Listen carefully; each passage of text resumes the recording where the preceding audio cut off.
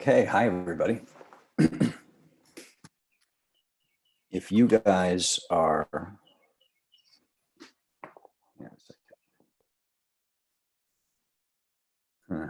hi Simon, Frederick.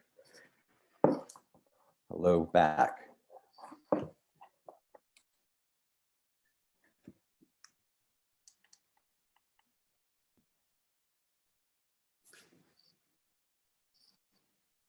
All right.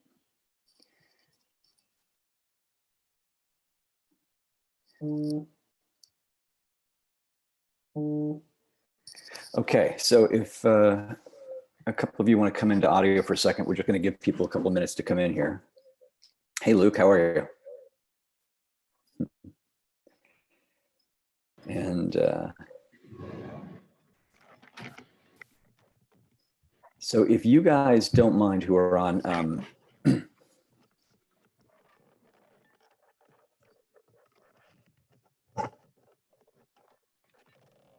that's weird, this is weird echo. Oh, I see why.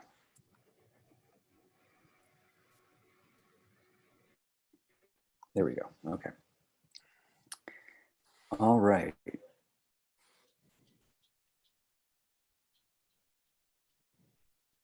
So forgive me, this is Zoom. And this is not my first time doing this, but my first time live streaming. And since we're going to give people a couple of minutes to join in, let's see, can I mute this? So if you're on the Zoom, if you guys could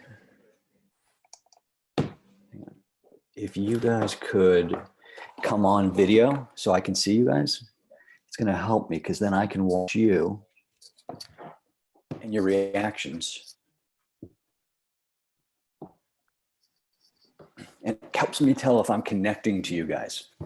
It helps us be more of a personal thing. I appreciate it. All right. Okay. Hi. Okay, so hi Steph. Hi Timo. Hi Luke. Hi Albert. Hi Ben. Hi Jard. Hi David. All right. So I'm just going to give people a couple of minutes to catch up on this. So I'll wait about 5 minutes. Does one of you guys want to unmute and talk to me for a second? Are you Ben? Yeah, I can talk to you. Hi. Hey Ben, how are you? Good. How are you? I'm good. So what are you hoping to learn today? Well, I've written, but not really a short. I've written, a novel. I think I have a screenplay partially written somewhere. So I'd kind of like to learn the art of storytelling. Great. Yeah, this, the stuff I'm going to be teaching is going to be not so much about the format of screenwriting. The format of screenwriting, if that's something you want to learn, is really easy to learn. You pick up a screenplay, you look at a screenplay, you get that pretty quickly. This is going to be stuff that applies just to storytelling. And it's my particular perspectives on storytelling. So hopefully this will be something that connects to you. And I'm just admitting people as they come in. Yeah, I think no matter what you're writing, there's a story in it somewhere. Yeah, I mean, everything has, we tell stories for a reason, and all stories are united by certain things. So, all right. I'm going to wait 3 more minutes because once I start the lecture, I may not notice people who are trying to get back into the lecture. So everybody bear with me. Okay. I think Bunny has the best name of anybody that's here. Bunny, what are you hoping to learn here today? Well, your perspective on storytelling. Yeah? Yep. And what's your background? Well, I really don't have much of a background in writing. I've got a lot of life experience and I guess an interesting perspective, but yeah, that's it. Well, we're all storytellers. Everyone's got a background in storytelling.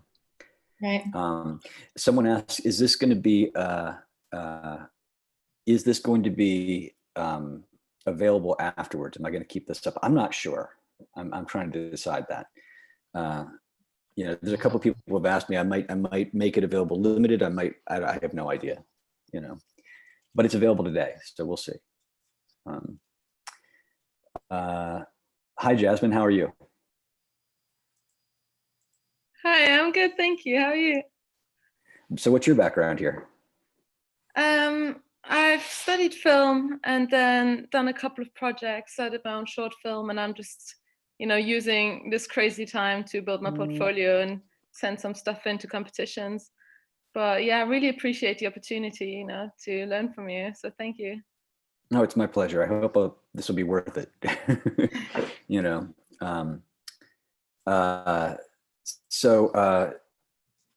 Yeah, someone asked, can we link the Zoom room? So the reason that I didn't link the Zoom room is because the first 100, I can only put 100 people in, and the reason, so the first 100 people I've given access to the Zoom room, although not all those people have shown up. So I may make the Zoom room full or available at some point when we're doing question and answer. Okay. All right. Well, so thank you guys for coming. Thank you guys for being a part of this. And I'm going to start the lecture. So now I'm going to ask for your forgiveness before I get started, because I don't know if this is going to work perfectly. Now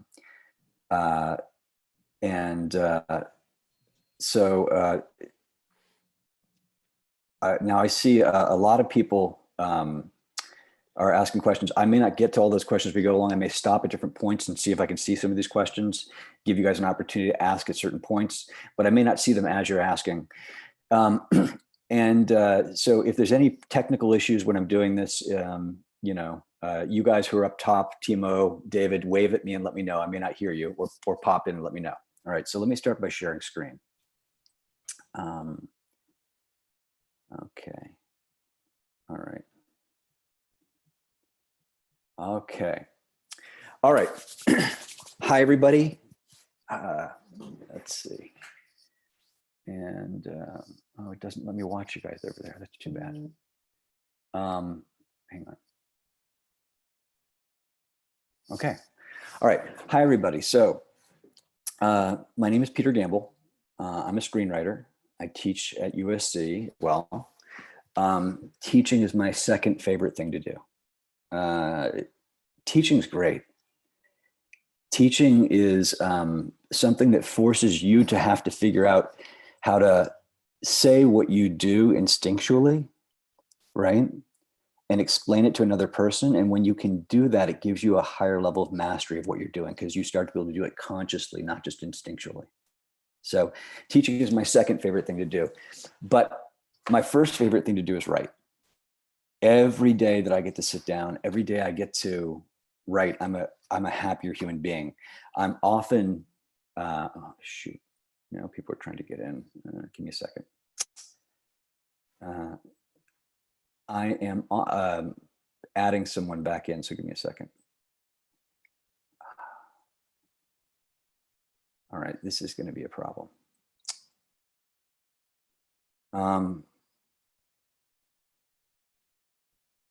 For some reason, when I started this, it's now hid my mouse as I try to get out. So I am totally screwed. Give me a second.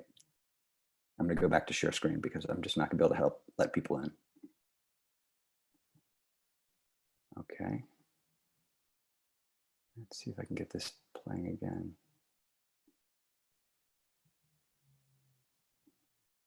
Ah, that got my mouse back. Great. Okay.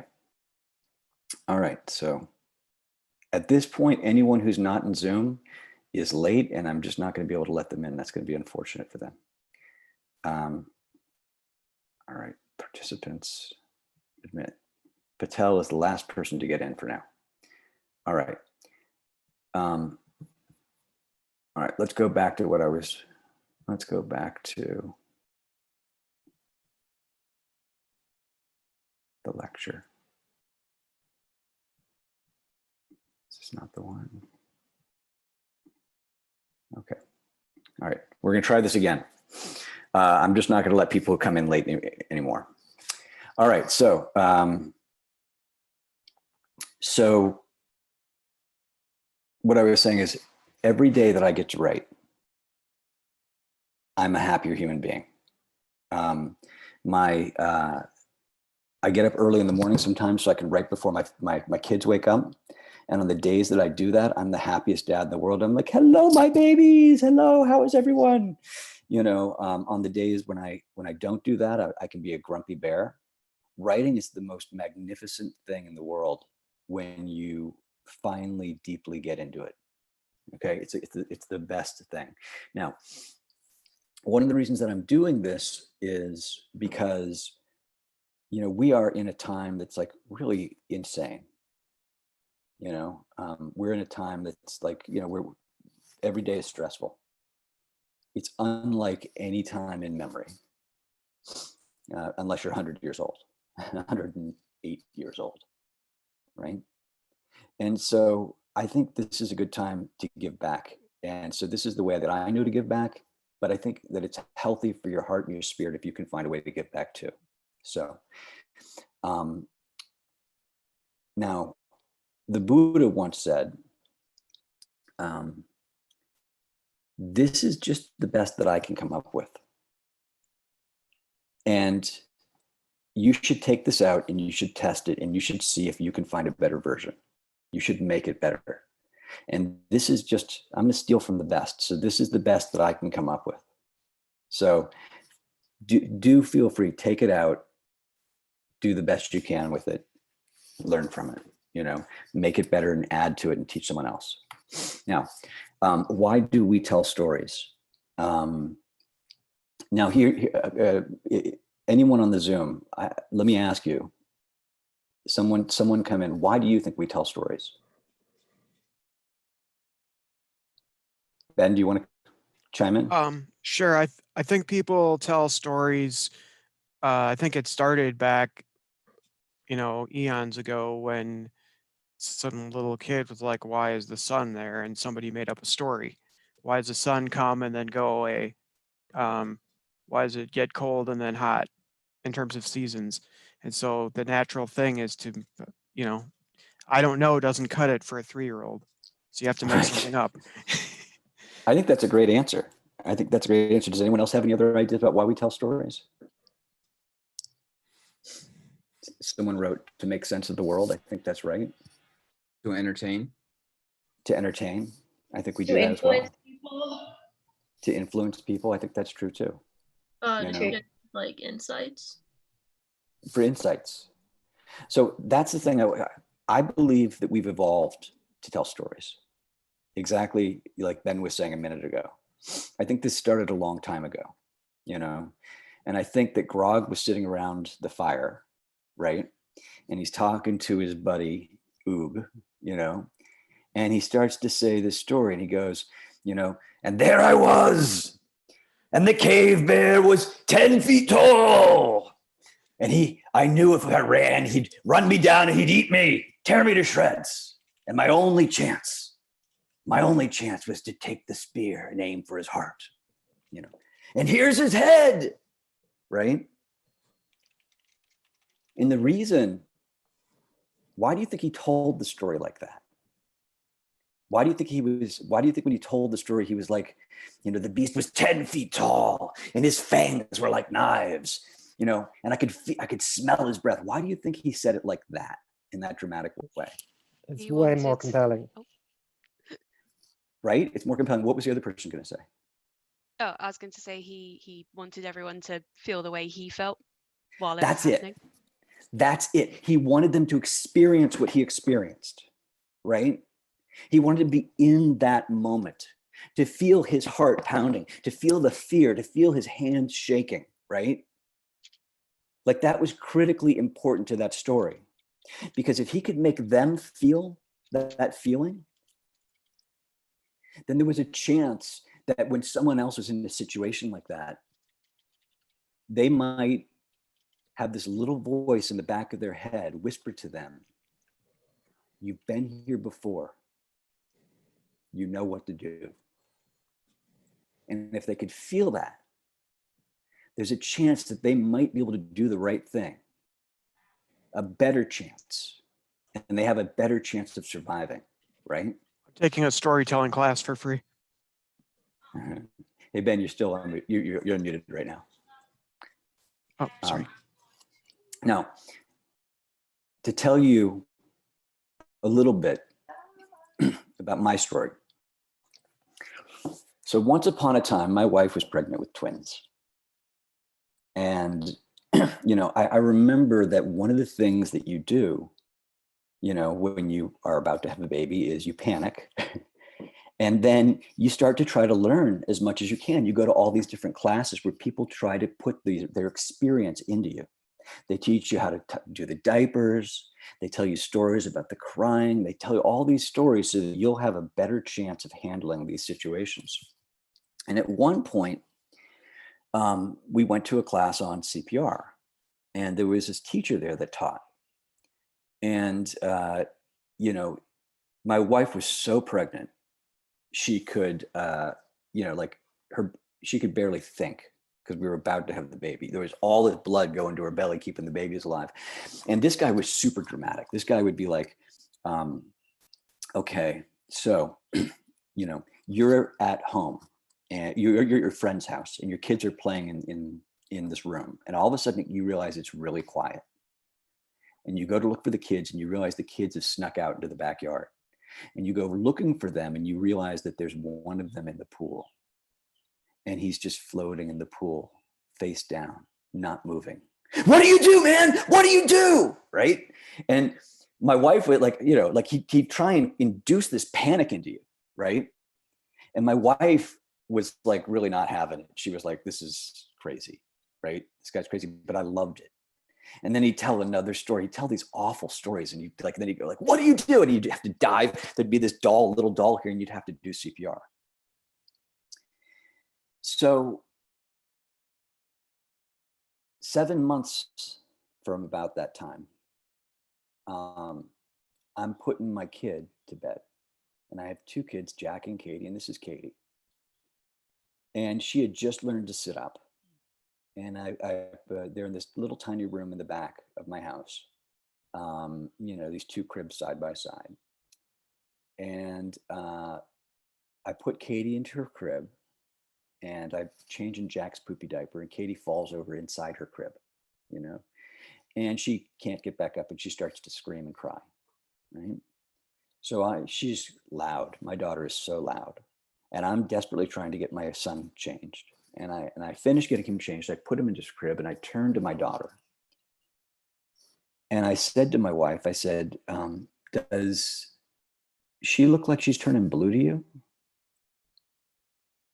And my wife snatched my daughter up and she said, call 911.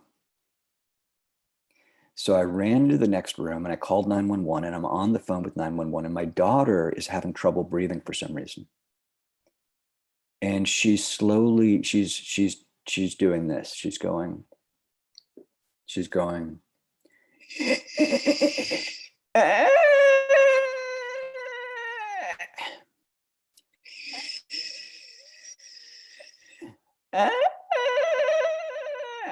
Like a balloon.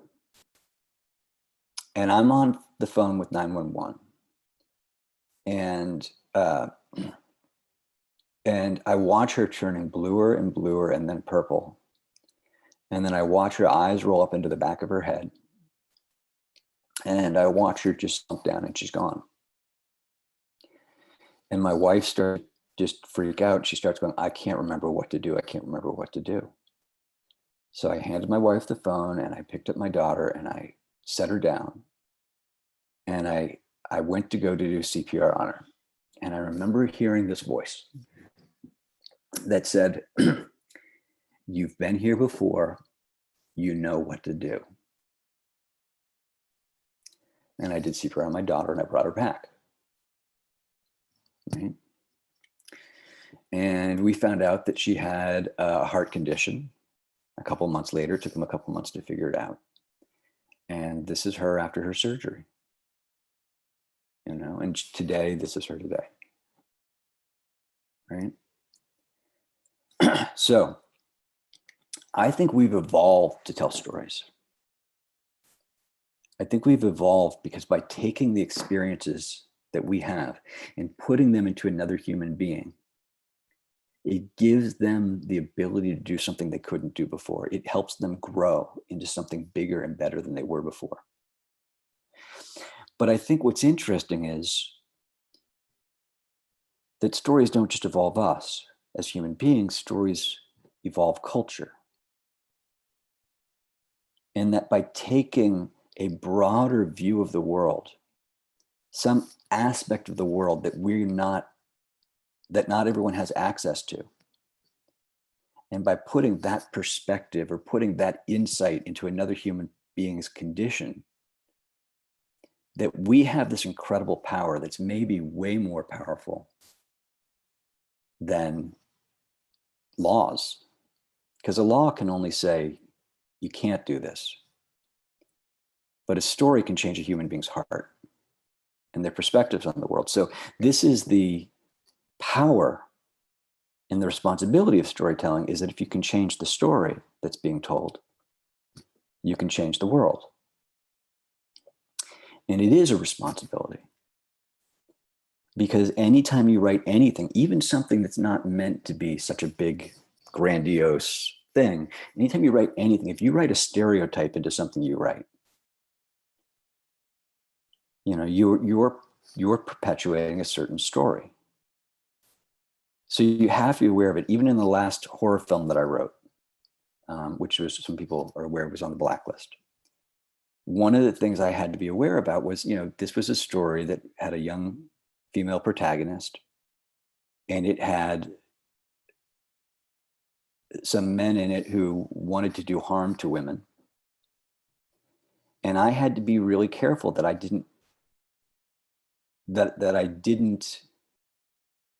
perpetuate something that we see in horror films in a way that made me uncomfortable, right?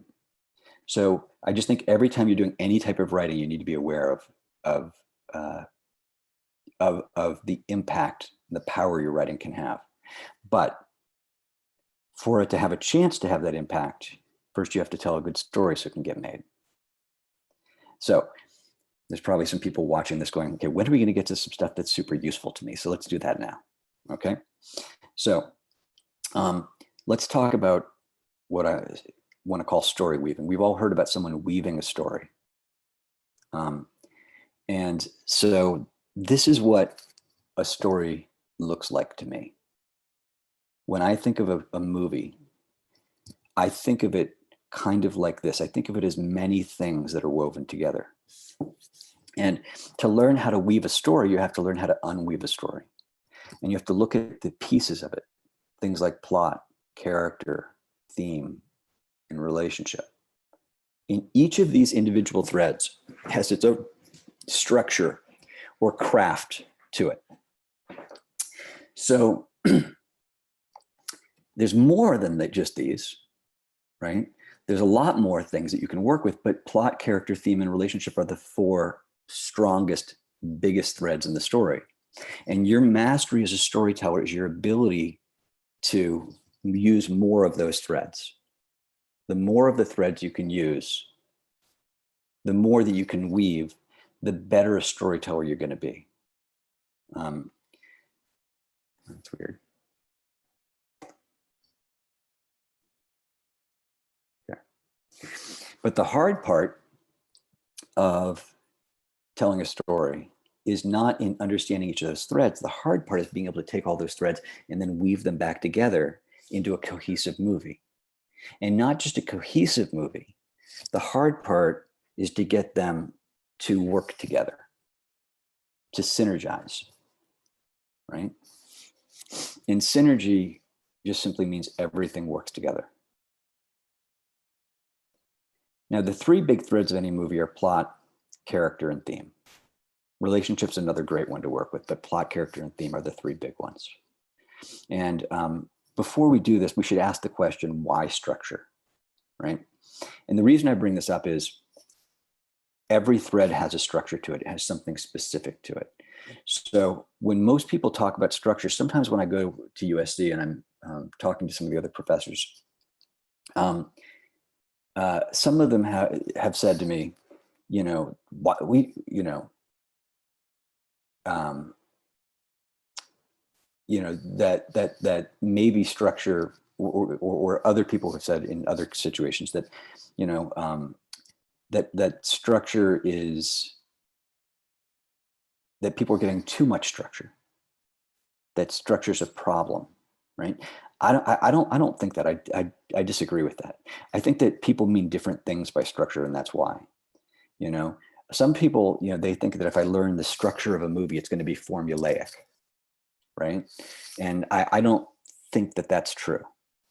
Other people think of structure and they think about the Sid Field structure, the Save the Cat structure, like a specific type of structure, right? And other people, when you say structure, they immediately think plot. Structure means something different to me. Structure means craft, right? And lots of things have structure. And just because something has structure doesn't mean it's artistic structure. So if you look at something like this building has structure to it. I mean, is it going to withstand an earthquake? Does it have plumbing? Does it have electric? Does it have all the things that make a building in it? Yeah. But do I want to live in these buildings? No. Right? But then there's elegant structure. There's structure that is applied artistically. And they have all the same things, but they're applied in a way that makes them pleasing to us. And what's interesting is that structure can even be seen in the world when you look around you, right? And so to me, what we're looking to do is we're looking to find ways of applying structure in a way that is organic, that is intuitive, that is natural, right? So craft does not replace art. Craft and art are two different things. Craft is what you need to understand in order to tell a good story. Art is how you use those things that you understand, right? And so Quentin Tarantino and Ed Solomon could both write the same screenplay. They could both get hired to, or Tarantino doesn't really get hired that much anymore, but they could both write the same screenplay or the same idea, and it would be totally different. The same idea, because that's their art of how they express themselves flowing out of them. And every single one of you has a different artistic voice. But understanding the craft is one of the things that we use to unlock that voice, right? Craft does not replace truth or emotion. Knowing how to put together something and put it together well does not mean that the things you put inside it are going to have as much, are going to have value. And I think that at a certain point, you have to know craft really well and then throw it away. And that's not to say that you don't use it, but it's to say it becomes instinctual and intuitive rather than an intellectual process. The mastery of screenwriting is learning how to do something intentionally to the point that you stop thinking about it and you do it instinctually, right? Okay, now before I go on, does anybody have any questions?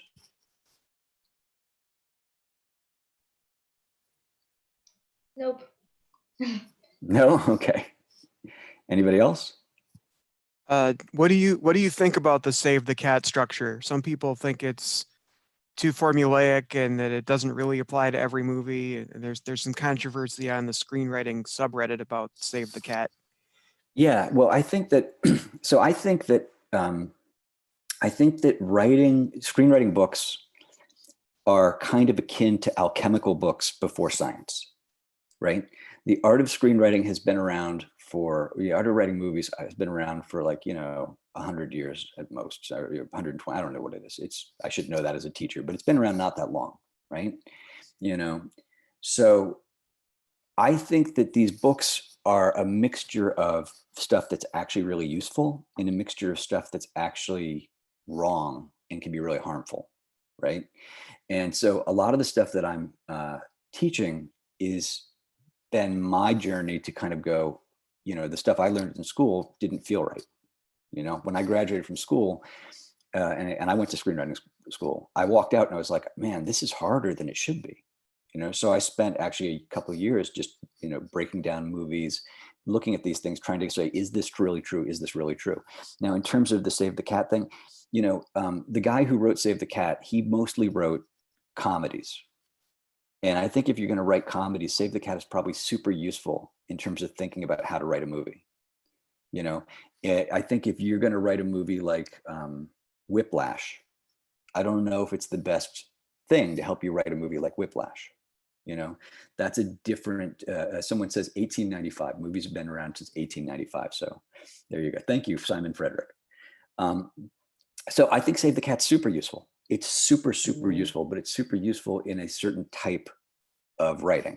And there's things that in it that apply to all types of writing, but, you know, but I think you just have to be very careful about trying to apply it indiscriminately to everything. You know, and hopefully what I'm going to teach you guys today will be things that are more fundamental and that can be applied to everything. And I'm going to try and poke holes in my own stuff and point out where I see holes in it. Any other questions?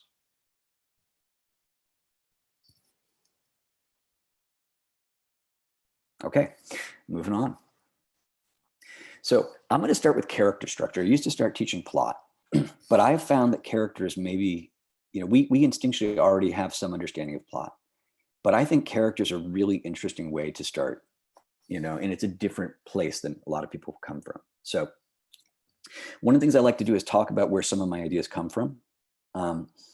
Lehos Egri was a Hungarian analyst of plays, and he wrote this book called The Art of Dramatic Writing. Now, in his book, Aristotle had previously said that plot was the most important part of screenwriting. In Egri, he rejected this. He said character is the most important part of screenwriting. He said that if you have a well-defined character, it will naturally create an interesting and well-defined plot. We're going to talk about that idea in a minute. But he also said that one of his most important discoveries was his analysis of the character arc. And he said that characters start in one place and end in another. And his second discovery was that this transformation was not an instant transformation, but it was a culmination of smaller events. And he tried to quantify this. So he said, for example, that someone might go from friendship to murder. So he said they might go from friendship to disappointment, disappointment to annoyance, annoyance to irritation, irritation to anger, anger to assault, assault to threat, threat to premeditation, premeditation to murder, which is interesting. He said someone might go from virtuous to villainous.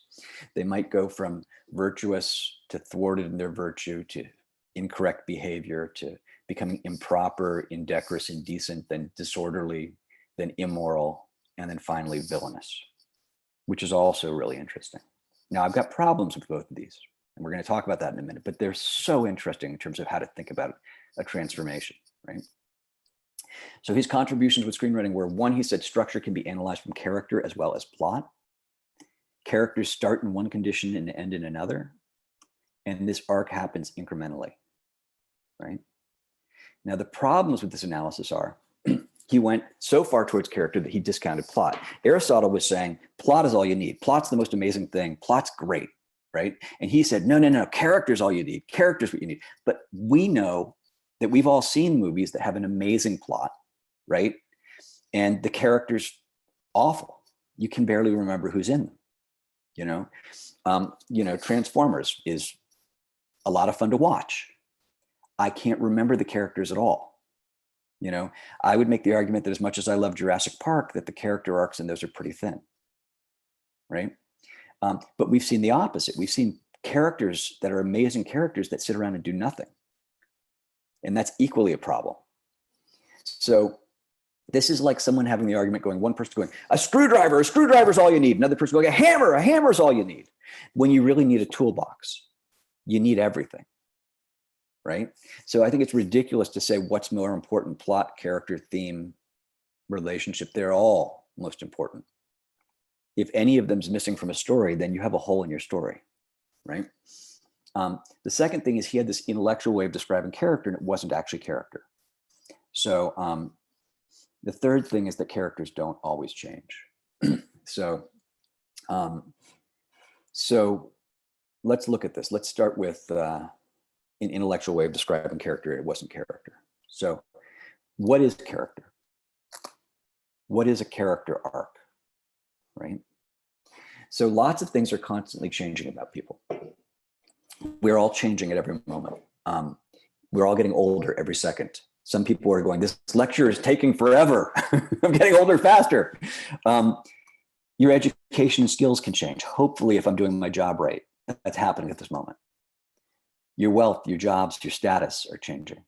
You know, unfortunately, in this time,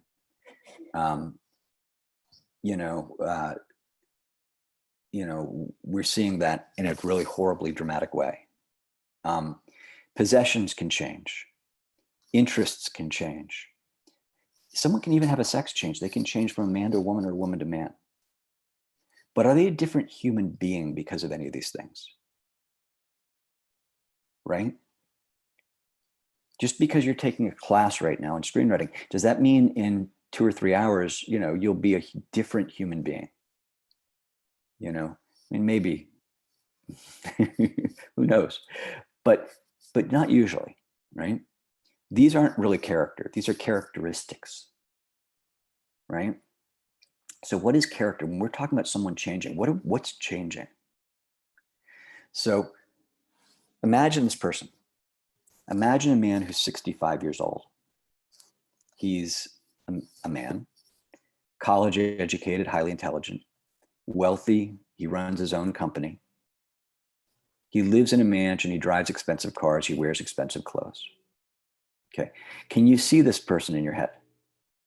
Can you see someone? Imagine that person for a second. Okay. Now, this is a point where you can unmute your mics because how would this man act that you're imagining if a charity calls and asks for a donation to a veterans fund? Anyone? I already donate every year. Bye. But how would this man act? That's that's what he would say. Yeah, I already don't. Maybe, but I mean, do we know if he would give or not give? The facts that I've given you, have any of the facts I've given you told you? We know he's rich, but some people who are rich give a lot, and some people who are rich don't give at all. I guess based Right? off my experience, what I've heard, Right. sounds like my dad. Right, but let's back up for 1 second, because I want you to imagine this person though, right? This person, 65 years old, male, college educated, highly intelligent, wealthy, runs his own company, lives in a mansion, drives expensive cars, wears expensive clothes, right? Yep. Can you think of someone who is a description of this who would give money? I mean, I don't think they would just hand out money to everyone, but probably more wealth. Yeah. I mean, Bill Gates gives more money than anyone, right? Yeah. There are other people who might be presidents who don't give that much. Well, I mean, if they're wealthy, it's not like they're just handing out money where they're probably holding on to it. So I don't know. Well, I just think, again, we don't know based off of this. Right. Okay. But let's go through the list, right? If a child is trapped in a burning building as this guy's limo passes, is he going to go save that kid? Do we know? If a company is available for purchase and it can be broken up instantly and sold for a profit, but it will put lots of people out of work, or it can be purchased and turned around as a long-term investment, do we know? We don't, right? We don't know. Okay, but if I told you this was Ebenezer Scrooge, you instantly know what he would do because you know something about him, right? A charity calls and asks for a donation of a veterans fund, and he does say no to that. That happens in the play. A child is trapped in a burning building as his limo passes. He's definitely not going to help another human being. He only cares about himself. And if there's a company that could be sold and put a lot of people out of business, he's going to do that if he can make the money off of it. What is it that defines Ebenezer Scrooge that tells us how he's going to act? Greed, right? If we look at Charles Foster Kane, who's defined by pride and control, right? If a charity calls and asks for a donation to a veterans fund, he might give that money to the veterans fund, but what's it going to be? The Charles Foster Kane endowment, right? If a child's trapped in a burning building as his limo passes, will he get out and try and save the kid? I don't know. Maybe it depends on whether or not there's people watching. Maybe he'd send in his limo driver. I don't know. That's kind of an interesting one. If a company is available for purchase, it can be broken up instantly and sold for profit, or it can be turned around as a long-term investment. He'll probably turn it around, but he'll put his name on it, right? But if you look at the character in Saving Private Ryan, who we meet at the beginning of the movie as an old man, what would that guy do? Well, he would definitely give money to the Veterans Fund. And he would definitely go and save that kid. And he would definitely try to save people's lives. So the question becomes, oh, go ahead. Yeah, Ben, go ahead. Sorry, No, that was an accident. Okay. sorry. Yeah, go ahead. Yeah. Okay. So the thing is, what is it that we know about their characters that lets us know how they're going to act? What lets us know how someone's going to behave?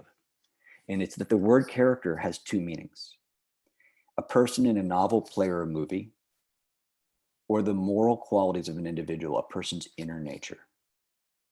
And when we're talking about a character arc, what we're really talking about is not just how a person changes, right? What we're talking about is how that person's character, how that character's character changes, how they change on a deep, innate, moral, internal level, right? How they don't just change on the outside, how they become a new human being on the inside. That is what we're talking about when we're writing a movie. And that's what we need to accomplish if we're going to put people through an emotional journey on a film.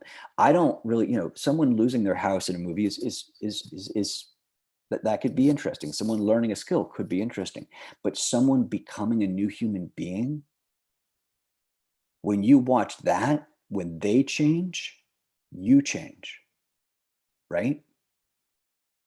When they transform, we transform. When they feel something, we feel something.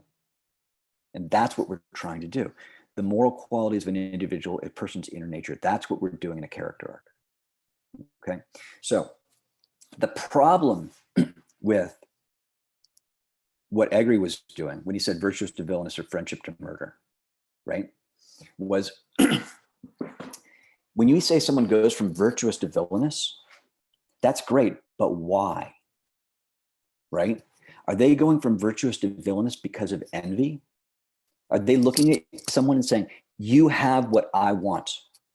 You have things that I want. And because of those, I'm going to become envious. We talk about friendship to murder. Why is the person murdering? You have what I want, so I'm going to take it from you by murdering you. Or pride, which is totally different. Fuck what you have. You embarrassed me. You embarrassed me, and so I'm going to kill you. Greed, which is slightly different than envy, but close. Money, I want money. We are partners, and I want more money, so I'm going to kill you for the money. Or lust.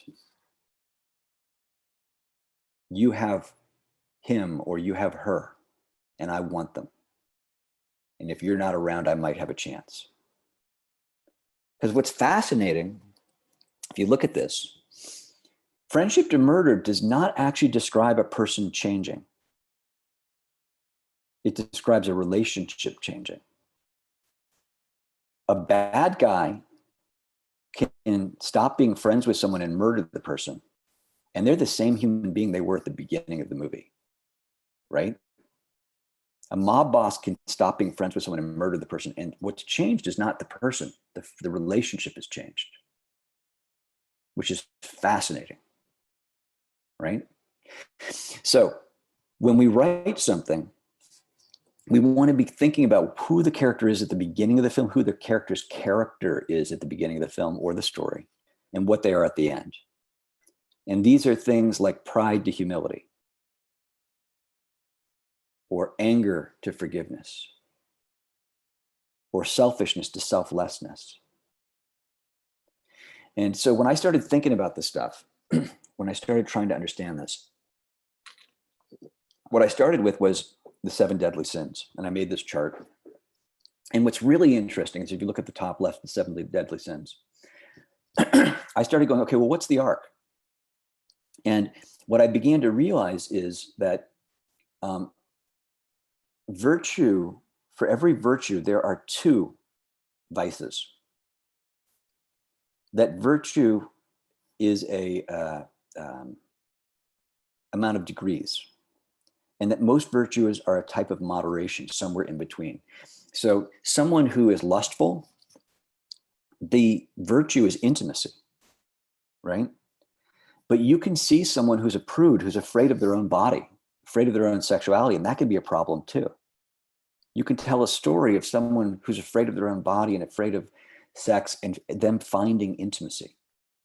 There is a wonderful film that's about that. I'm trying to remember what it's called. It might be called The Sessions. I'm not sure, but it's about a guy who has a guy whose body is deformed, you know, and so he hires a sex therapist. And over the course of the movie, he learns how to fall in love and how to be okay with his own body. And because of that, he's able to have a normal relationship. It was a really interesting film, right? But you look at something like let's go with greed, right? So you go from greed to compassion, right? But someone who's too compassionate, who says, here, yeah, Rebecca, you're right. It's with Helen Hunt. Thank you. Yeah. The movie I was talking about a second ago. But someone who's too compassionate, who says, here, take my rent money. My kids don't need a place to live. Let me give away all the money I've got because I feel for you in this moment. That's as bad as, you know, being greedy, right? That's a problem too. Or someone whose anger, the opposite of it is someone who can't be angry, someone who can't stand up for themselves, right? So, so we find that, you know, pride is bad, but it, you know, an inferiority complex is bad too. You have to have self-worth or humility, right? So this is really interesting. If you look at the movie Spider-Man, the first Spider-Man that was made, the message of that was, with great power comes great responsibility. What's really interesting is they were able to use that in the second movie. It's so often the problem with sequels is you've done your character arc. Where do you take the character now, right? Well, what they did is in the sequel, they had him be too responsible. So he wouldn't let himself be with Mary Jane because he was afraid of the responsibility of being Spider-Man could hurt the people around him. And by the end, he had to let go of that and let other people make their choices too. He had to not be so responsible that he took the power of responsibility from other people. So that's really interesting, you know, and this can unlock, you know, ways of going into sequels where you can continue a character arc for a character and still have them being transformed. Okay, any questions about this before I move on? Nope. All right. Okay. So examples of character arcs. So we might say that Luke Skywalker goes from impatient to patient, right? We might say someone Finding Nemo goes from scared to brave, or Marlin? Yeah, Marlin, Finding Nemo goes from scared to brave. In Kramer versus Kramer, he goes from selfish to selfless. Godfather, he goes from an honest, you know, person who stands up for his morals to someone who's a lying mob boss. Or in Up, it's a guy who's a control freak who won't let go of the past, and he has to let go of the past to embrace the present, right? He has to give up control. So how do we see character though? if we know we want to arc a character, if we know we want a character to start somewhere, we want to see them end somewhere, how do we see that in a movie? And the way we see that is we see that in their behavior. And that's what they do or what they say. Sometimes what someone says can be their behavior. Sometimes it can be a lie, but even that can be a type of behavior. But most of the time, you have to ask yourself, what is the person doing? And that behavior can be expressed through their actions and their words, right? And so when I'm working with my students, I want to triangulate behaviors. Let's see. So one time that someone does something, if you see someone behave some way one time, that's random. That's randomness, right? If you see them do it twice, it's coincidence. But there is something about seeing a behavior a third time that makes a pattern. There's something about it that makes it more potent. The third time you see something, with my students, when we do this, when we put the behaviors on the wall, we write the first behavior down. People go, oh, that's interesting. We write the behavior the second time, that's interesting. We write a third behavior. And if they all line up, suddenly people perk up and they go, oh, I get that human being. I know who that person is, right? So what's interesting is you have to, at the beginning of your film, have enough behaviors that you set up to change the character. Because how do you change a character? You change their behaviors. So if a character only does one thing in the beginning to set up who they are, you only have one thing to change. But if they do three things in the beginning, you can change one thing here, and then one thing here, and then one thing here. So the number of behaviors, I'm always looking for in the beginning of my movie, how can I set up who the person is? Okay. Let's see if I can.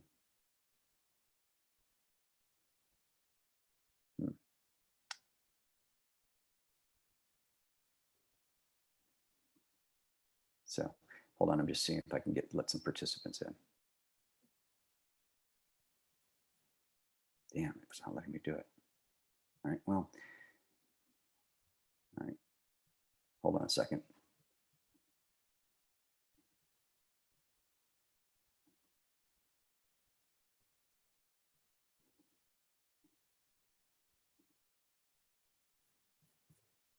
Oh, okay, it's not letting me do it. Oh, it's the chat, I see, okay. Okay. So, so the more behaviors you can have, the more interesting those behaviors are. So when we judge meeting a character, the more unusual that character's behaviors are, the more interesting a human being they are, right? And then more behaviors you have, the more you can set up who they are. Now, examples of behavior, in Ebenezer Scrooge, he's greedy. So a man asks him to donate to a Veterans War Fund. He says no, right? He's upset that he has to give Christmas off. In fact, he's so greedy, he won't let them use whole coal to heat the office. They have to work in their coats. And by the time you get to that third one, you go, oh, that's interesting, right? You go, oh, that's who that person is. In the movie Kramer versus Kramer, which won Best Picture and Best Writing in 1980, we have this really interesting scene. Okay, so Ted's in the middle of the story. So anyway, Jim and I are making the pitch, right? And all of a sudden, this old guy starts to cough, and I keep going on, and he keeps coughing, and I keep on going, and he keeps on coughing, and then Murray Fisher leans over, shakes Ted's hand. Congratulations, Ted. That was a hell of a job. Where you going, Murray? It's early. Got to get home. Oh, Christ, I'm late. I got to get out of here. However, instead of going, he settles back in and resumes his story. So anyway, I look over and this old geezer is starting to turn blue. And I swear to God, the only thing I can think of is that this poor son of a bitch is going to die on me and screw up the pitch. This is fascinating. We have two amazing moments of behavior in the scene. The first one is he doesn't care if this guy dies. He cares if he's going to lose the sale. That tells us how selfish he is. The second one is he knows he's got to go home. Everyone else is going home, but he wants to stay here and take the glory of getting the sale. So again, he cares more about himself than his family. Amazing behavior in one scene. So Ted Kramer's behaviors, the pitch ruined, we just talked about that, okay? But you get to know that guy so well in that moment, that one page, you get to know him so well. Now, behaviors have to be different enough to be useful. So if someone is afraid to stand up to their mom and they're afraid to stand up to their boss, that is essentially pretty close to the same behavior. Or if they don't stand up to their mom and then they don't stand up to their mom again and they don't stand up to their mom again, that is the same behavior, right? But if someone is afraid of rats and they're afraid to stand up to their boss and they're afraid to ask a girl out, now we've got 3 really different behaviors and we can work with that. So when we talk about the arc of a character has to happen incrementally, right? This is what a character arc looks like to me, okay? We have a character who starts off with their starting trait and we're stagnant. We are all stagnant. You have to be going through deep crisis to really be not stagnant, right? We are pretty much the same person today we were yesterday. Now you might know someone who's changing. Almost always that person is in some moment of deep crisis in their life. You know, I always tell my students, I say, do you know anyone in the class? You know, do you know anyone at all who just gave up school and went to Thailand, right? And for years, everyone said no. And then finally someone goes, wait, I know someone, right? And I said, yeah, and did something big happen in their life? And they go, oh yeah, something huge happened in their life, right? We tend to be the same people from day to day. We change slowly, incrementally, very tiny. Like, you know, geologically we change unless something happens in our life, something dramatic to enable quick change like we see in the movies. And when we are pushed to change, usually we resist it. We like to talk about how we want to change and how we want to be different people. But someone talks to me, I want to be braver. I want to be braver. I say, okay, we can do that. Here, let me tell you to do something that's really scary. They go, I don't want to do that. That's too scary, right? So we resist change. You may have heard of the refusal of the call from Mythic Structure from Joseph Campbell. That just acknowledges that change is scary, change is hard. Most of us will resist change when change is offered to us, okay? And when we change small ways at first, then medium ways, then big ways, then ultimate changes, right? It's like going to the gym. You go to the gym and you start to exercise, and at first you put on the light weights, right? Because that's all you can handle, right? And then if you keep going to the gym, eventually you'll start to put heavier weights on and heavier weights on. Change is the same way. At first, all you can handle is small changes. The scariest thing that you could ever possibly do is not the thing you're going to do first of all. It doesn't feel truthful when we've seen it in a movie. Someone changes too quickly. You go, I don't believe that.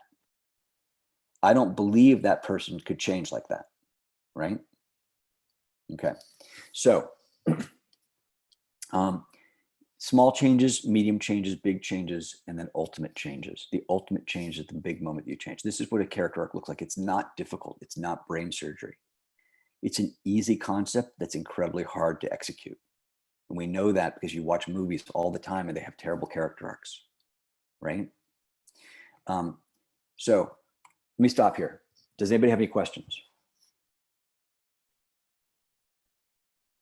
Anyone? What's an example that you have of a bad character arc that you've seen? Oh God. I see them all the time. It's funny because when I think of that, I think of things I've analyzed to rewrite, you know, and I see it all the time. And I'm going to give you 4 examples at the end of this of ways that people do this all the time. But all the time, I see people who know the character has to change, and they write a character that stays the same the whole movie, and then magically they change at the end. And you're like, I didn't see this person changing. This doesn't feel real. You know, suddenly they just decide to be a different person, you know? And gosh, and the funny thing is, like, you know, well, you know, it's easier for me to talk about process than to think of a good example of a bad movie, because I tend to block those out. But in a minute, I'm going to give you, okay, hang on. Someone says, what happens, Barbara says, what happens if a character doesn't change? Yes, we were going to talk about that. Characters don't always change. And someone says, when someone changes, can they relapse? Absolutely. Someone can fall back. You know, and oftentimes, most of the time when someone falls back, it's at the end of the second act. Something goes wrong in their life and they fall back at the end of the second act and start acting like the old person they were before they realize that it's not the life they want to live. So those are good questions. Yeah. Anyone else have any other questions? I have like a half a question. Yeah, Luke, go ahead. Where how interlinked or interwoven should or should they be kept separate? Should the refusal of the call and that reluctance be linked to these changes? Like if you talk about Marlon and he's scared about the open ocean. Yes. But he needs to overcome, even just to get started on the adventure, he needs to overcome quite a lot. Yeah, you're right. Yeah, sometimes the end of the first act can be the first change. You know, it could be, you know, not always. You know, sometimes people are pushed on a journey they don't want to go on. Sometimes people accept it. But yeah, no, I think what the better answer to that for me would be, the reason that these things exist in storytelling is because they exist in life, right? And when you're pushed to do something that's outside of your comfort zone, that doesn't feel right to you because of your character, right? You're afraid, you know, or you're, well, if fear is your issue, then afraid would be the right thing, right? So let me give you an example, right? I spent a lot of time thinking about character arcs. And one of the things I noticed was, one of the things that got me interested in this was I started to notice these patterns in film of character arcs. But then as soon as I noticed the patterns in film, I started to notice those patterns in my friends. And you can look at all friends and you can go, oh, this is this person's problem. And this is this person's problem. This person's problem is that they're kind of selfish and they only think of themselves, right? And this person's problem is they're so proud that they always have to be important. And this person's problem is that they have to be in control all the time. You know, you can see those patterns, but you don't always see them in yourself, because then you look at yourself and you're like, you either go, oh, I'm perfect, I'm great. Or you go, I don't know what my problem is, because it's so hard to see in yourself, you know? But for me, my issue is fear. I went for a long walk one day and I was like, what's my issue? What's my issue? What's my issue? You know? And it took me 2 hours of walking around my neighborhood. And it suddenly hit me. And when it hit me so hard, it was terrifying, you know, because I was like, no, anything but that, because the minute I knew that my issue was fear, I knew I had to do everything that scared me. Right. And if someone's issue is pride, they have to humble themselves. And if someone's issue is anger, they have to learn how to let go of their anger and forgive. Right. But the minute that you're asked to do something that goes against your character, that flaw explodes inside you and says, no. Right. So if someone's asked to forgive when they're angry, they explode and they go, no. If someone's asked to be brave and they're afraid, they go, no. Right. So the very first class I ever taught on screenwriting, I was terrified when I walked in. My hands were shaking because it was scary to me. You know, last year I went and I taught in Shanghai. And the reason I went and got taught in Shanghai was because the idea of picking up my whole family and traveling to a different country scared the hell out of me. And I knew I had to do it. Right. But that's because I had become aware of the fact of what my character arc was.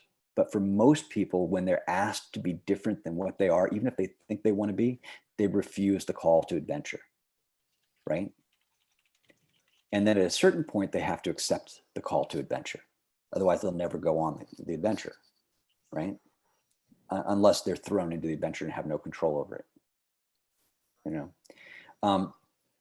So I don't know, did that kind of answer? I kind of rambled there, but did that sort of answer the question? Yeah, I think it did. I suppose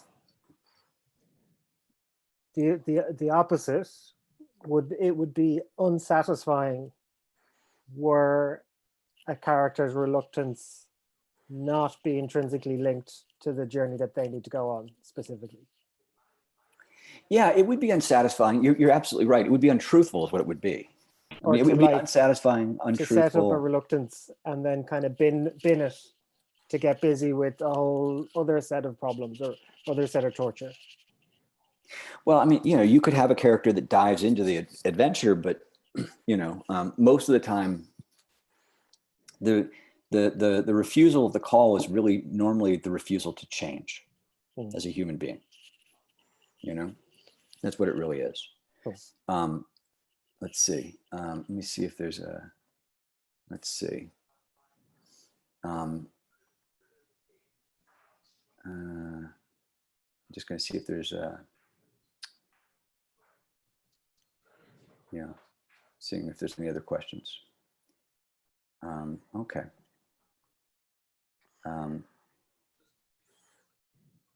So any other questions before we move on? Okay. Anyone who's not talking, if you guys don't mind muting for a second, we're going to continue the lecture. So, all right. So someone says, can the character's main objective come in conflict at any point with the change in the character arc? That's, and I'm gonna mangle your name and I apologize. Sudhir Pandey. That's a great question. In fact, it has to, okay? When we talk about the idea of a want versus need, right? Which is a phrase I actually kind of hate, you know, because I think it's a little bit confusing. What you're really saying is that what the character wants to accomplish in the course of the film must come into conflict with who they are and force them to change. In most movies, right? There's a different type of movie, which we'll get to later, but in most movies, in order to make a dramatic movie, you have to make it so that the character must change to get what they want, right? And that's what makes that, because here's the thing, what's interesting is that we experience movies are like a symphony of emotion, and you know, and so when you watch the plot of a movie, if it's got a great plot, yeah, I'm gonna exit this for a second. If you watch the plot of a movie and it's got a great plot, we experience that up in our head. We enjoy the twists and turns, right? Or if it's thrilling, you know, like, you know, exciting, like there's great action, we enjoy it in our, you know, in our chest, right? But emotions, the character part of the story, we experience those emotions too. If the character's afraid, we're afraid. If the character's falling in love, we fall in love, right? So if you have a story that only exists on a plot level, you can only experience a portion of that symphony. It's like shutting off half the instruments. Theme, for example. Theme is another thing. Theme gives us this deep sense of how everything fits into the universe. So if you don't have a strong sense of theme in your story, then you're missing that aspect of the feeling of this film having meaning and depth and potency and power, right? So any of these things that they're missing. Now, to bring this back to what the question was, you know, does character and plot interact? They have to. You're deliberately trying to create situations where for the person to get what they want, they have to change, because otherwise there's no reason that they would change. We change because what we want it so badly, we are willing to become a different person to get it, right? I want this thing. Even if it's I want to survive. I want to survive, and I want to survive so badly that I'm willing to be brave to do it. Right? I want the love of this human being so badly that I'm willing to stop being a selfish prick and start being a loving human being. Right? Okay. So let's keep going. So change has to be forced on the protagonist. Right? So a lot of times people in a movie, people who are writing a movie, they know the character has to change. So they start to have the character just decide to be a different person. I'm going to decide to be less selfish today. Right. And that just isn't valuable. It's not potent. So we have to see change forced on the protagonist. And they have to kick and scream and not want to change. They have to push back against it. They have to resist.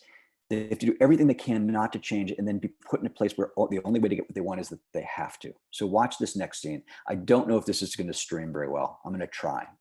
But this is a scene from There Will Be Blood, right? And watching this scene, so let me set this up. Daniel Craig is selfish. He's greedy. He wants to be an oil baron. And recently, in order to become an oil baron, he's realized that the railroads are taking a lot of his money, and so he's realized there's a way he can do a pipeline to the sea to put his stuff directly on ships and not have to pay these people all this money. But in order to do it, he's got to go through a person's land, and this person is part of a church. And the person says, if you want to do this, you have to join my church. And Daniel Craig is not a religious human being, right? And on top of that, Daniel Craig has recently sent away his son because his son has gone deaf. And because he didn't want to have to deal with that. Now watch this scene. Watch how much he resists every time he's pushed to do something.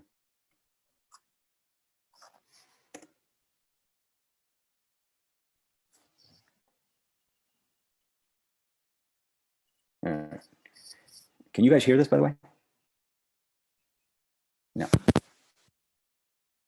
Of universal salvation is a lie, is it not? It's a lie. I wish everyone could be saved, but they won't. No, they won't. You will never be saved if you reject the blood. He resists there. He doesn't answer. Good. Is there a sinner here looking for salvation? A new member?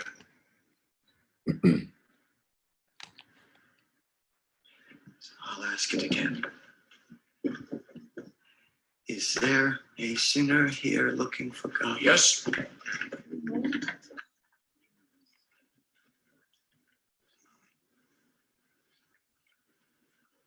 Thank you for coming, Brother Daniel. Thank you, Eli. We have a sinner with us here who wishes for salvation. Daniel, are you a sinner? Yes. Oh, the Lord can't hear you, Daniel. Say it to him. Go ahead and speak to him. It's all right. Yes. Down on your knees and to him. Look up to the sky and say it. What do you want me to say? You've come here and you've brought good and wealth, but you have also brought your bad habits as a backslider. You've lusted after women and you have abandoned your child. Your child that you raised, you have abandoned all because he was sick and you have sinned. So say it now. I am a sinner. Say it louder. I am a sinner. I am a sinner. Louder, Daniel. I am a sinner. I am a sinner. I am sorry, Lord. I am sorry, Lord. I want the blood. I want the blood. You have abandoned your child. I've abandoned my child. I will never backslide. I will never backslide. I was lost, but now I am found. I was lost, but now I'm found. I have abandoned my child. This is the change. Watch this. Say it. Abandon my child. Say it louder. Say it louder. I've abandoned my child. I've abandoned my child. I've abandoned my boy. Beg for the blood. Give me the blood, Eli. Let me get out of here. Give me the blood, Lord, and let me get away. Do you accept Jesus Christ as your Lord and Savior? Yes, I do. Get out of here, devil! Out, devil! Out, sin! Do you accept the church of the third revelation as your spiritual God? Get out of here! Get out of here! Get out of here! Do you accept Jesus Christ as your Savior? Yes, I do. Would you be free from the burden of sin? There's power in the blood.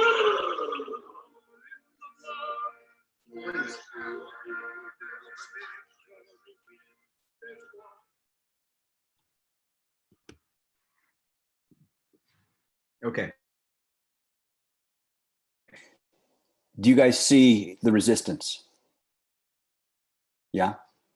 I mean, you see how hard he fights not to change, not to reveal that to himself, right?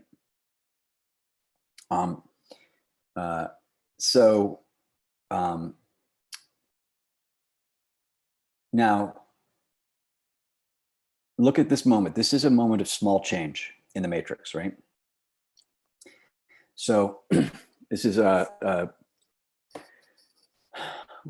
the hell? So he gets in. A large man named Apoc is driving. Beside him is a beautiful androgyne called Switch, aiming a large gun at Neo. Window wipers beat heavily against the windshield.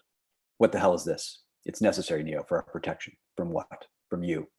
She lifts a strange steel and glass device that looks like a cross between a rib separator, speculum, and an air compressor. Take off your shirt. He looks at the strange device and the gun still trained on him. What? Why? Stop the car. Apoc does. Listen to me, Copper Top. We don't have time for 20 questions. Right now, there's only one rule, our way or the highway. Fine. Neo opens the door, right? Neo's problem is he doesn't believe in things, right? He has to know, he can't work on faith, right? So when he's told no, he says no. Trinity says, Neo, please, you have to trust me. Why? Because you bend down there, Neo. You already know that road. You know exactly where it ends. Neo stares out into the sheets of rain railing against the dark street beyond the open door. And I know that's not where you want to be. And he closes the door. That's the moment of change. Do you feel it? Do you feel the moment of change? Right? Look at this one. This is in Finding Nemo. Okay, that's a little tougher one. He either said, we should go to the back of the throat, or he wants a root beer float. Of course he wants us to go there. That's eating us. How do I taste, Moby, huh? Do I taste good? You tell him I'm not interested in lunch.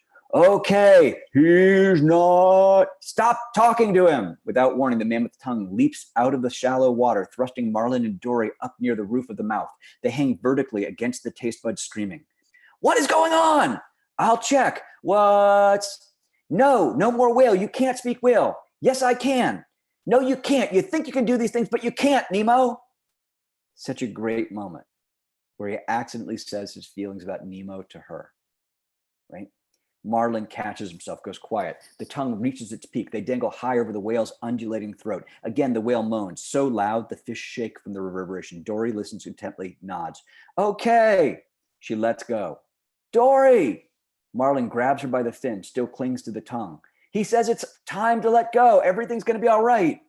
How do you know? How do you know something bad isn't going to happen? I don't. Beat. Marlin looks down at the bottomless throat, gulps, and lets go. The tiny orange and blue fish tumble down the dark esophagus, right? Do you guys feel that moment of change? Now, if she just said, hey, we got to drop down there. And he goes, I think it's kind of scary. She goes, we got to do it anyway. He just did it. would you feel that moment of change? You wouldn't, because it's too easy, right? Change has to be forced on your protagonist. Your protagonist has to be kicking and screaming, fighting up till the very last second. And they have to be put into a situation where what they want so badly. He wants to save his son so badly. This is the only thing he can do, is to take a leap of faith and let go and fall into the darkness and pray that it's going to be okay. Right? So you have to write your character so that change is so hard that they resist, that they push up against it. They push back, they push back, they push back. And the harder they push back, the more powerful the moment will be when they change. Okay? Now, the behaviors that you set up in the beginning can be used to show change in the middle. Now, someone asked, they said, how do you do this in a TV show? This was a question someone asked. They said, now the answer is TV shows are a little more complicated. Yes, the character can change in the pilot. You know, look at Breaking Bad. Walter White changes in the pilot. You know, but compared to the change, but what you're doing is a TV show is a character arc writ large, right? The beauty of Breaking Bad is that he's got a singular, gorgeously executed character arc, corruption story of his pride. From the beginning of the movie to the end of the movie, it's all about pride, right? So, so that's the beauty of that character arc. But it's executed over the course of 5 seasons. Okay, in a movie, we have the opposite problem. The problem with the TV show is, how do I make that character arc compelling for this length of time, right? How do I make it, you know, how do I do it in such a nuanced, incremental way, right? The opposite is the problem of a feature film. How do I compress this change into 110 minutes and make it believable and profound? Right. Now, the behavior you said it now, not, of course, not every TV show has a great change, like in Breaking Bad. You know, some of them are characters that say sort of stagnant from the beginning to the end, where they change really, really tiny, small ways. But there are other shows like Lost where they would have a character change over the course of 1 season. And then the next season, they would have a different change that they were pushing up against. Like the character of Saeed, you know, you'd see him growing and then eventually falling back and being corrupted again, you know? So you can have more, it's almost like you're doing, you know, what we talked about with Spider-Man, you know, where you have you know, you can have someone who, for example, has to push up against their fear, and, you know, they become brave by the end of the first season, but then they start to get kind of full of themselves and they become arrogant. They become proud, and then they need to be humbled, right? So at the beginning of a movie, and this is a very simplistic thing I'm going to show you, but at the beginning of the movie, you establish behaviors, right? So someone's got a fear of rats, fear of violence, fear of intimacy. The person's afraid of rats. You know, they're afraid of someone being violent, but they're also afraid of even just, you know, falling in love or of asking a girl out, right? Well, so we want to see small changes. Well, the smallest change might be to overcome the fear of rats. Maybe someone's chasing him, and the only way he can get out of this situation is he's got to crawl through, you know, some passageway that's filled with rats, right? Not a big change. Most of us would overcome our fear if we were afraid of dying, and we'd go past the rats, you know. In the middle of the movie, though, let's say there's some moment where he has to defend himself, where the bad guys are coming after him and he's forced to defend himself. Or let's say there's a moment where someone he cares about is now in jeopardy and he's got to defend them. And he's got a choice between running away and letting them get hurt or coming back and fighting. Well, he comes back and he fights and overcomes his fear. And then the hardest thing to do is to overcome his fear of intimacy. Maybe he's fallen in love with someone and he's got to tell this person, I love you. And that's the hardest thing. That could be one of the hardest things he's ever done, right? So you set something up at the beginning, and then you can change those behaviors over the course of the film. Now, biggest mistakes that new writers make, and this is going to answer a question that someone asked earlier, and then I'm going to stop for some questions. The biggest mistake that people make is they have unclear traits or muddled traits, right? So they do something like an arc that is like pride to forgiveness. And pride to forgiveness does not work as an arc, because the opposite of pride is humility. If you're proud, you need to be humbled. The opposite of forgiveness is anger, anger to forgiveness. And what happens a lot of times is that, because people are not as aware of the arcs that they're writing, a lot of times when we're writing a movie, we go, oh, this movie is like this movie meets this movie with a little bit of this movie in it.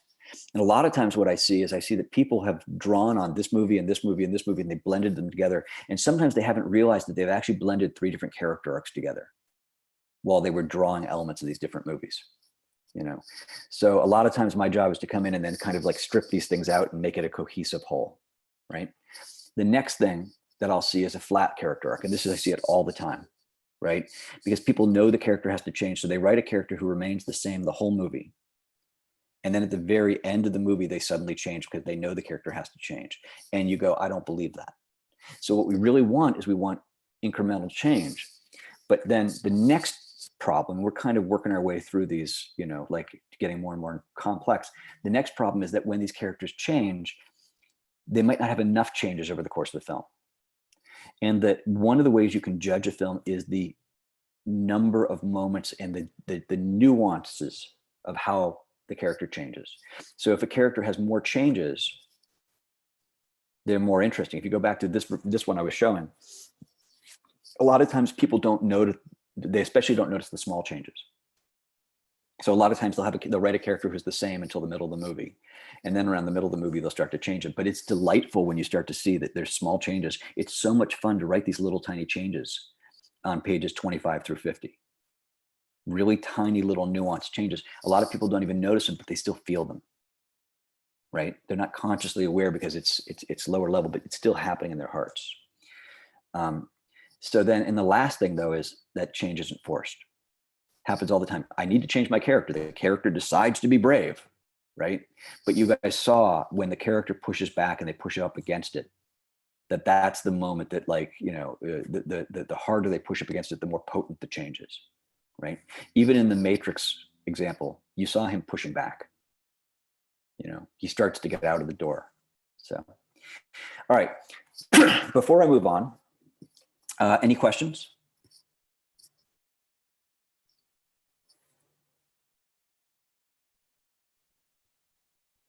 I have a question. Yes. There's stories where there is this main character moving through the story, and they don't necessarily change, but the person who changes is kind of, oh, it was this guy. So for example, you're watching Ahab, but Ahab isn't the one who changes, it's Ishmael. Absolutely.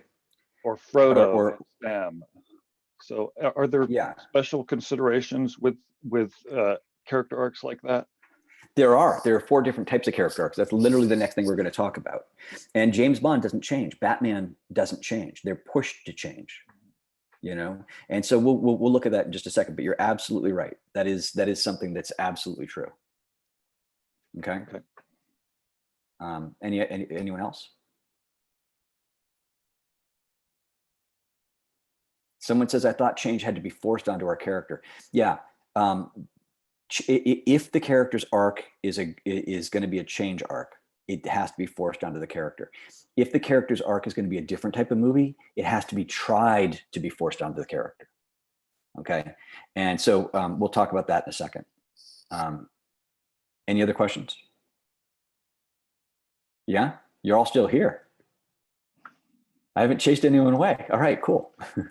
All right, let's see if, let's see, go back to sharing screen. Hold on, okay. Wait, before we do this, let me just check and see if there's any questions on the YouTube side of this. All right. How do you continue? How do you continue to make challenging changes for reoccurring characters, like Tony Stark appearing in seven plus Marvel movies? You think of those movies as a TV show, right? So, I mean, they knew how they wanted to change Tony Stark over the course of many, many movies. So that's one thing that you do. You just have to break it down, and it's more complicated. It's really hard. When you say changing three things, do you mean three different characteristics, or showing their one characterization changing into three different scenarios? Okay. So first of all, it's not always three things. Three things is just, it's enough. You could have 4 or 5 things that you set up in the beginning of a movie, or 6, right? And you can change it over the course of the movie multiple times. I mean, you might, you might use the idea that someone's afraid of rats, right? And have them overcome rats. But later you might have them up against a bigger animal and just imply that they're afraid of that type of situation. So it's not just 3 changes. It's not just 3 behaviors. It's lots of behavior. It's however many behaviors you can stuff into your film, and however many changes you can find as you're working on it. So you're constantly looking for ways to alter your character. So what I do is I structure my movie, and I know some of the changes I want to have. And then what I do is as I'm writing, I'm still looking to fit more changes in there. I'm still trying to find things that are happening as I'm going along. Let's see.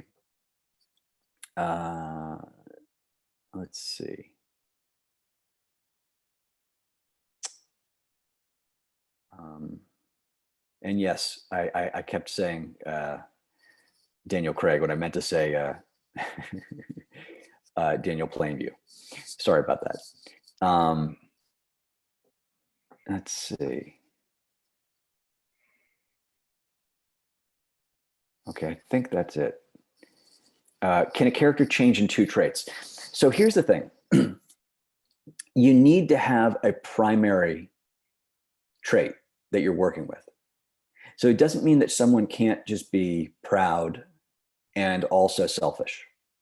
But you have to ask yourself, what am I really changing? Am I changing pride or selfishness, right? And what happens usually when you mix these 2 things together is that you get muddy, and it's hard to tell what's really changing. So it doesn't mean that you can't do both, but usually what I'm trying to do is I'm trying to work with one primary thing. I'm trying to be really clear. This movie is about selfishness. This movie is about fear. This movie is about addiction. What is this movie about? What is the theme of this movie? Right now I'm working on a movie. It's about envy, right? It's about someone who looks at what everyone else has and he wants it. And how far is he willing to go to get what he wants? He's also a little selfish, but I'm not arcing the selfishness. I'm arcing the envy. And the selfishness is kind of being dragged along with it a little bit, right? So as a usual thing, what I would tell people is, try to figure out what's the primary thing you're working with. And then, work with just that, and the other stuff will kind of intuitively naturally happen. But if you start to put too much stuff in there, what you get is you get these things where you go, I can't quite tell what's going on with this character. Too confusing. It's too many, the character's too many different things. Because what we're doing when we're telling a movie is we are simplifying. We are compressing real life into 110 minutes, or sometimes 86 minutes, right? And so there's only so much space to work with. So if you want to tell a really compelling character arc, you want to both simplify down to one arc, and then make that one arc as nuanced and complex as possible, if that makes sense. Okay. Someone says, what type of character change is that of Jules from Pulp Fiction? Jules does change, and I'd have to go in and analyze it, but I can say at the beginning, he's selfish. He's focused on himself, and he's angry and wrathful. And at the end, he's letting this guy go. He's having compassion for these people and letting them go. So we can see a change that's happening there. It's, and then let's see. If you plot out a character's overall arc of the course of several movies or several seasons of TV, do you risk boxing yourself into a corner to accommodate that arc? Well, look, here's the thing about writing. The beauty of writing is that we come up with a plan and then the story tells us what it wants to be. You remember when I was showing you guys the picture of the tree, right? And the tree, sometimes it's the lack of symmetry. Sometimes it's the bumps and the knobbiness of something that makes it beautiful, right? And so when we write, yeah, no, I don't think you box yourself into something. I think you start with something, and then you feel what feels right. And sometimes you change something. I've done a character arc in a movie and it didn't work, and I ripped the whole character out and I did a different character arc. The plot stayed mostly the same, but the character arc had to change. So we're trying things, we're experimenting. It's organic. So if you're too slavish to your original plan, then you're in trouble. Yeah. But if you're allowing it to be an organic process, then no, you'll be fine. Do modern audiences handle more complexity than early movie viewers? Yes, absolutely. Watch earlier movies, and they're much simpler. Especially morally speaking, we examine much more moral ambiguity in movies today than we did in the past. Is there a character who doesn't need to change and who changes the world? Excellent question. And so since you're asking that question and it's a good time to ask it, let's move on to this next section, which is that there are 4 different types of character arcs. Okay. So let's see, give me a second.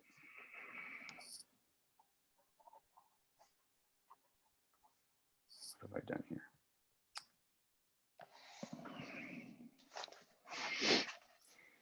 Give me a second.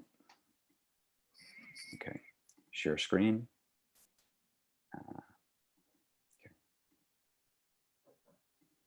Okay. So there are 4 basic types of character arcs. Okay.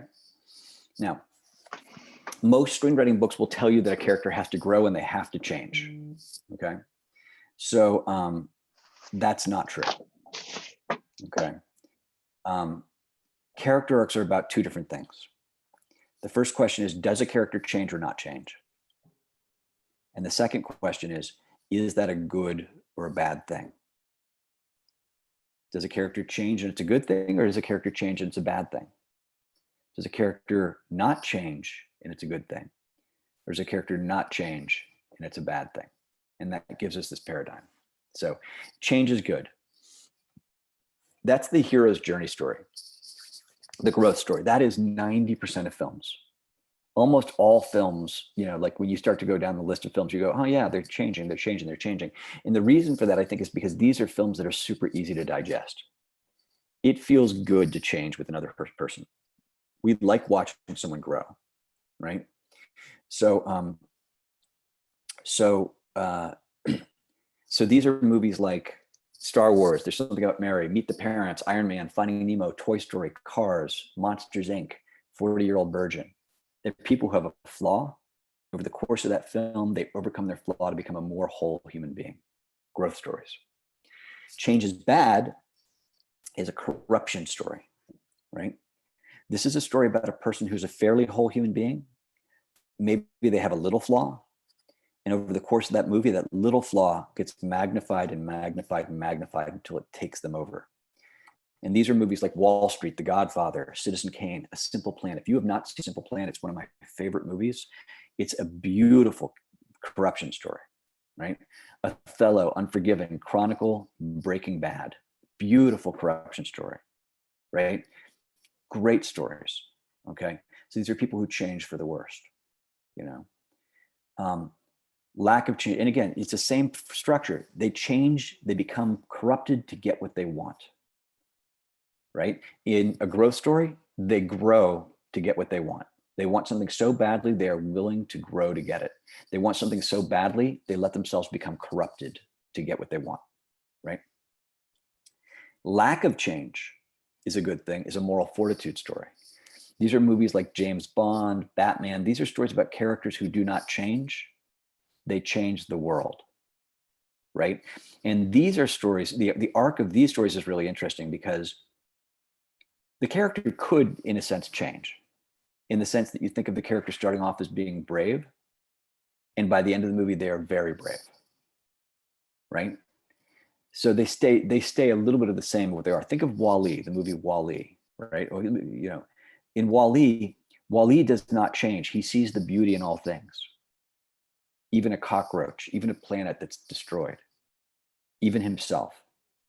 And by the end, he survives and proves to everyone that everything is beautiful, even himself, right? And so Maltese Falcon, 12 Angry Men, Wall-E, James Bond, The Dark Knight, Dirty Harry, these people do not change, they change the world. But what you do when you arc this is you build the pressure up to push them to change. You bring them on the brink of bending, the brink of changing, of being corrupted, but they have to hold on, right? And then tragedy is the fourth one. Change, lack of change is bad. This is about a person who is pushed to change by the world. They should change and they can't, or they don't change until it's too late. Sometimes they'll change, but it's too late. One Flew Over the Cuckoo's Nest, There Will Be Blood, Requiem for a Dream, House of Sand and Fog, Social Network. Okay. Someone brought up Chronicle for corruption story. So we have films that are either cautionary tales that say, you know, don't be like this, don't be corrupted, don't be tragic. Or we have films that tell us what to be, grow, moral fortitude, right? And sometimes you don't know what they're going to be until the very last moment. You don't know if it's going to be a growth story or a tragedy, a corruption story or a moral fortitude story until the very last second. You know, it can walk the line of that. Other movies, like a lot of most Pixar movies, you know what's going to happen by the end. Now, can you guys hear my kids in the background screaming? Complicated character arcs. I'm always looking for ways to poke holes in what I'm doing. And these are some of the ways I've noticed. Now, the first one is you can have an unusual moral message. And it's really interesting because the arc of Nightcrawler is a moral fortitude story about a guy who's a sociopath and has to hold on to his sociopathicness. And by doing so, he succeeds. And the message of this is you got to be a sociopath to get ahead. You got to be willing to do anything to get ahead. And A Clockwork Orange is actually the same message. So you can have an unusual moral message where the arc is a moral fortitude arc, but what they're doing, that they're saying it's a moral fortitude thing, is a thing that society would usually say that's not true. The thing that they're trying to say to us, the message of the movie. You can have multiple character arcs. I worked on a movie, and Wall Street has the same thing, where the second act of the movie is a corruption story, but the third act is a redemption story. So you could have a corruption redemption story in Wall Street. The third type of story is something that has an ambiguous ending. And if you have an ambiguous ending, then suddenly the character arc can be ambiguous at the end. It's not always satisfying. It's very hard to pull these types of movies off. And I think that when you do pull these movies off, you pull them off because the greater message that you're trying to get across is so compelling that it overcomes the fact that you're willing to forgive the fact that the character arc doesn't happen, right? So 3 billboards outside Ebbing, Missouri, they end before they get to the end of the character arc. We don't know if this is a story that's a tragedy about her unable to let go of her anger, or if it's a story of growth. And what's interesting is half the people I know who've seen this movie love this movie. They think it's amazing. The other half who've seen it hate it, because they don't like the ending. The second thing is No Country for Old Men is a fascinating movie because the main character gets killed off, 3/4 of the way through the movie. And he gets killed off screen. You don't even see it happen. We're watching this main character, he suddenly gets killed. And I think that this movie works for one reason. This movie works because it says, fuck you and your ideas of how movies work and how life works. Because life's not like that. Life is happenstance. Life is just a traffic accident. That's all it is. Life is an accident and there is no meaning. And I think that message still came across. You know, the very last moment of the movie, we see the villain get in a traffic accident. And that, I think that's the message of the movie, right? So I think, you know, so those are examples I've seen that have broken the 4 basic character arcs. All right, last thing, wound. Someone asked, would Fight Club fall under the 3rd category? I don't know, I'd have to analyze it again. I haven't really thought about the character arc in Fight Club. Okay, so I want to pitch you this concept of a wound. And the wound is what makes the character do who they are. We're all the way we are because of the experiences that we've had, right? Someone who's proud is proud because their childhood made them proud, or some event made them proud. Someone who's afraid is afraid because something in their childhood made them afraid. Someone is a control freak because something in their life experience made them that. And when you understand what that is, that can be really powerful for you as a writer. That can be something that unlocks the sympathy and empathy for, you know, you can have someone who's a deeply damaged person, but if you understand why they're damaged, suddenly we care about them. So the wound creates the starting trait. The wound creates the starting behaviors. And understanding the character's wound builds empathy for the audience, right? So in Finding Nemo, we understand that Marlin is so afraid because he was basically the victim of a horrible atrocity, right? All of his children were killed, except for one of them. His wife was killed. He was taught by the universe, you should be afraid because everything can be taken from you in a moment.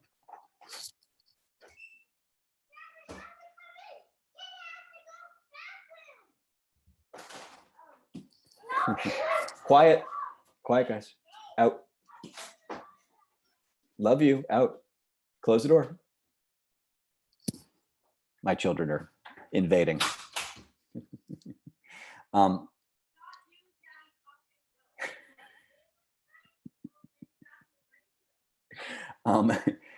In Pretty Woman, now this was in the screenplay. I don't think this made it in the movie, right?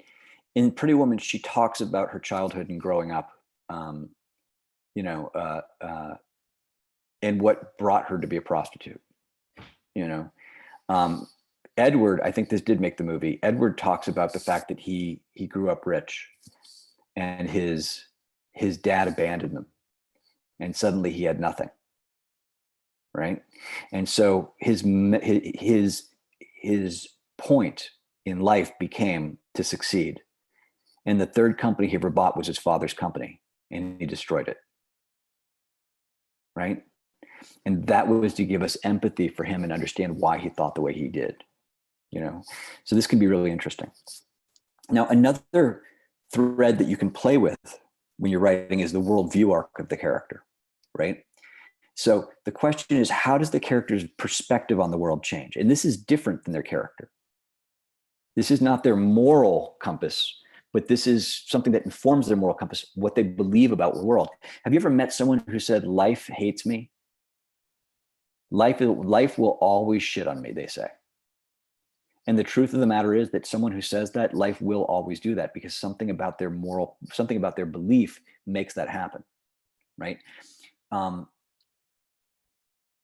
Or someone says, I'm worthless. You know, so it's interesting to look at that. If you look at, again, Finding Nemo, in the beginning, we see, there, it's okay, daddy's here, daddy's got you. I promise I will never let anything happen to you, Nemo. That's his worldview. I must protect my son from everything, right? And then in the middle of the movie, we have a moment that pushes up against that. Curl away, my son, Crush says. Oh, it's awesome, Jelly Man. When the little dudes are just eggs, we leave them on the beach to hatch, and then cuckoo-ca-choo, they find their way back to the big old blue. All by themselves? Ja. But dude, how do you know when they're ready? Well, you never really know, but when they know, you'll know, you know? Right? His view of the world is being changed. This can be a really fun thread to ask, how does my character view the world and how is it being pushed to change over the course of your movie, right? Okay. All right. So what I'm going to do is I'm going to take a 15-minute break. No, I'm going to take a 5-minute break. Let everyone go use the bathroom. Okay. So I'm going to pause this for 5 minutes, and we'll be back in just a moment. Okay. So I'll see you guys in 5 minutes. Time is 11:48. I'll see you at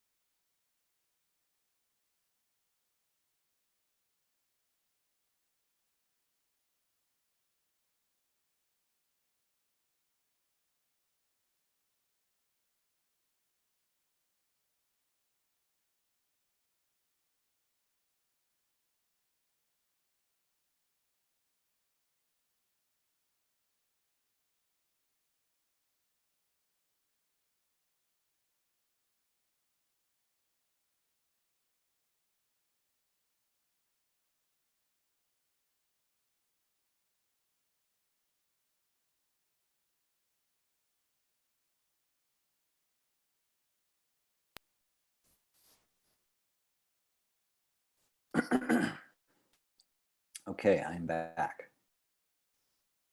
And let's see.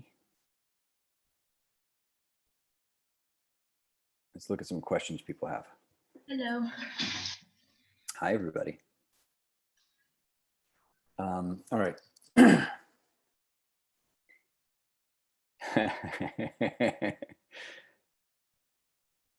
People are laughing at my children, which is great. Yeah, the Joker would definitely be an unusual moral message. Maybe a corruption story. Yeah.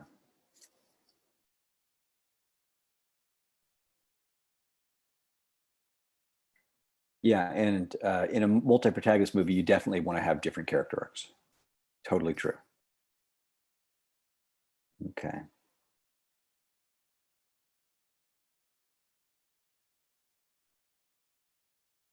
Yeah. Let's see. And how many people do we have in our Zoom? See the chats.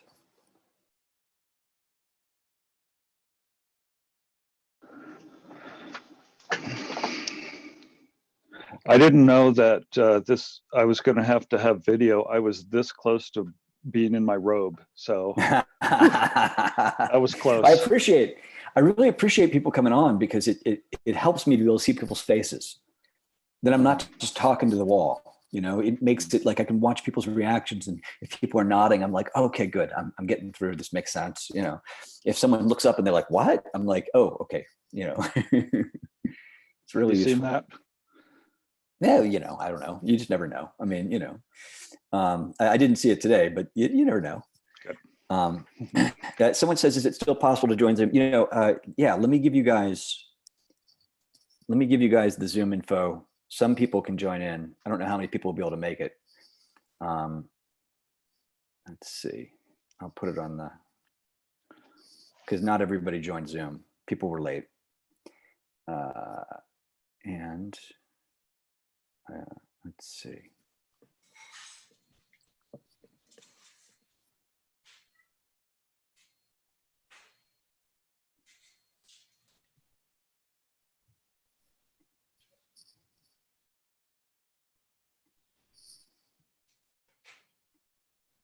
Okay.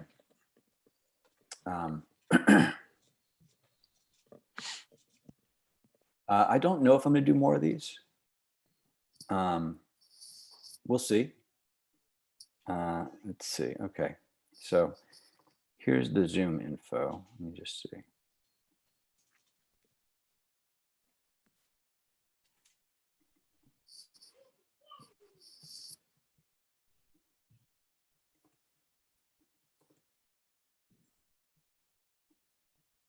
Okay. So if you're going to join the Zoom, you have to join it now because I have to let you in. Let's see. I didn't do that really well. Let's do this again. I can't pause the lecture once I've started it to let you in. So.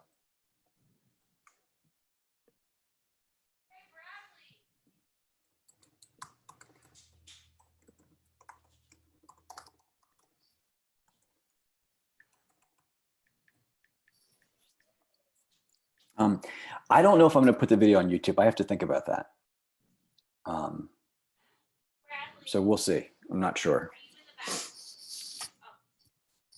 Could you email the video to us, or if you want into posting it for everyone?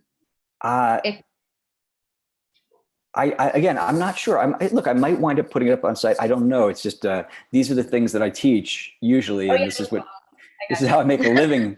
So it's like, hey, this is how you make a living. Put it up for free. You know. But I want to give back. But I also want to still have USC have a reason to hire me. I totally understand.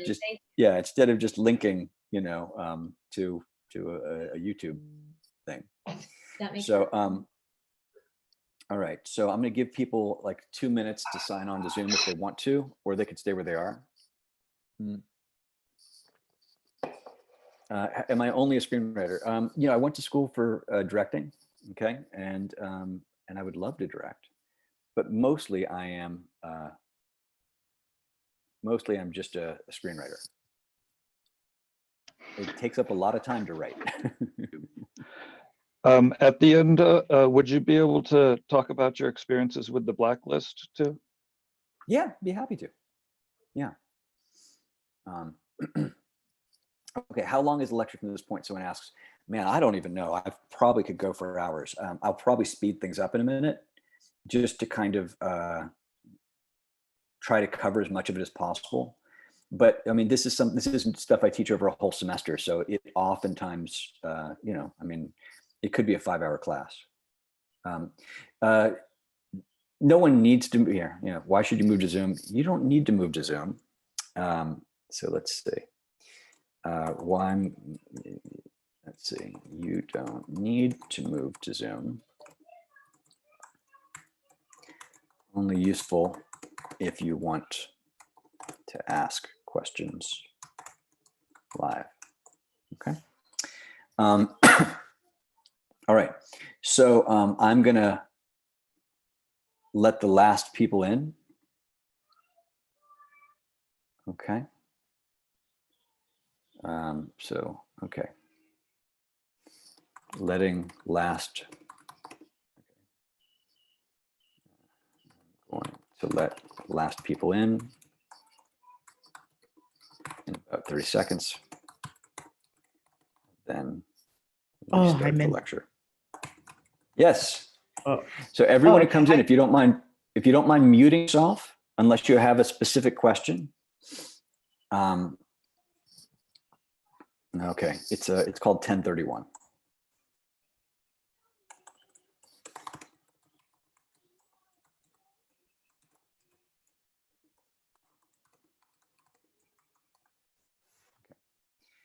All right. Okay, so I am now going to let the last people in and start the lecture again. Okay, so if you're not in at this point, let's see. Okay, so yeah, if you're not in at this point, you should stay on the live stream. All right, so I'm going to go back to sharing the screen.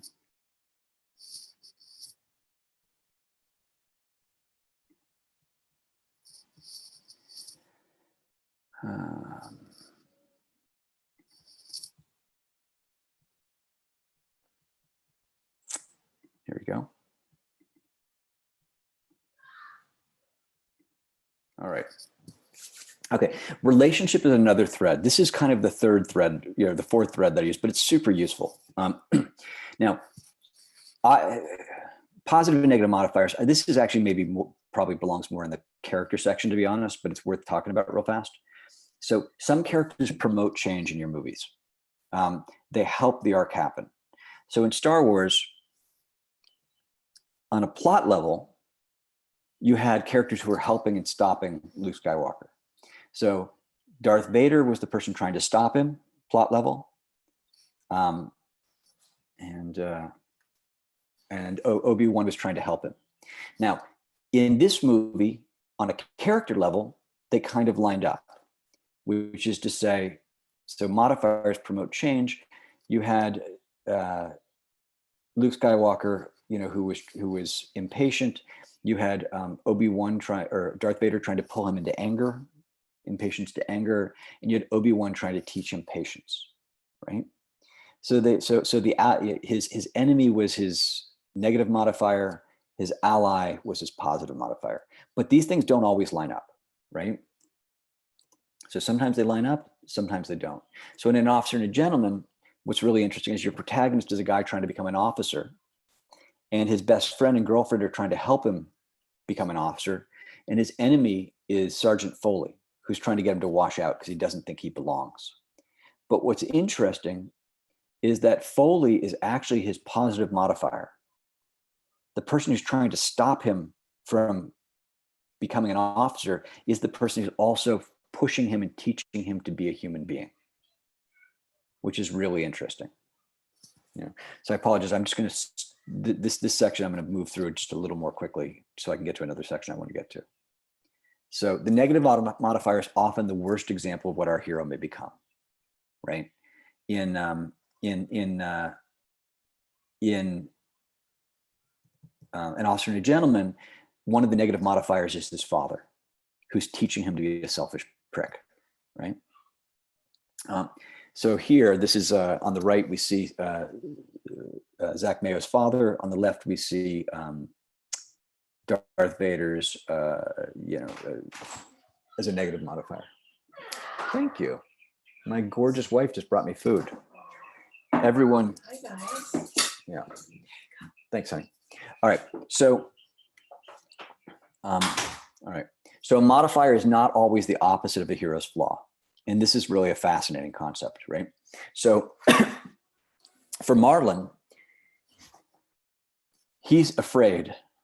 Now, in Finding Nemo, you have two different modifiers. Nemo has the modifier Scar. Marlin has the modifier Dory, right? Now, fear, oh my gosh. Sorry, I hear screaming in the background. The opposite of fear would be bravery. Scar's not a great modifier. Scar's, hold on a second. Hold on a second. Ladies, you mind going over there and not shooting outside the door? I really appreciate it. Thank you. The kids are the there. Okay, I'm back. God, I love those kids. All right. So, so Scar's not that interesting of a modifier. He's brave, right? Who's interesting is Marlin and Dory, right? Dory's interesting. And what's interesting is that the best modifier for him is not someone who's brave, who's saying you should be brave. Because you know what, Marlon, if someone was telling him to be brave, you know he'd say? He'd say, you go be brave. I'll hide over here, right? The best modifier is Dory, who's clueless. Because if he watches her go into danger, if he lets her go into danger, then right, that would be horrible. Right? So every time she does something that's dangerous, it asks him to be brave or watch her be destroyed. And what's telling him to be afraid is the whole ocean is telling him to be brave because the ocean is a dangerous place. The whole ocean is a negative modifier saying, just go hide, give up, right? In Kramer versus Kramer, hang on a second, I think I have more people trying to join in. I'm going to stop for a second and just let them join in real fast. They're a little late, but I'll let them in.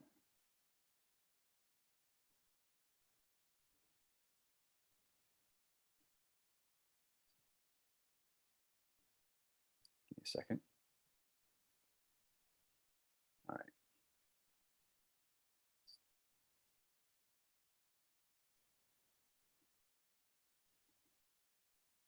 All right. So in Kramer versus Kramer, you've got this selfish dad, right? And his wife is telling him be selfish. She's being selfish too, right? And if you had someone who was selfless, what does a selfish person do to someone who's selfless? They take advantage of them, right? When a selfish person finds someone that's just a nice, great human being, they take from them. So selfless is not the right opposite or not the right thing for him. He needs someone who is helpless. Because now he's put in a situation where he's a single dad taking care of his son. And if he stays selfish, he's going to destroy his son, right? And now he's put in a dilemma. Dilemma is such a great word as a writer. You want to put your characters into dilemmas, situations where they go, I'm torn in different directions. What do I do? Do I do that or do I do this? I'm torn. He's got a dilemma. Do I destroy my son or do I remain a powerful ad executive? I can do either, but I can't do both. You know? And in the end, he becomes selfless. He becomes a good dad and he takes care of his kid. Okay? So modifiers should feel explosive when they're paired with each other, right? They are engines of conflict. When you think of who your modifier is and you imagine your modifier and protagonist in the same room together, you should go, oh shit, right? A fish who's afraid of anything, a clueless fish afraid of anything, a fish who's afraid of everything, a clueless fish unafraid of anything, right? A suicidal cop and a family man about to retire. A selfish toy and a toy in denial who doesn't realize he's a toy and could be destroyed because of that. You know, if you can figure out the perfect modifiers in your film, half your work can be done just by knowing who the two people are and having the right two people together. Okay. Whiplash is really interesting because it's got an unusual moral message, right? So in this film, the negative modifier is his father saying, be weak, be human. His teacher is his positive modifier saying, you know, give up your humanity if you want to be something great. It's really interesting, right? Okay, so relationship arcs. A relationship arc is how two people's relationship changes over the course of a movie. We often see these in buddy movies or movies with a strong modifier. It's not in every movie. A strong relationship arc is not in every movie, but in some movies it is, right? Finding Nemo, they go from strangers to best friends. Lethal Weapon, reluctant partners to best friends. Toy Story, enemies to best friends. When Harry Met Sally, enemies to lovers. Absent father to best father. Right? I first started thinking about modifiers or sorry, I started thinking about relationship arcs when I was reading Kramer versus Kramer, and I read this moment. There's this wonderful moment in the middle of the film where, you know, this dad and his son are living together, and they sit down to watch TV and eat breakfast watching TV together, right? And it right at the bottom, it says, hold on them as we see they have become roommates in the best sense of the word. And that blew my mind. I went, oh my God, that's true. That's what that's, I'd seen the movie and I didn't realize that that's what that moment was about. I felt it. I understood it in my heart, but I didn't understand intellectually. And the fact that this writer knew that when he was writing it, that's what that moment was about, blew my mind. And I went, oh my God.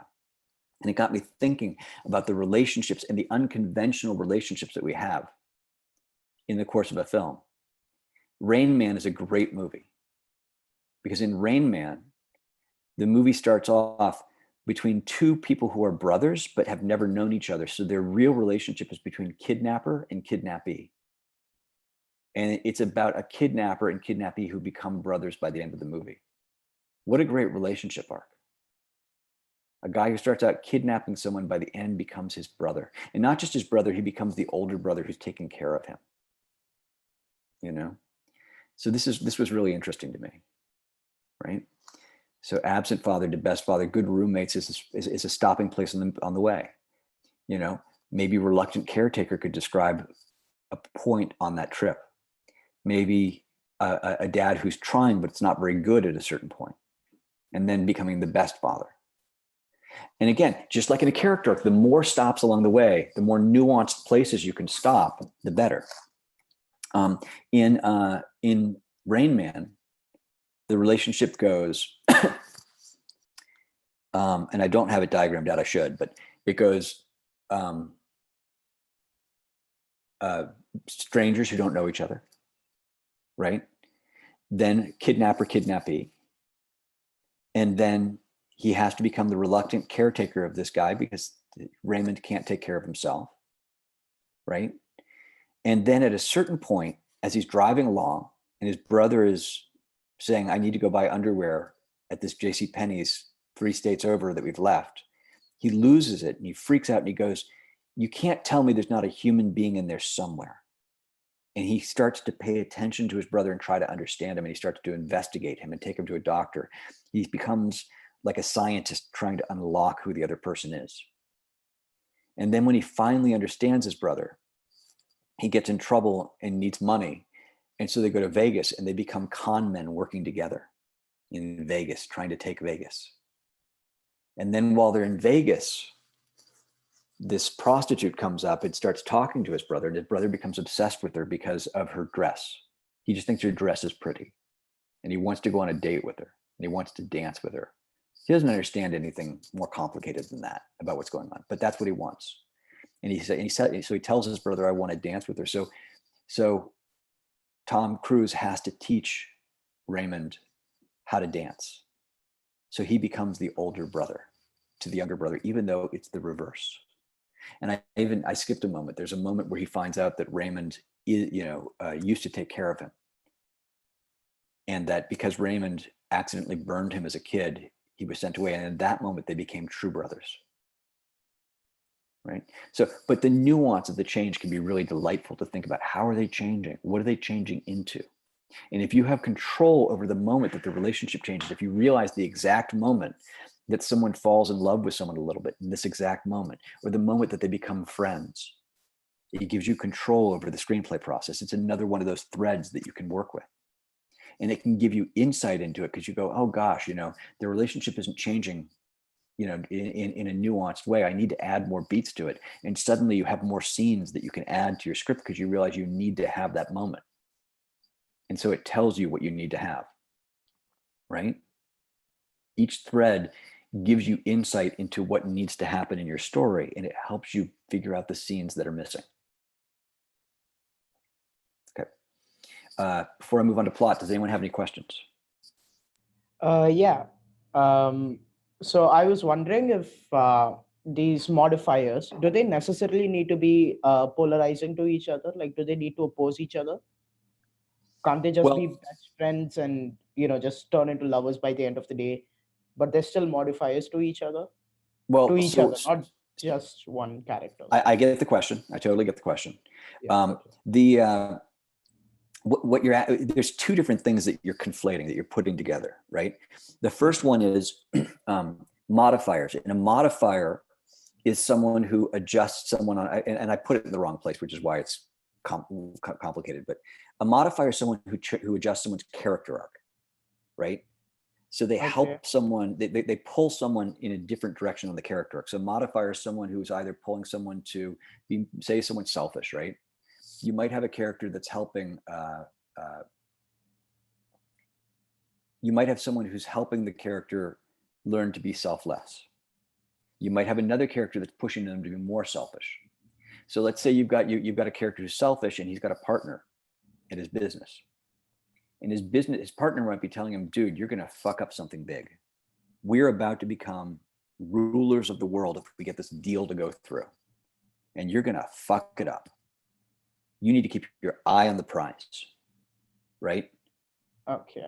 Be selfish. On the other side, you might have his kid who, you know, say he's got this estranged kid and his mom just died, and the mom just died.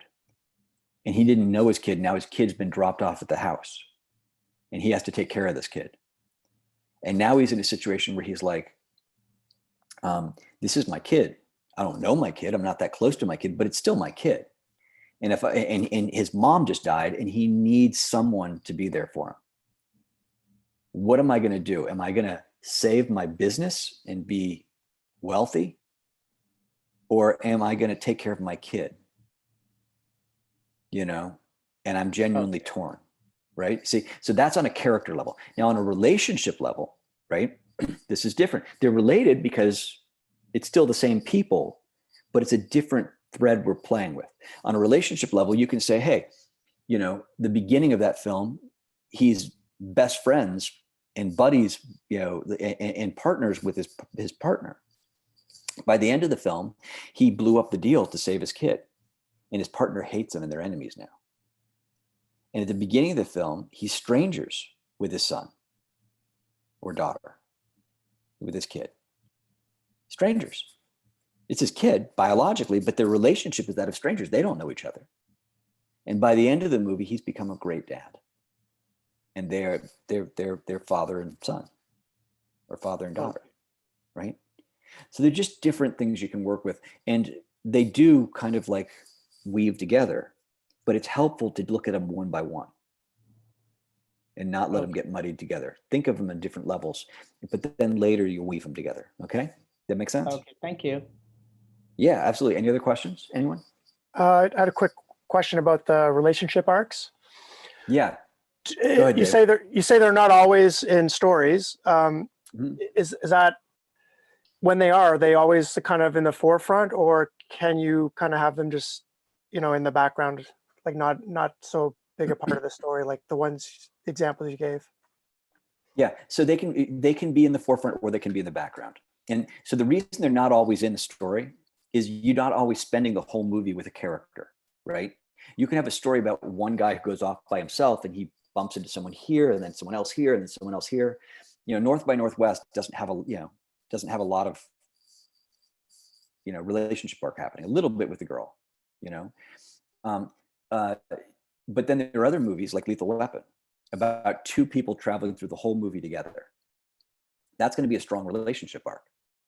You know, there are other movies where you'll have a subplot that's got a mild relationship arc to it, but it's not big. You know, so it can be either. It's what you need it and want it to be. The story tells you what it wants to be. You know, when you know what it wants to be based off the story, that your awareness that you can work with this. If you go, oh yeah, this is a story about these two people through the whole movie. Oh, this is a thread I can really work with. It's a strong thread. So let me think about what are the nuanced ways that their relationship could change, right? You know, how can if I think about it and I go, okay, they have a change on page 30 and a change on page 60. That's a long time to go without a change. Is there anywhere else I could change their relationship on page 15? On page 45-ish, you know, like, you know, so just being aware of that lets you kind of think about it. And sometimes the answer is no. Sometimes you go, no, it doesn't want to change. This is right. Other times you go, oh, that's a great idea. There's a great place for something to happen here. So sometimes the difference between a beginning writer and a more advanced writer is that the more advanced writer has more questions that they ask of themselves. And those questions don't always lead to something. I don't always have all the answers. I don't just sit down and break my whole character arc at the beginning. I break as much of it as I can see. Right. And then I go and I break the relationship arc. And sometimes the relationship arc will point out a moment in the character arc. And then I go break the plot, and I break each of them kind of separately and together, kind of thinking of them, but they help you see pieces of the others, if that makes sense. Yeah, that's really helpful. Thanks. Yeah. Any other questions? Anyone else?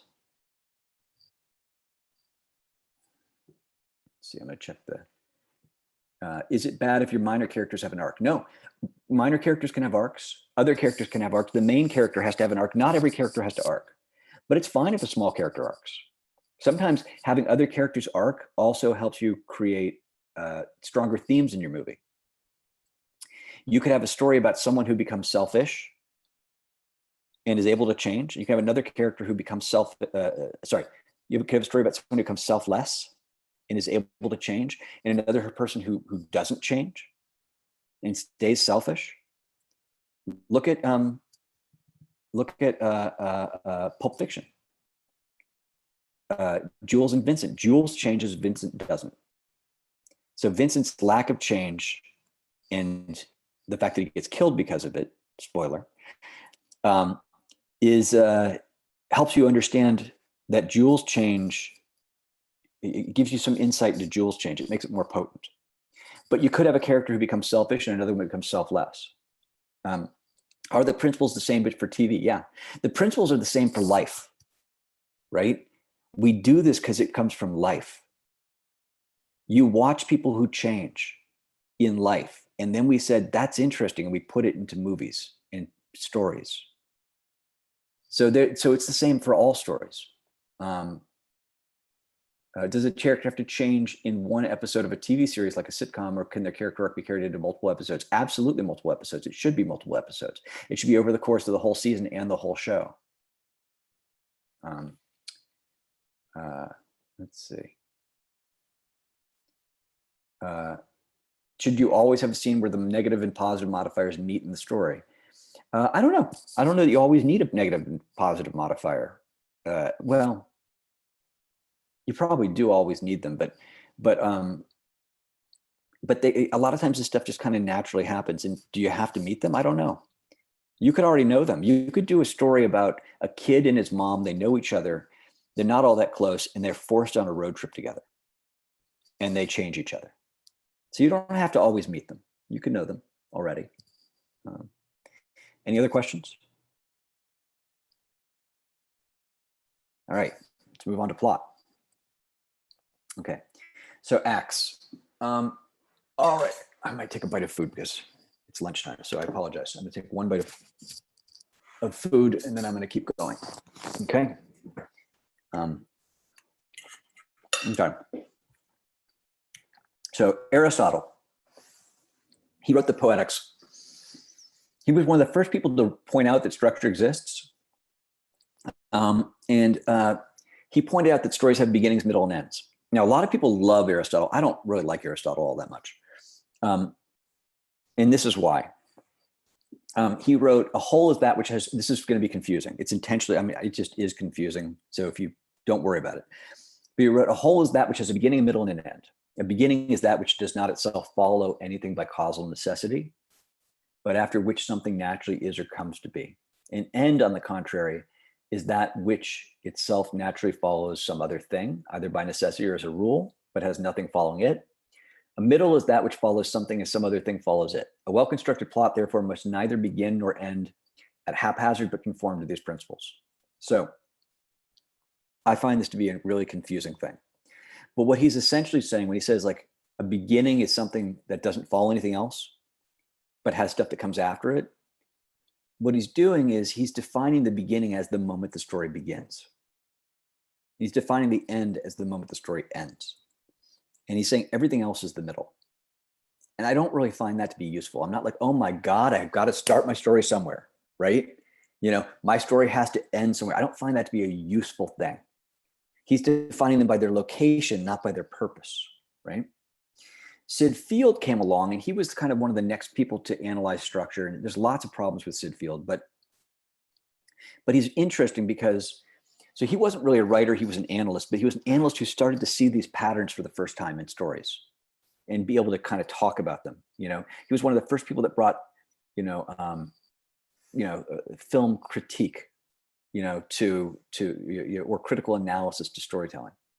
And he said, that structure follows this. He said, you've got your first 30 pages are your setup, your next 60 pages, 30 through 90 are your confrontation, and then 90 through 120 are your resolution, right? So he said the setup sets up the story, establishes characters, launches the situation, and creates relationships between the main character and the other characters who inhabit the landscape of the world. That's not a bad description of a first act. That's kind of what a first act does, right? Then he said in the second act, the confrontation, he goes, the main character encounters obstacle after obstacle that keeps him or her from achieving his or her dramatic need, which is defined by what the character wants to win, gain, get, or achieve during the course of the screenplay. Not a bad description. Maybe it could be better, but not bad. But then he got to the third act and he goes, it's the solution of the screenplay, how it ends. And, and I think that could be better. But the pros to this guy, where he was the first person who tried to talk about the beginnings, middles, and ends in a screenplay, not by where they are, but by what they do. Not by the story starts, but what does the story do when it starts? What does the story do when it's in the middle? What does the story do when it's in the third act or the end of the film, right? That's a really interesting question to ask. What does the story need to do to start a story? What does it need to do to end the story and end it properly, right?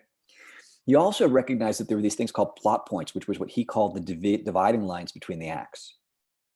So he recognized there was something structurally there to move you from one act to the next. And then finally, he noticed that these scripts tended to follow a pattern where the first act was about 1 to 30 pages, the second act was about 60 pages, and the third act was another 30 pages. Now, and there is that pattern, which is kind of interesting. And it's interesting that it's not, a third, a third, a third. It's, a quarter, a half, a quarter. It tends to be around that. Now, what was interesting, I've talked to people who existed around that time when his book came out, who were writers around the time.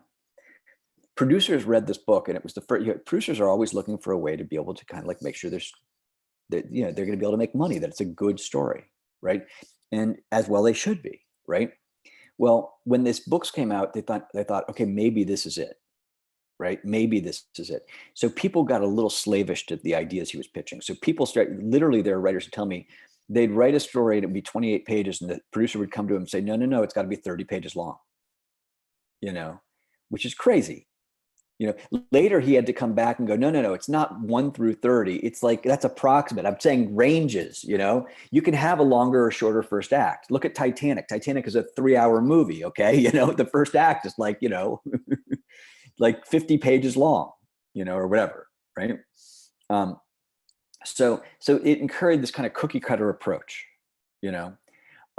and then the other problem is, while he tries to define the acts, a lot of times he's still a little vague about what it is. What is an act? What is an act? And what is a plot point doing? So let's ask this question. Why are there 3 acts to a movie? Why not 4 or 5 or 6 or 7 or 8 or 9? Why is it 3 acts? Why not more? Why not less? Right? What about a 2-act play? Why does a 2-act play exist? Anyone? Somebody pop in and throw out some ideas so I can take a bite of food. They needed an intermission. They needed an intermission, right? People got to pee. We got to make a little more money and sell them a glass of wine or something, right? It's a biological reason, right? What about 5-act TV show? Why are there 5 acts in a TV show? Commercials? Mm-hmm. Commercials. We got to make money. So when we talk about acts, like a 2-act play or a 5-act TV show, this is different than we talk about 3 acts in a movie, right? Or a story. When we talk about the 3 acts in a story, we're talking about what's the organic act to the story. What is the pacing of the story organically? Why does the story start to feel like it's changed here and become a different section? And here it feels like it's changed again and become the end. You know, why is it that there's a certain point where we go, oh my God, we're entering the end of the movie? Why is there a certain point we go, oh my gosh, we're going into the middle of the movie. This is what the movie's about. Those other things are artificial, right?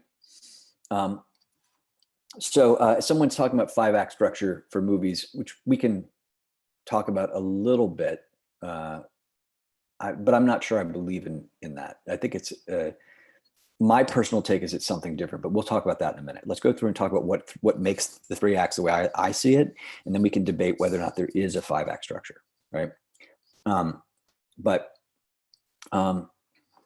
So my journey towards structure came from this. I walked out of school and I was like, I don't know how to write a movie. I spent 4 years in school. I've been learning how to write a movie, and I got out and I had this experience of writing the first act, and I'd get into the second act, and it was like I was walking into the Sahara Desert. I was like, how the hell am I going to get 60 pages from here to the, how am I going to get across this thing? I have no idea how to do it. And the reason for that is because your first act actually has so many things it needs to have structurally to make it work. It has to have these specific things. It's got a real specific format, but the second act is a little more nebulous, right? So I started to kind of like spend time thinking about this. And one of the things I started to do is I said, well, what's the simplest story we can tell? And if we look at simple stories, can we see the patterns in simple stories that are the same patterns in big stories, right? So I started to synopsize movies. I started to write, what's the shortest paragraph I can write that tells what the movie's about, that tells the whole movie. It's not a teaser. It's not like Jaws is, a shark comes and attacks a small town, right? That's just the beginning. It's like, okay, Jaws is a great white shark comes and attacks a small town.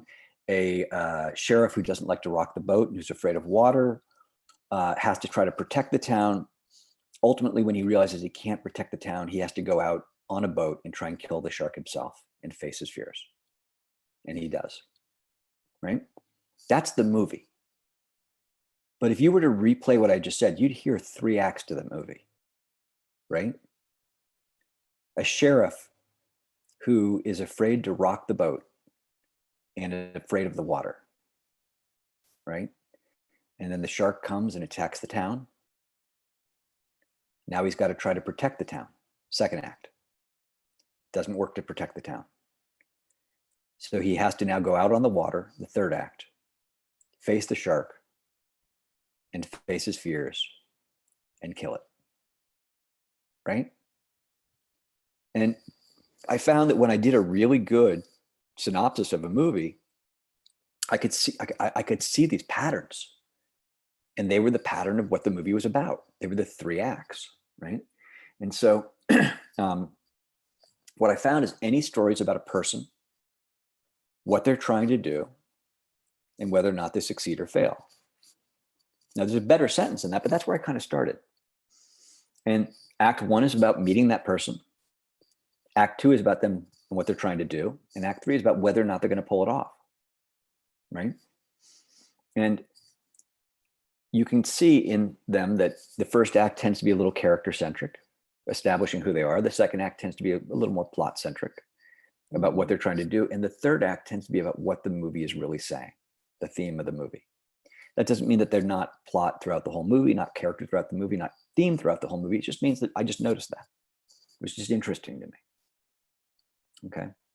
So all films, I believe that you can have more than 3 acts to a story, but I believe all films have at least 3 acts.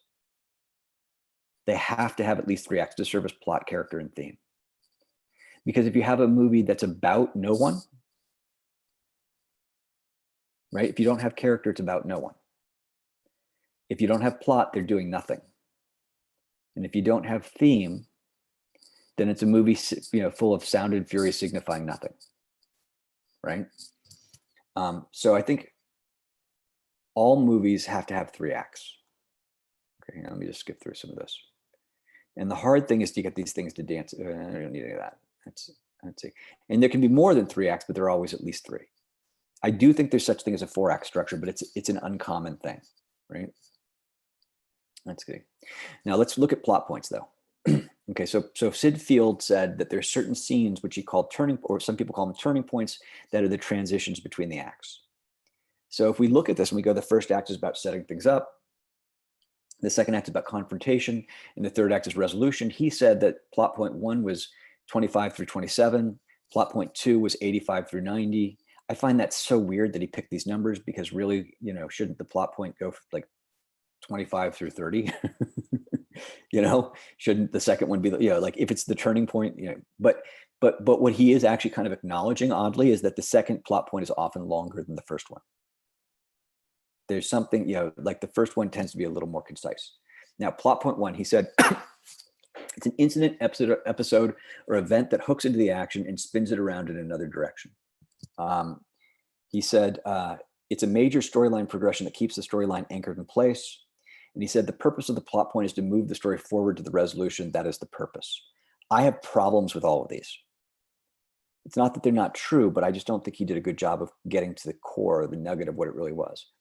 And then he said, plot point 2 is really the same as plot point 1. It's a way to move forward from act 2 to act 3. And that's, while that's true, I think he's missing, plot point 2 is way more complicated, right? So problems with the name plot points. It implies it's only a point or a scene. And I don't think that's true. The descriptions that what he's describing could be many scenes in a script. So an incident or episode or event that hooks into the action and spins it in another direction. You should have tons of those. Your story should be constantly hooking and spinning and weaving and turning. Otherwise we'll get ahead of it, right? So the fact that it's turning it in another direction is true, but that should be happening lots in your story, right? It's a major storyline progression that keeps the storyline anchored in place. I don't even know what that means. That's so vague, you know, and that it's supposed to move the story forward. Every scene should be moving your story forward. Otherwise it shouldn't be in your movie, right? So, and then finally he says it implies that these moments only service the plot. And plot point 2, I think, really has a thematic component to it. Okay. So, but let's talk about this. Let's see. So he was right when he said that the borders between the acts, right? If we look at this thing that a story's about a person trying to do a thing, what has to happen to get us into him trying to do a thing? What has to happen in that moment? And what has to happen is the character has to make a decision, okay? The film stops being about getting to know the character. It starts to be about what they're trying to do. The character has to define the thing that they want to accomplish, and which determines their actions for the rest of the act and sometimes the rest of the film. So the plot point 1 defines the act goal. That's what it does, right? So it looks like this. You're in your movie, you're going through your movie. At a certain point, the character goes, this is what I'm going to do. And the minute they say that, you get this little tingle where you go, oh my God, that's what the movie's about, because they've told you this is what I'm going to do. And then they set out in the movie to do it, right? So up until that moment that the plot goal is formed, the film could be about anything. And a really fun exercise is sometimes to change the plot goal of something and wonder what it could be. Like, could you change the whole movie? So sometimes one of the things I do is in Star Wars, you know, Luke, this naive, impatient farm boy, lives on a wind farm. When he returns home to the Empire, to find the Empire slaughtered his family. So he decides to go with Obi-Wan, learn to become a Jedi, get the plans to Princess Leia ultimately blowing up the Death Star. Red Dawn, a lot of you probably haven't seen, but is when Russia invades the US, a group of high school students team up and they foment a guerrilla rebellion, ultimately helping to chase the enemy out of their home, right? So sometimes it's fun to play the mix and match game. And watch when you take the second act of a movie and you put it on another movie. And so Luke Skywalker comes home to find that his family's been murdered by the Empire, and he foments a guerrilla rebellion, ultimately helping to chase the enemy off his planet. That could be really interesting. That could be a movie, right? You know, I don't know if it'd be a better movie, but you could have, like, you know, Luke Skywalker, freedom fighter on Tatooine, right? You know, and that is a movie. That's Dune, right? Which is interesting. Okay, so let's look at why plot point, calling it a point, is misleading, right? And the reason calling it a point is misleading is because a plot point is actually 3 moments. You have the event, some new force disrupts the character's life. The event is something outside the character's experience, normal everyday experience, that will change their life in a significant way, right? Then sometimes you have something called an aftermath. Not in every movie, but sometimes the character needs time to process what's happened. They need to think about it. And then eventually they make a decision. And when they understand what the character, what's happened, and they make the decision is a thing that they're going to pursue for at least the rest of the act. Event, aftermath, decision. Why is that important? That's important because if you're looking for the moment that changes the story to the second act, you're missing that it's actually sometimes several scenes working together. It's a bridge, not a moment, right? We're bridging between the acts. And so sometimes it can be several scenes, several pages that's doing that. Sometimes it can be fast. So in Star Wars, the speeder roars up to the burning homestead. Luke jumps out, runs through the smoking holes that were once his home. The debris is scattered everywhere, and it looks like a great battle has taken place. Aunt Beru, Uncle Owen. Luke stumbles around in a daze, looking for his aunt and uncle. Suddenly he comes across their smoldering remains. No! And then we cut away. And this is an aftermath. It's a type of aftermath. It's actually interesting because it's the villain deciding what they're going to do. You know, the villain's coming up with his plot goal. You know, and then we get to the decision. There's a large bonfire of dead Jawas. You know, Luke drives up in the speeder. Ben walks over to him. You know, and Luke says, "I'll take you to the spaceport at Mos Eisley. I want to go with you to Alderaan. There is nothing here for me now. I want to learn the ways of the Force. I want to become a Jedi like my father." And so he gives his goal here. He kind of gives 2 goals, which is kind of interesting. He goes, "I want to become a Jedi, and I want to," and it's kind of implied, "I'm helping you get." When he says, "I want to go with you to Alderaan," he goes, "I'll help you get the plans to Princess Leia," because that's what he's trying to do. He's trying to get them to Alderaan. You know, back to her. Okay, so you guys, let me stop here. Does this make sense to you? How there are 3 scenes that are making this transition? Yes, I have a question. Yes, Raphael, please. In the end of the Act 1, like in Star Wars, the main protagonist he decides to act, and there is a small change in him, right? Yeah. Well, can he shy away from the conflict in the end of Act 1? I don't know that there's I don't know that there's a change in him. I don't know that he's becoming more patient here. I don't think this is a moment in his character arc that's changing. I think this is a moment in his, you know, goal that's changing. His plot is changing. Does that make sense? Yes, but can he shy away from the conflict in that moment? For example, instead of joining Obi-Wan, can he, like a trauma, and the story goes from there, like being usually that moment of shying away comes before this moment because the refusal of the call is what you're talking about. And usually the character, he does refuse the call. Obi-Wan says, "With me," and he goes, "No," you know, and then he goes home, right? And then he finds the body, and then he comes back and he says, "Yes." So yeah, there can be that moment of shying away. Sometimes the aftermath is that moment of shying away, right? You could have a character, but the decision, once the decision is made, that's you've passed that point of shying away, in my experience, as best I understand it.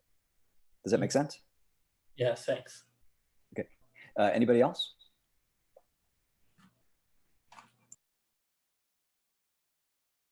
Someone says it's like the scene in Taken where he says, "I'm going to find you and I'm going to kill you."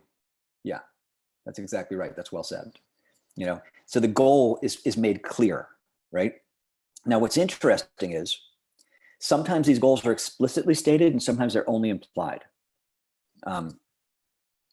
So in Little Miss Sunshine, you know, Richard says, "Now there's no sense in entering a contest if you don't think you're going to win. Now, do you think you can win Little Miss Sunshine?" She doesn't seem so sure. "Yes or no, Olive, are you going to win?" She thinks it over. She says, "Yes." Richard smiles and slaps the table. "We're going to Florida." The whole second act is about trying to get to Florida, right? That's what it's about. The second act is about getting to Florida. The third act is about the competition. So we've set the goal. The goal is clear. It's stated, right? Sometimes they can be implied. So one of the first films I ever wrote out of college was I ghost wrote House of Sand and Fog.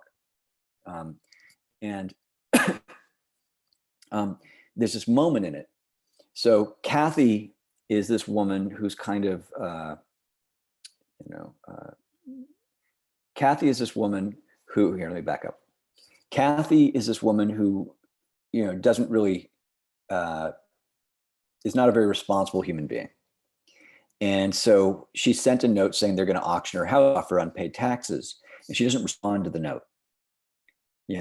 So she inherited this house from her mom. She gets kicked out of the house and they go to auction off her house, right? And she is angry about this. And Barani is this ex-Iranian general who's come to the United States, who only has so much money, who's very proud. And he buys the house and moves in. And the end of the first act is very subtle. Kathy parks her car. She has no place to live. She parks her car on the wooded side of the street across from her house. Inside the Bonneville, she smokes and watches the house. Inside the house, the Baranis are moving about in the living room, bathed in yellow light, unpacking their boxes, placing curtains and pictures on the wall. Nadi hangs curtains. Inside the Bonneville, Kathy stubs out her cigarette and lights another. The flame of the lighter turns her face red for a moment. She takes a deep drag, watching these intruders in sight, these intruders deep in thought. Okay, this moment is the moment she decides she's going to get her house back. She never says it. We just see it, and we know from the look on her face she's going to get her house back, right? Jaws is really interesting. Quint says, so they've got this big meeting where they're talking about how they have to kill the shark, and Quint comes in and gives this wonderful speech. And he talks about how you all think this shark's going to go down easy, but he's a bad one. And he goes, a shark of that size is no pleasure for me, and I value my neck a hell of a lot more than $3,000.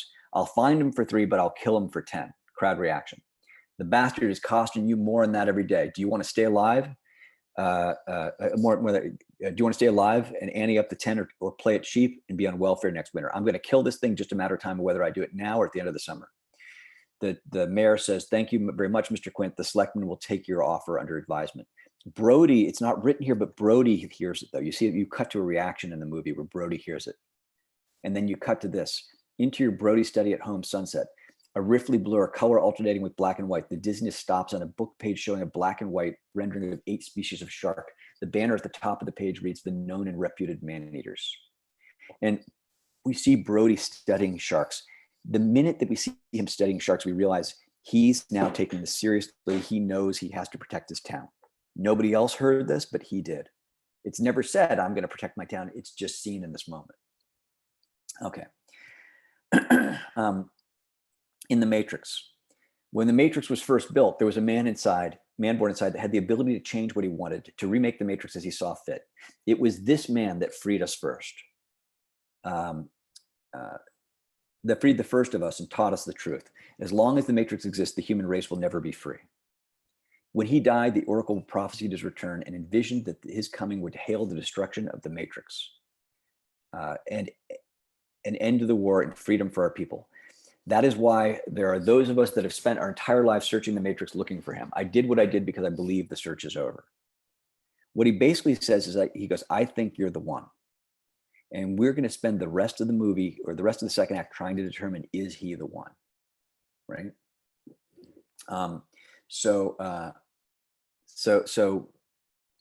what's interesting is they set the goal of the second act, and then they set the goal for the next chapter, which we're going to talk about chapters in a little bit. So he says, get some rest. You're going to need it for what? Your training.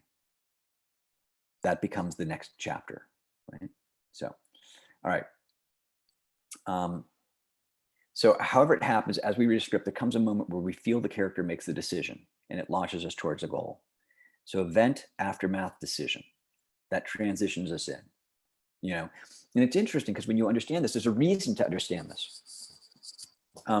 Because if you have a moment where the decision is not a strong enough decision, it won't feel like you've ended your first act. So I just wrote a biopic on someone. And at the end of the first, there was some debate about where the end of the first act was. And the reason why there was some debate was because I had this very subtle turn into the second act. And I thought, that would be enough. And it wasn't enough. So the minute people started saying, having problems with that, I knew I had to go back to that moment, and I had to have the character say much more clearly, this is what I'm going to do. And I think that's going to fix it. I'm still waiting for notes back from the producers, but we'll see. All right. So a revised structure looks like this. A person has an event that happens to him that causes him or her to make a decision. They pursue that thing for the rest of the act. Second acts can go on forever. Just look at Lord of the Rings. And then you get to the end, to the next transition that leads you into the third act. Now we're going to come back to that. Okay. Why do we moving into the third act? And what's interesting is that sometimes at the end of the second act, the character has a moment where they stop the movie and they go, is this really what I want? And sometimes they say, yes, this is really what I want. And they continue to do it.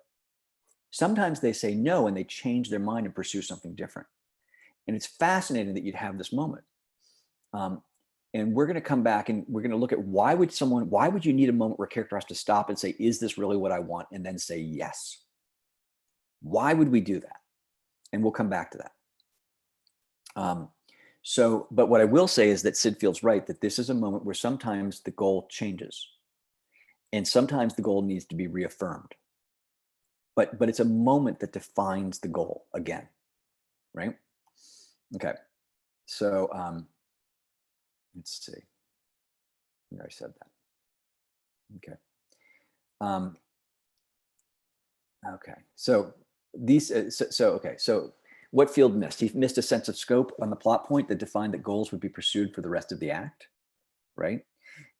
He missed that a plot point wasn't a point, but it was an event and a decision, that aftermath and a decision that can take place over several scenes. It can be one scene. It doesn't have to be multiple scenes. It can be. But these allow us to define both acts and plot points. So the act goal is a larger overarching goal that is pursued by the protagonist for the film over the entirety of the acts. The act is a series of scenes or sequences about 30 to 60 pages long, held together by the pursuit of a single larger goal. And then the act transition, or the plot point, is an event which changes the character's world in a dramatic way, followed by an aftermath as they process the event, sometimes followed by an aftermath. And then which causes them to make a large decision which they will pursue for the rest of the act. So, yeah. And then there's one last scene left, which is the climax. And the climax of the film is the moment where the character succeeds or fails permanently at getting what they want. And this gives us basic plot structure. Okay. Basic plot structure. A person has an event that happens to him which causes them to make a decision. They pursue it over the second act. Another event causes him to question his original goal and make a new decision or reaffirm the old one. They pursue the new goal and they succeed or fail. 3 acts. Okay. And then someone says, is this over the course of a TV season? Largely it is over the course of a TV season. A lot of times you will see this in a TV season. They still have kind of a 3-act structure to it. A beginning setting up the season, a middle where they pursue it, and an end that resolves the season. It can be a little more nuanced than that and complex, but it definitely can exist. So examples, North by Northwest. So Roger Thornhill is mistaken for a spy named George Kaplan, and he's kidnapped by Von Damme, right? He tells Von Damme he's not the guy. Von Damme doesn't believe him, so he escapes as when Von Damme tries to kill him, and no one will believe his story. So his decision is now to find George Kaplan and prove that everything he's saying is true. He spends the whole second act trying to find George Kaplan. And I apologize if you haven't seen the movie. I know it's old, but I'm going to ruin some of it for you. At the end of the second act, the professor reveals that Kaplan doesn't exist, that Kaplan was made up to distract from the real spy, who was this girl named Eve that is actually Von Damme's girlfriend, right? And he realizes that, and he's fallen in love with Eve over the second act, and he realizes that she could be in danger. So his third act is now about to pursue her, to save her.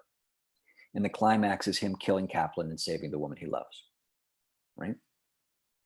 The Little Mermaid. Ariel, a mermaid, falls in love with Eric, the prince from the surface. The event is Ursula offers to make her human in exchange for her voice. But if she can't get Eric's true love's kiss in 3 days, she'll own Ariel's soul. The decision is to take the deal and try to win Eric's heart, right? So the event, so she spends the whole second act pursuing Eric's love. The end of the second act is she gets Eric's love, but a moment too late. And she gets her voice back. Eric falls for her. Triton, the aftermath is Triton sells his soul, sells his power to save Ariel. Ursula becomes a god. And the new thing is that they realize they have to defeat Ursula. So the whole third act is about trying to stop Ursula. And the climax of the movie is, one of the great, the climax of the movie is one of the great tragedies of Disney movies, where Ariel flops around on the ground, trying to avoid being struck by lightning, and Eric kills Ursula. And I think they should have reversed that. I think they should have had Ariel be the one that, killed Ursula.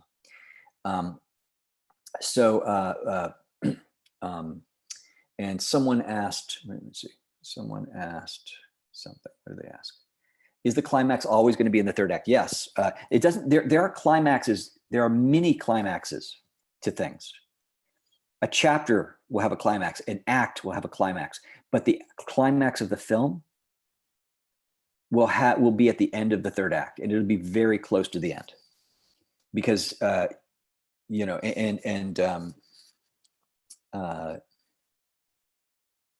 because think about it, the most intense moment, the climactic moment, right? Okay, so look, to be a little crude, what is the climax of sex, right? It's pretty much the end of it, right? Okay, the climax is the climactic moment, right? So once you get to the end of that, the movie wants to just wrap itself up and be done. It doesn't want to, it wants to go a couple more pages, but not a lot. Lord of the Rings, is maybe the one exception where it's, the movie ends like 10 times. Okay. Braveheart. William Wallace lives in British occupied Scotland. Wallace's fiance is murdered by the British captain. He decides to get revenge and chase the British out of Scotland. The whole second act is about trying to chase them out of Scotland. The end of the second act is when he's betrayed and captured by the British. And his new goal is to not give in to the British, to withstand torture as his last form of defiance. And so in the last moments, he's defiant to his last breath. And in his last breath, he inspires, his bravery inspires the rebels to continue to fight and eventually to earn their freedom. So, okay. People keep asking, in television, does the structure happen over an episode or a season or the whole show? And the answer is, actually it happens in all of them. You watch an episode of TV and you want to have a beginning and middle and end to the episode. If you stop without a feeling of an end, then it feels like, wait, it doesn't feel like a good stopping point, right? When you read a book, where do you stop reading the book? Do you stop reading at the end of a chapter, or do you stop reading in the middle of a chapter, right? My kids are always trying to get to the end of the chapter. I'm like, it's bedtime. They're like, no, Daddy, no, I got to finish the chapter, right?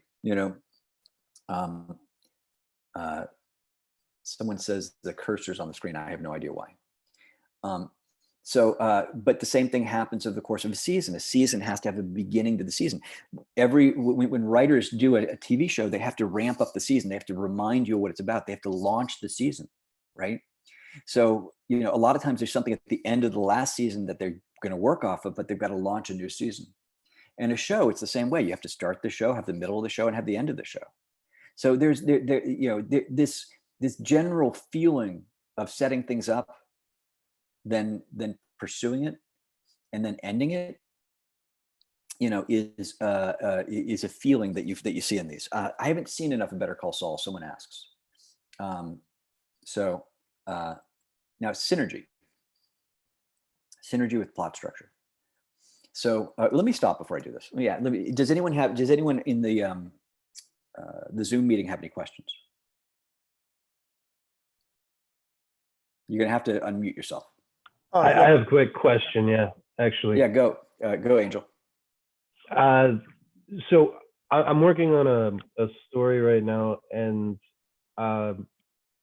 it's not threading totally perfectly, with the development that you're describing, and I'm just curious about because my protagonist goes through a number of different transitions and a number of different obstacles before realizing at the right before the end that a different goal has to be the focus.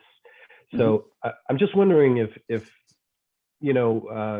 just how hard and fast do we have to play a lot of these structural sorts of things for the success of a good balance in the story? Well, I think that if you are telling a story and it feels right when you're telling it, that's what you have to listen to, right? Like the rules of like storytelling are only useful if they help you, right? So like, if you look at your story and you go, oh, this isn't kind of matching up with what Peter was talking about, but it feels right to me, yeah, don't listen to me. Do what feels no, really. Or it could be that maybe it could be one of those things where if we had examined it, maybe they might, at the end of the day, you got to follow your instincts. This stuff is meant to be useful. It's a tool. It's not a trap, right? Yeah, I'm asking because the characters would really benefit from everything that you're talking about. I mean, there's so much useful kind of exploration that can be done with the guidance that you've given in the lecture so far. I just wonder how to fit it together properly so that I don't lose the original kind of rhythm that I'd established. But I also realize that through listening to you right now that a lot more character development kind of has to happen in certain directions, and these devices can be used as tools for that. So I just figured I'd throw it out there and see what you had to say. Well, you can listen. Sometimes I use this example and I probably would reuse it again later. There's an example of a character who is a jewel thief, right? And what he does is he romances wealthy women, finds out where their jewels are, and then he steals them, right? So this guy meets this woman and he spends the second act trying to find out where her jewels are. He finds out where the jewels are, but the problem is in the course of the second act, he's fallen in love with her, right? Now he's got a dilemma and he goes, am I going to rob this woman or am I not going to rob this woman? Now, what's interesting is you can make lots of decisions here. He goes to the people who are, who paid all the money to make him look like he was this wealthy guy. And he says, I don't want to rob her anymore. And they go, yeah, if you don't do this, we're going to kill you. Now he's got a dilemma. Do I do it? Do I save myself? Do I get the money or do I get the love? Do I survive? Do I love her and be dead, or do I die? Or do I survive and lose her? Right. Well, you could have a version of it where he says, you know what? Fuck it. I'm going to take the money. And he goes into the third act thinking, I'm going to take the money, but he gets to the climactic moment and he can't bring himself to do it. Right. And it's still arcing. He's still arcing. He's still, but so you see, you can have the climax of the movie can be the character failing at what they set out to do. Right? He set out to get the money. He failed at getting the money. What he got instead was the girl. Does that kind of make sense? I don't know if that's what you're running into, but that is what you talked about reminded me of. Yeah, no, I mean, it's very useful. That kind of anecdote. What I'm facing is of course, different, extraordinarily different. But okay. it gives me more to think about. Yeah. Yeah. No, I mean, it's helpful. Thank you. Yeah. Any other questions? Yeah, I had one about the climax. So if there's a third act twist, is that usually right before the climax? Or is that the climax? Well, there should be twists all over. Twists all over, always. Right. I guess a false ending twist type thing. I mean, if it's a false ending, it would be right before the climax. Because the climax is going to be the most, is going to be the real ending. You know what I mean? But I don't think of there being like a third act climax. I think there being like, or a third act twist. I think there being twists all the time in a movie. Does that help? Yeah. I guess my worry is like if I have a false ending that the second one won't be as powerful as the first one, but that's more of a, but yeah, that's the kind of chronological order. That makes sense.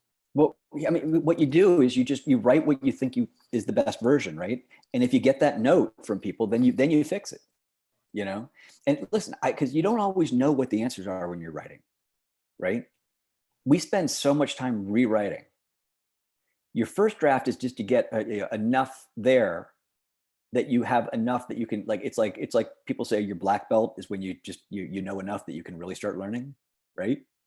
You know, it's like sometimes your first draft feels the same way. It's like, I did my first draft. It's enough that I can really get to work now, right? I have enough structure that now I can go in and now I can really like fix the other stuff that's not working, you know? And so, you know, so I would say that your problem there is a process problem that will be solved by the process. You know, you write it, you go, this is what I think is the best version right now. You show it to people. And then if you start getting feedback and a couple people tell you, yeah, you know, it feels a little weird when this happens, rather than they tell you, oh my God, I love when this happens, then you know you got a problem. Thanks. Yeah, it's my pleasure. Anything else? Anyone else? Someone asks, two questions. Someone says, at what point would you compromise the creative structure of your story in regards to the rules of storytelling? I look, you know, you don't compromise the creative structure of your story. You know, it's not a compromise thing. You do what works, right? You know, and if these rules that I'm giving, kind of like rules, think of them more like guidelines, right? You know, like, because there might be a situation, there are times when like you're writing and you go, this is weird. You know, the end of the second act, I was teaching an analysis class of movies. One of my favorite parts of teaching this class was when I would show where things did things that wouldn't normally make sense. You know, if you watch the movie Back to the Future is amazing because the main character has a very thin character arc. He doesn't change much, but his dad has a great character arc. You know, and it's fascinating. His dad carries the emotional weight of the story.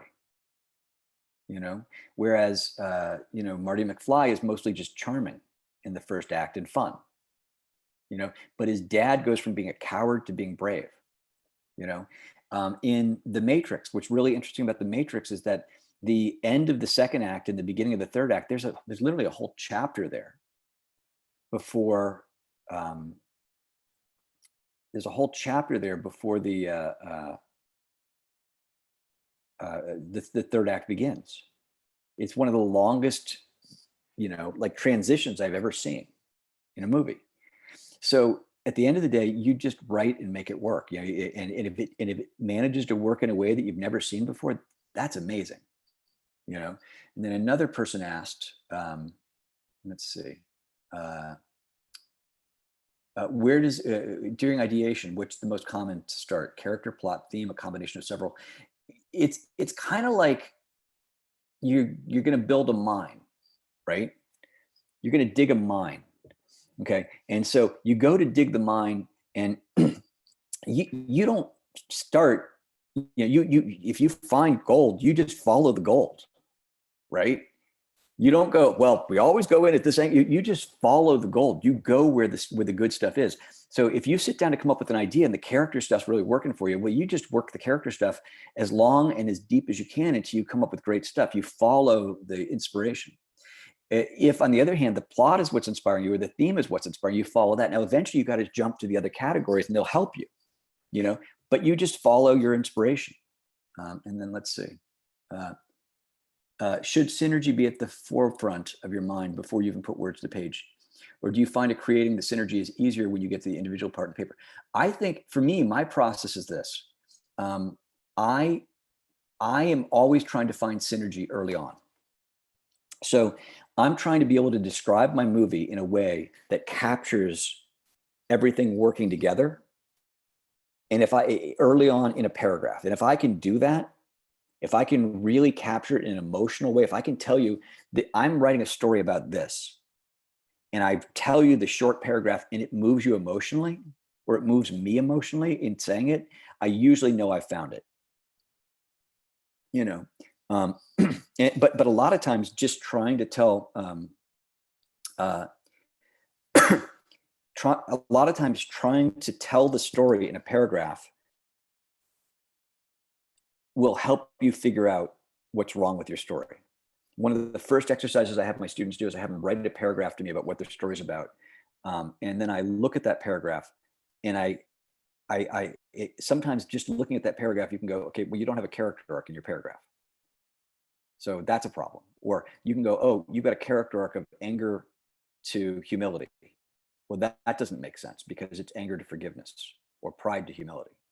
So a lot of times just writing a paragraph to yourself, trying to make it a good paragraph, a good synopsis. If the synopsis works, the movie will work. If the synopsis doesn't work, if you can't describe it in a paragraph, you've got a problem. And please, nobody send me your paragraphs.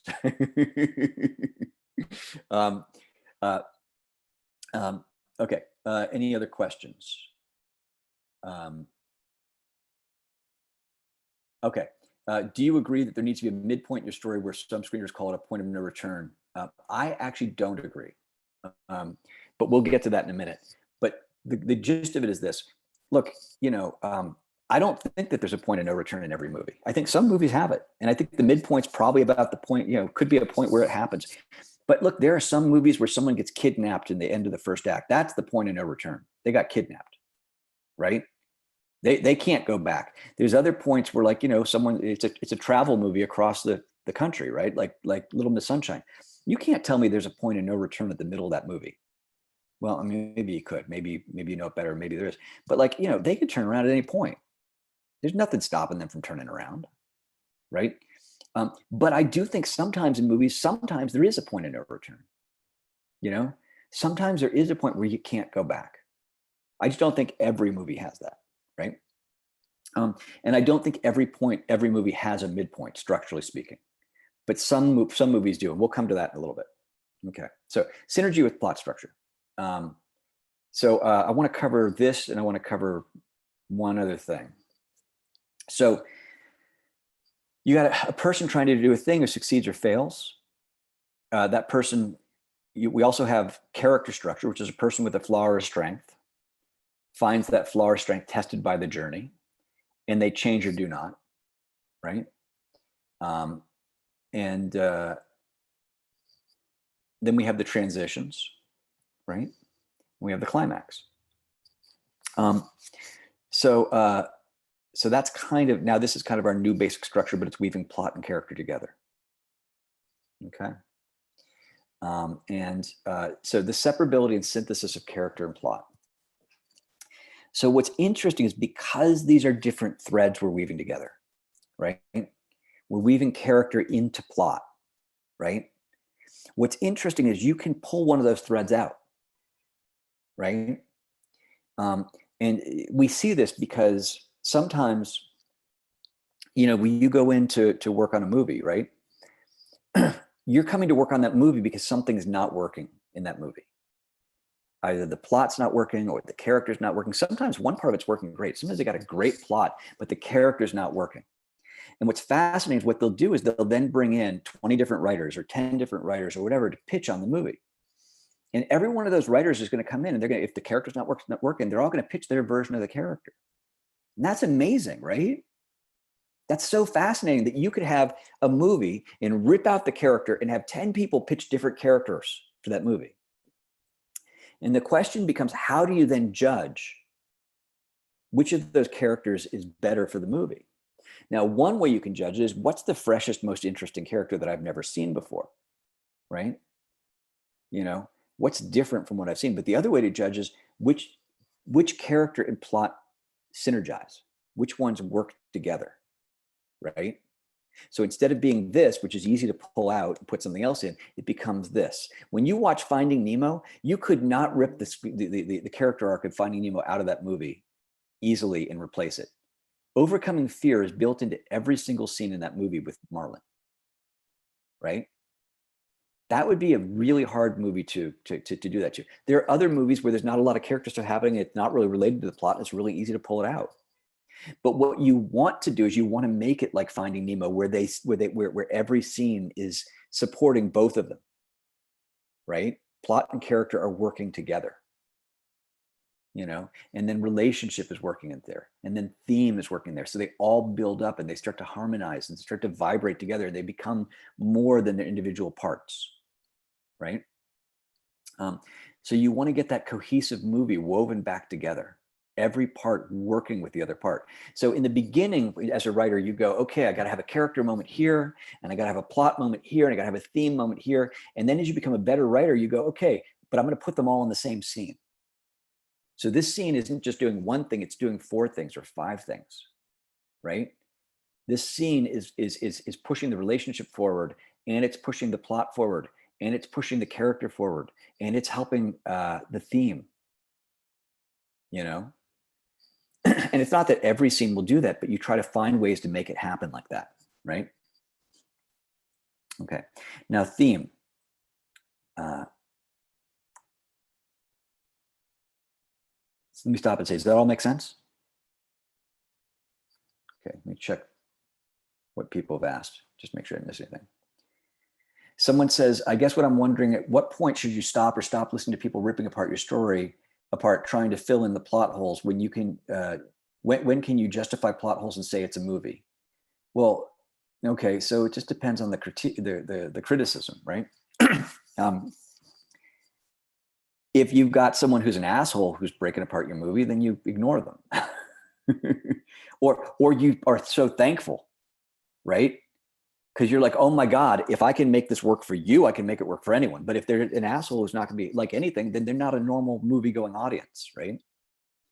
But as a general rule, I say, look, if more than one person tells you you're drunk, it's time to lie down. So if I hear a note more than once, I probably have a problem, right? And it may not be a solution that I've got. I may not need to take their solution, but I've got a problem I've got to solve, right? And because, I'll tell you, if your friends are telling you there's a problem, producers are really going to tell you there's a problem, because they're trained to pick things apart, and you want it to be Teflon. You want it to be bulletproof as much as you can, right?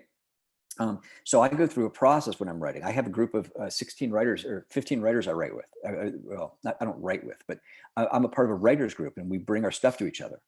And we have actors every week who put the stuff up, and I have 15 writers giving me feedback on my stuff, and they're throwing rocks at my stuff, and the question is it going to be strong enough to withstand the rocks thrown at it, right? And then, my manager does the same thing. He then has a group of people who reads it. And then I save my people, my friends who are the best readers and the most savvy at critique for last, because I want everything to be fixed that can be fixed so I can get the toughest notes last,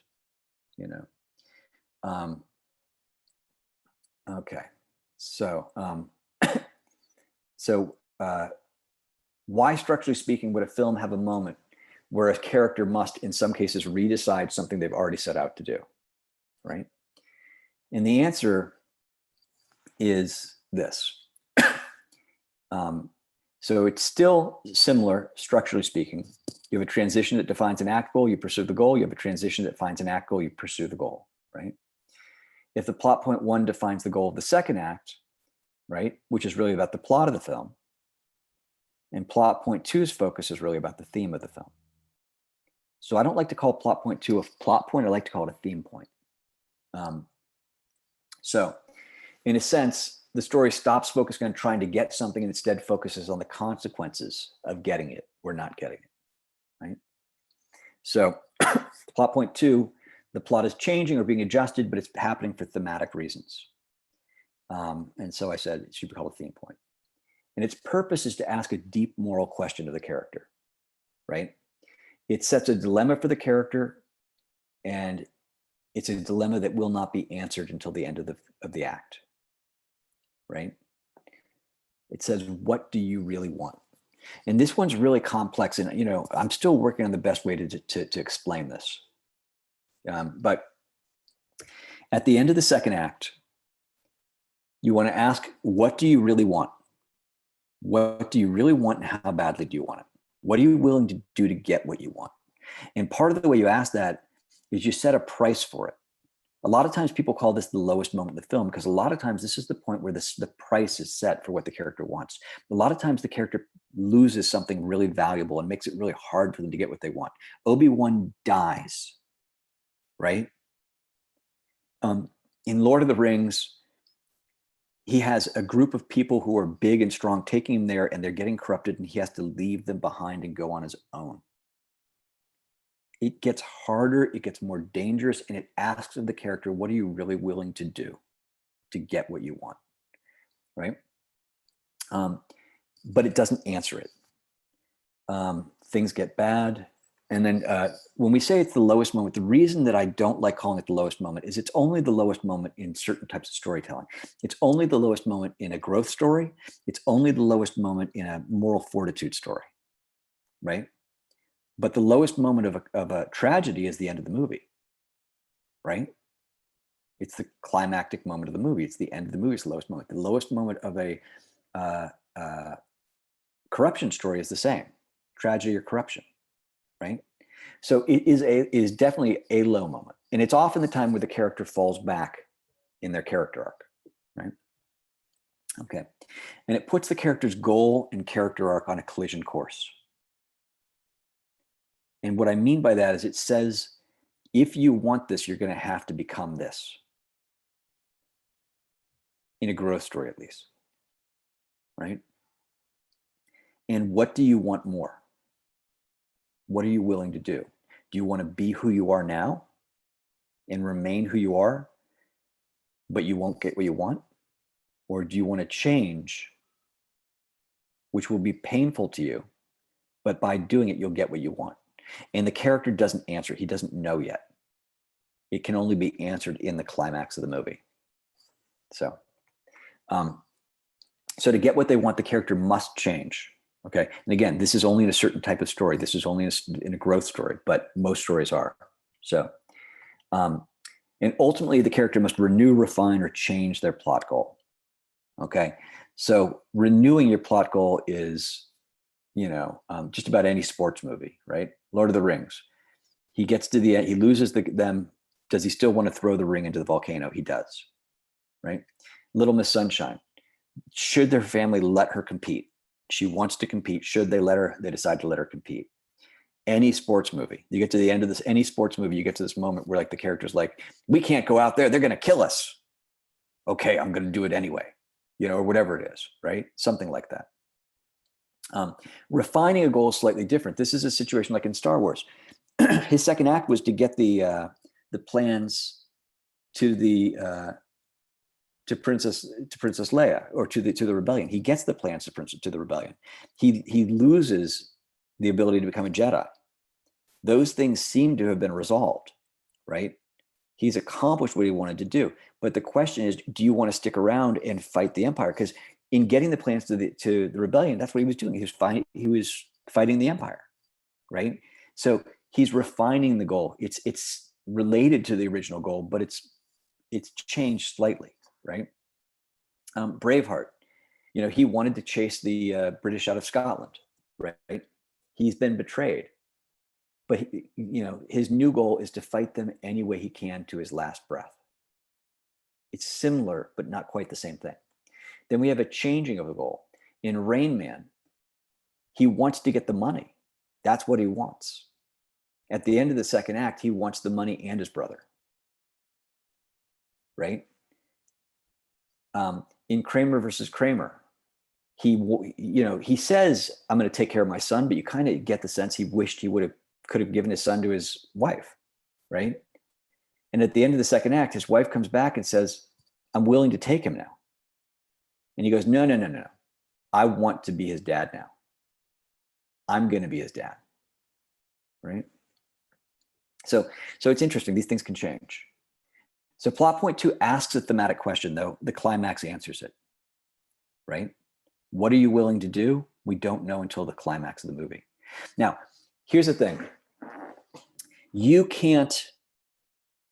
want your character to not change before the climax of the movie if you can help it. You want the climax of the movie and the moment that they succeed or fail and the moment that they change or do not to be tied together as much as possible. If you change it too early, all the energy of the movie is going to fall out, right? Because it's those two things together resonating with each other that gives you the moral of your movie and gives you the theme of your movie, right? So I was working on a movie. One of the things I used to do is I used to work for an A-list writer in kind of a writer's room, you know, where it was just me and him, and I would help him break story. And there was this one movie where at the end of the second act, the character changed. And then there was this amazing stuff that happened for the rest of the third act plot-wise. And the movie just lost all of its energy. And we realized we changed our character too early. So we went back and we adjusted the character so he didn't change. We moved the change to the end of the third act. And all of a sudden it worked, right? We didn't change the plot at all. We just changed the fact that the character was still changing, right? Okay. So I'm going to wrap this up because I know it's getting late. I want to just talk about one more thing. So, and I'm going to skip this stuff. Okay. So this is our ultimate basic structure. A person with a flaw or strength trying to do a thing, finds that flaw or strength tested, who succeeds or fails, changes or does not, for better or worse. The top row is plot, person trying to do a thing, who succeeds or fails. Bottom row is character with a flaw or strength, finds that flaw or strength tested and changes or does not. And then the third row, not going back and forth across, but going vertically, do they change? Do they succeed or fail, change or not, for better or worse, is the theme. You can have a person fail at what they set out to do, but change for the better. And it's a great movie. Rain Man is about a guy who goes to get the money, and he goes to try and get his brother. And in the end, he fails. He loses the money and his brother, but he's become someone that loves people. And because he's become someone that loves people, and that's a good thing, it's a great ending. Does that make sense?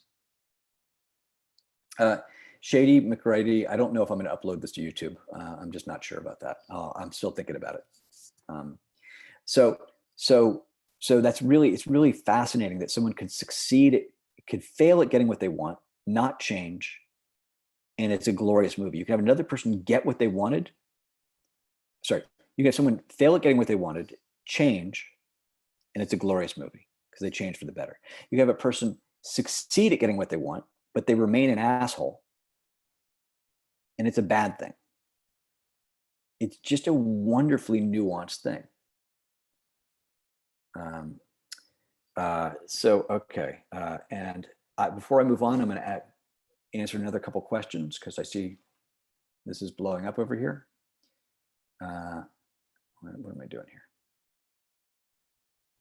Hang on. Okay. Okay.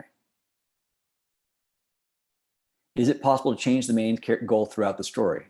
Where they want something in act one, but then it changes. Yeah, in a 4-act structure, you can change the character's goal in the middle. That's unusual, and I'll show you some examples real fast. How often are you put in a position to defend yourself creatively against a producer, and are you able to? Every time you're working with a producer, you're defending yourself, but you're just doing it in a very loving, like collaborative way. It's your job to defend yourself, but it's your job to defend yourself in a way where you it's a discussion, right? And the word defend is the wrong word. Right? Collaborate, right? Yeah,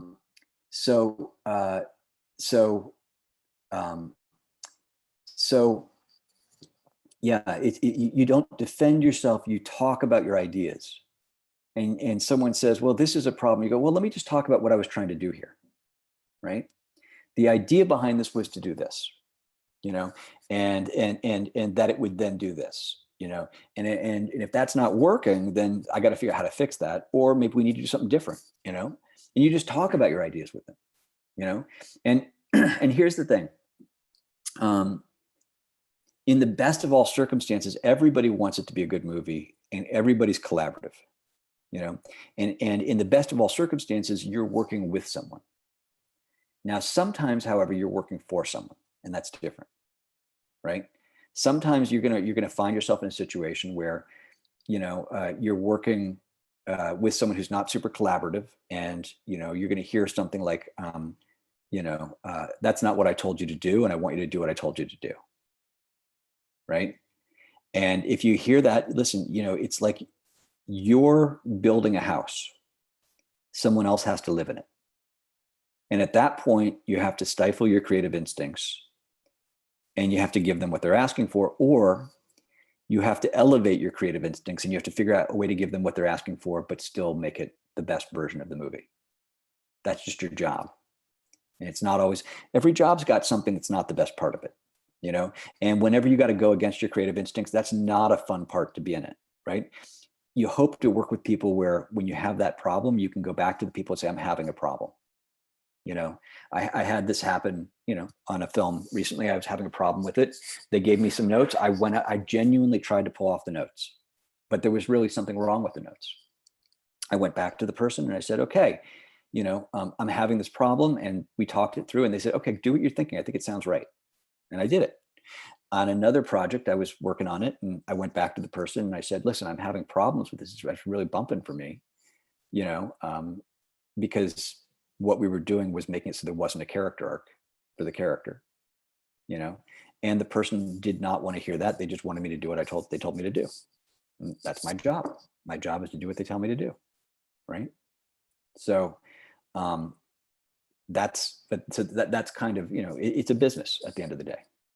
If you want to write movies just for yourself, you can write movies just for yourself. But if you want to write movies with other people, your job is to figure out how to be collaborative. And half of being a good screenwriter is not having the right ideas, right? Half of being a good screenwriter is being a collaborative human being that can work with other people, right? You know, and there's tons of really smart people who are geniuses who cannot work with other people, and so they're not working, you know.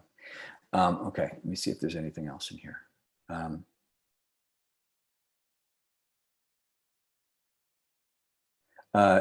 Protagonist almost never knows that they're not conscious of the change. You know, we're not really conscious when we're changing. It's very hard to be conscious of that you're changing, that you're overcoming fear. You think of a movie where you watch, I can't even think of a movie where a character goes, I need to overcome my fear, right? I can't think of a movie like that, where I need to overcome my rage. You know, they might come to the understanding by the end of the movie, but I can't think of any movie where they're that conscious of it. And I think that would steal some of the power of it. Let's see.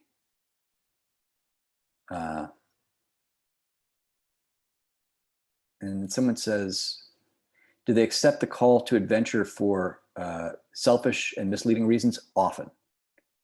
Or are they somewhat conscious? Yes. I mean, you know, so sometimes it's selfish. Sometimes they do it for a good reason, you know, but they don't usually do it because they want to change.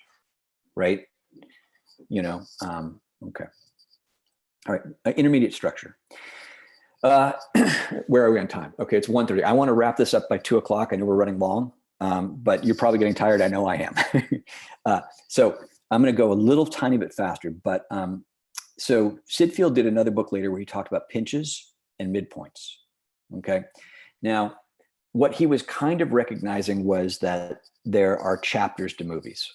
And I don't really like some of the stuff that he wrote in there, so I'm just going to speed past it, but he was kind of recognizing that there's chapters to movies. He stated every film has a midpoint. I don't think every film has a midpoint. I think every film has a point that you can go, oh, that's the middle of the movie. I mean, you know, it's like, where's the middle of the road? You know, it's wherever the middle of the road is, you know, but structurally speaking, does that middle of the road do something? In the same way that when we were talking about Aristotle and he was saying, this is the beginning of the movie and this is the end, those are the beginning and end of the movie, but are they doing something specific? That's different, right? So, you know, is there a point of no return? I don't know that there's a point of no return. You know, I think that you could make that argument. I'm fine with that argument. I think that lots of movies have them, you know. In terms of the pinches, we're getting close to sequence structure or chapters, and we'll talk about that in a second. So midpoints, though, if we look at the movie Jurassic Park, Titanic, or Alien, right? Jurassic Park is a movie about dinosaurs escaping from a theme park. Titanic is a movie about a boat that gets struck by an iceberg. And Alien is a movie about an alien that bursts out of someone's stomach and now they have to kill it. Usually that would be what would happen at the end of the first act. In these movies, which are true 4-act structure, that happens in the middle of the movie. So Jurassic Park, at the end of the first act, you have this guy who's asked to test the safety of the park. He reluctantly agrees to test the safety. The middle of the movie is the dinosaurs escape. The park is clearly not safe. His decision is to get out of the park and back to the safety of the base camp. The end of the second transition, or in this 4-act structure, the end of Act 3, going into Act 4, is they arrive at the base camp to find out that the velociraptors are loose in the camp, and they're like, the whole island's screwed. We got to get off the island, right? Now, why did they do that? It's such an interesting choice to wait that long, And the reason that they did that, to me, is because all the other Jurassic Parks that have come after it have all released the dinosaurs at the end of the first act, right? But this was the first movie, and this was asking a really interesting question. It was asking, what is the role of science? What is the role of science in our world? And to ask that question responsibly and to ask it really well, they had to make this not just speculative, they had to make it feel real. So they were taking time to slow the story down, to really explore the science, to see them making dinosaurs, to talk about how the blood came out of ambers, to do all these things. And it made the theme of the movie so much stronger by doing this, right? And so this became a genuine 4-act structure. And what makes a genuine 4-act structure is that the goal in the second act changes. So when people talk about a 5-act structure, the reason I don't really like the 5-act structure thing is that the goal is not really changing. They're calling it, I don't like it when they call it that, because I don't think it's really acts. I think it's just, it's dividing it into something different. And there's nothing wrong with how it's being divided, but it's not truly, for me, a 5-act structure. It's something kind of between chapters and acts. That doesn't mean it's not useful. It can be super useful. I just have, I'm a very specific, person. So I react to the specificity of some of it, right? But this is a true 4-act structure, right? His goal is actually changing. In Titanic, what they've done is they've melded together 2 types of movies: a romance movie and a disaster movie.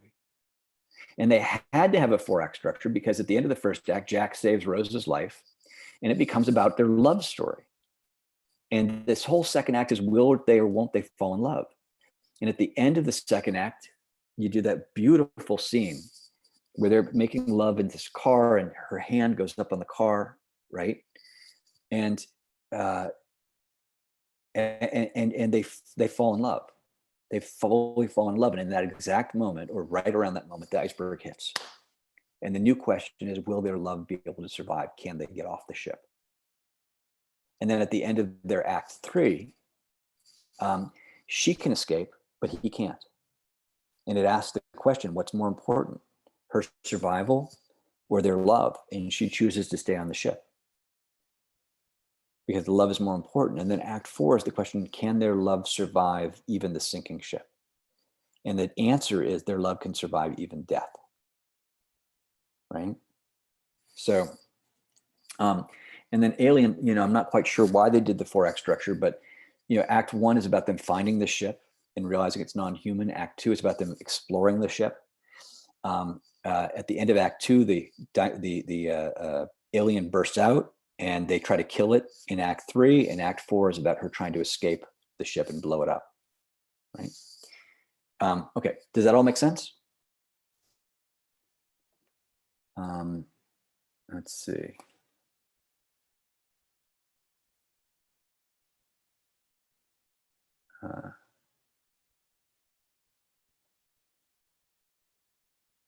Okay, do I ever write with the thought of giving an actor work to do on stage and the screen? Absolutely.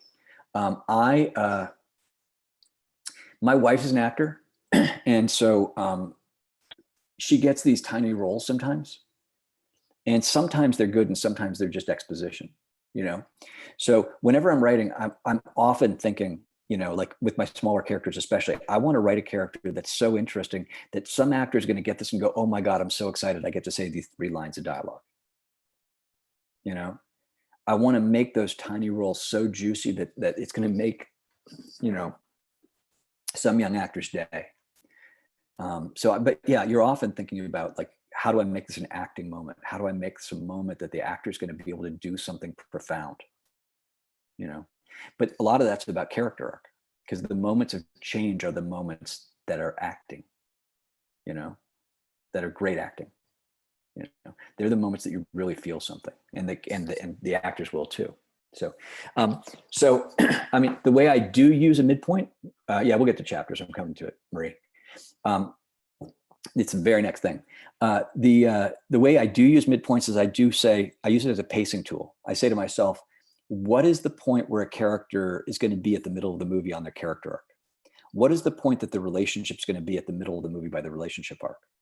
You know, and I guess you could make the argument on a plot level, you know, what's the point on the plot level that a character is going, you know, that the plot's going to be ramping up. You could make the argument, you know, I'm going to speak against myself, that, you know, you're trying to get to a point of no return. I'm not sure I 100% buy that, but I'm almost, you know, there might be something there. So let's see, I'm going to skip ahead of this. Sequence structure. So sequence structure, which is chapter structure. I like calling them chapters, but sequence structure, Frank Daniel, who taught at USC, developed sequence structure. Now, historically, writers naturally wrote in sequences because of reels in film.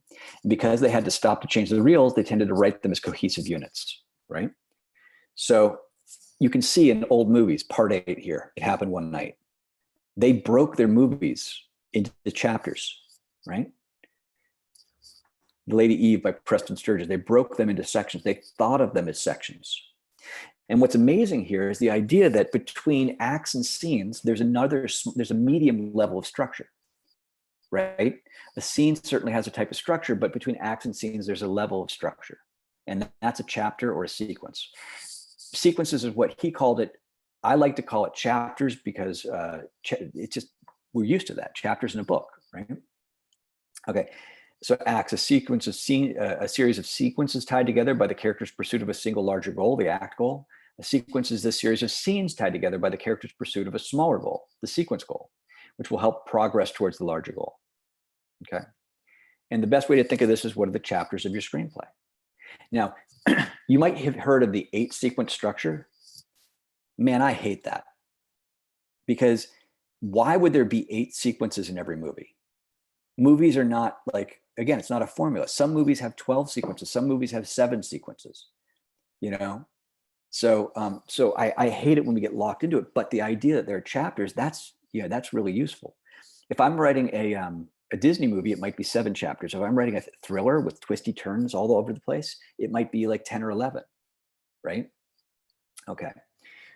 So in Indiana Jones and the Raiders of the Lost Ark, you have this opening sequence where he's trying to get the idol from the temple, and it's held together by the idea of getting the idol and escaping, right? And he fails.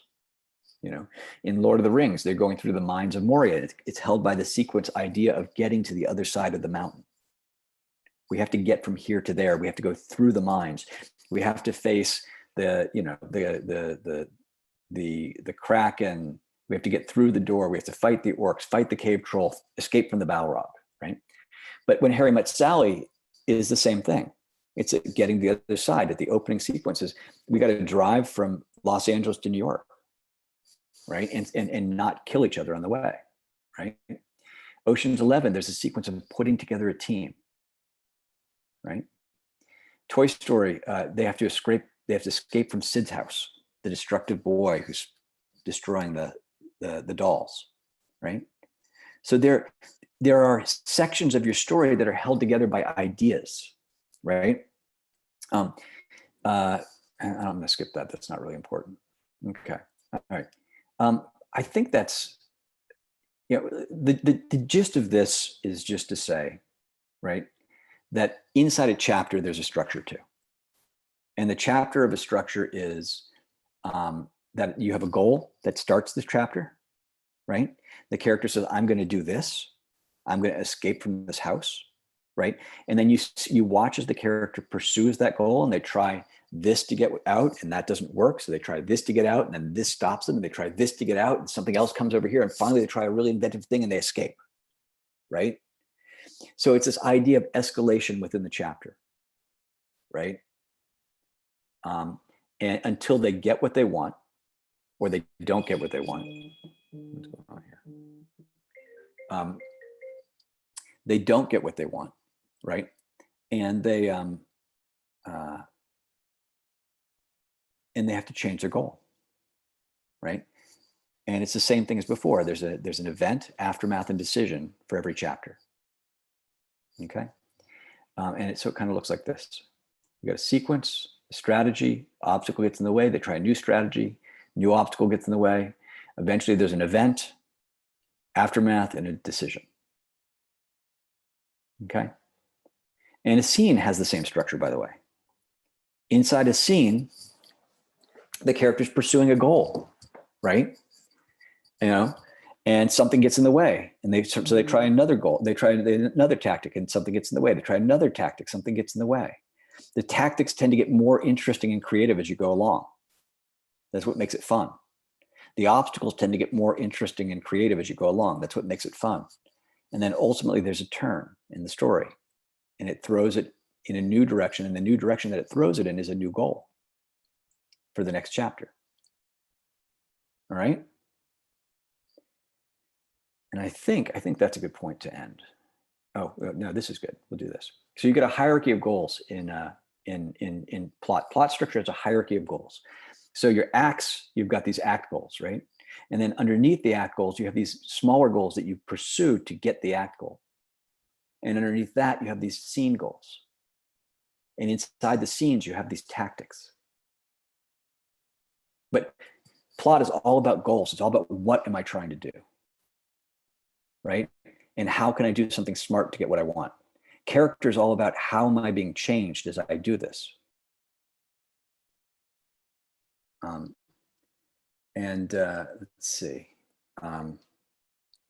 Let's see. And so the advantages of sequence structure are that it gives you a way. Oh, I know what I want to show you. Okay, we'll do a couple of things. So it gives you a forest for the trees, right?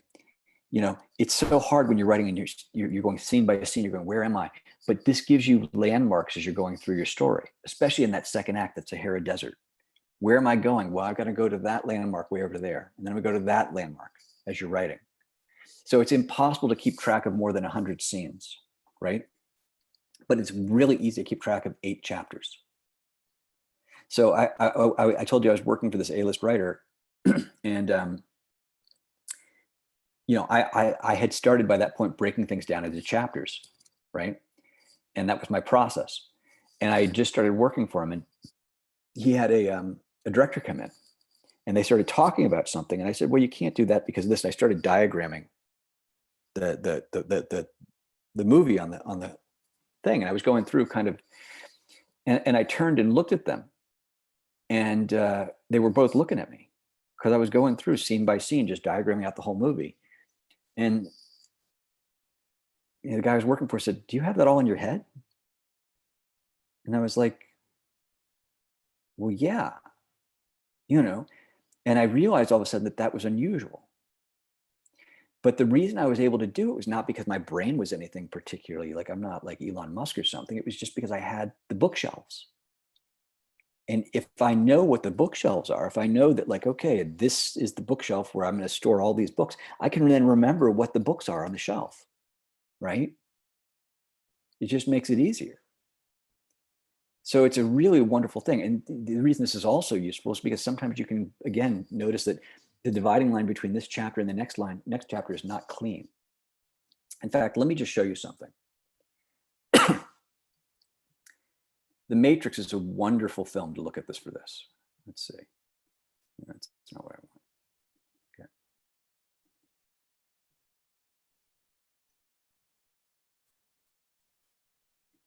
All right. So what's fascinating with this is you can see the dividing lines on this screenplay because they're very clear about it, right? Let's see, I'll just go down and see if I can get closer to it. Okay.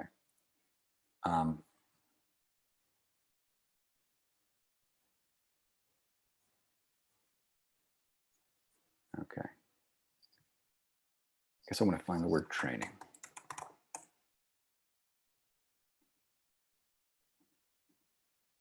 Okay. So get some rest. You're going to need it for what? You're training, right? The next chapter is all about his training. Chapter 4, training, right? Okay, we have this big kung fu fight, right? And then, let's see. And then chapter 5, you know, they finished the training, right? I want everyone on 12-hour standby. We're going in. I'm going to take Neo to see her. See who? See the Oracle. The next chapter is all about going to see the Oracle, right? And then he goes and sees the Oracle. And let's see, they're leaving, and you know, what happened? Did you see that? A black cat went past us, then it saw another that looked exactly like it. How much like it? Was it the same cat? It might have been, I'm not sure. What is it? Deja vu. It usually a glitch in the matrix. It happens when they change something, right? Okay, that's the event. And then Tank says, it's a trap. The new goal is to escape the trap, right? You can see the chapters. Then you get to the end of this, escaping the trap. And, right? And he says, okay. He says, I know, let's see. I know what it looks like, but it's not. I can't logically explain to you what it's not. Morpheus believed in something. He was ready to give his life for what he believed. I understand that now. What I have to, that's why I have to go. He's saying I have to go and save Morpheus, right? Why? Because I believe in something. What? I believe I can bring him back. Now, you may have noticed that the word believe is highlighted here. Now, you may have also noticed as I was scrolling up and down, the number of times that there's highlighted text here. The reason for that is because I ask my students, I say, what is the matrix about? And most of the time, they're not quite sure what it is. Could it be this? Could it be that? Could it be this? Could it be that? And eventually they get to believe, or eventually I'll help them get to believe. What's fascinating is the matrix is about belief. It's about, can you believe something? The word believe pops up in the matrix about 60 times. It's like every other page, every couple of pages, there's someone goes, I can't believe it. Can you believe that? You know, look at this. You know, I believe in something. What? I believe I can bring him back. What are you doing? I'm coming with you. No, you're not. No, let me tell you what I believe. I believe Morpheus means more to me than he does to you. I believe that if you are serious about saving him, then you are going to need my help since I'm the ranking officer in the ship. And if you don't like that, then I believe you can go to hell because you aren't going anywhere else, right? It's all through here. It's woven through here. And nobody notices. Nobody walks out of the matrix and goes, how many times, did you notice how many times they said believe in that movie? Right? It's amazing how they work the theme in here. It's just amazing, you know? All right. Let me go back to my, let me go back to this. Okay. So, so you can remember with the bookshelf, right? But look at this. This is Star Wars. The prologue is how the droids came to be in Luke's hands. Then we have the life of an impatient farm boy, and then he finds out that that he sees the recording from Princess Leia. That's the event, and then his uncle tells him to erase it, and that's his decision. And then he goes to erase it, but the droids have escaped. So now he's got to find them and bring them back to erase it. So he has a whole thing where he goes off to find them and runs into Obi-Wan, where his goal is to erase the droids. Then he comes back and decides to join up. So the next chapter is getting off the planet. They have trouble getting off the planet and finding a ship. Then they try to fly to Alderaan, but Alderaan doesn't exist. Then they have to destroy the scout ships. And what's interesting is we have the first kind of hint at complicated structure here, because we have two characters setting off to do two different things. So we have overlapping chapters. We have one person trying to shut down the tractor beam. We have one team trying to save Princess Leia. So we have overlapping chapters because overlapping goals from two different people.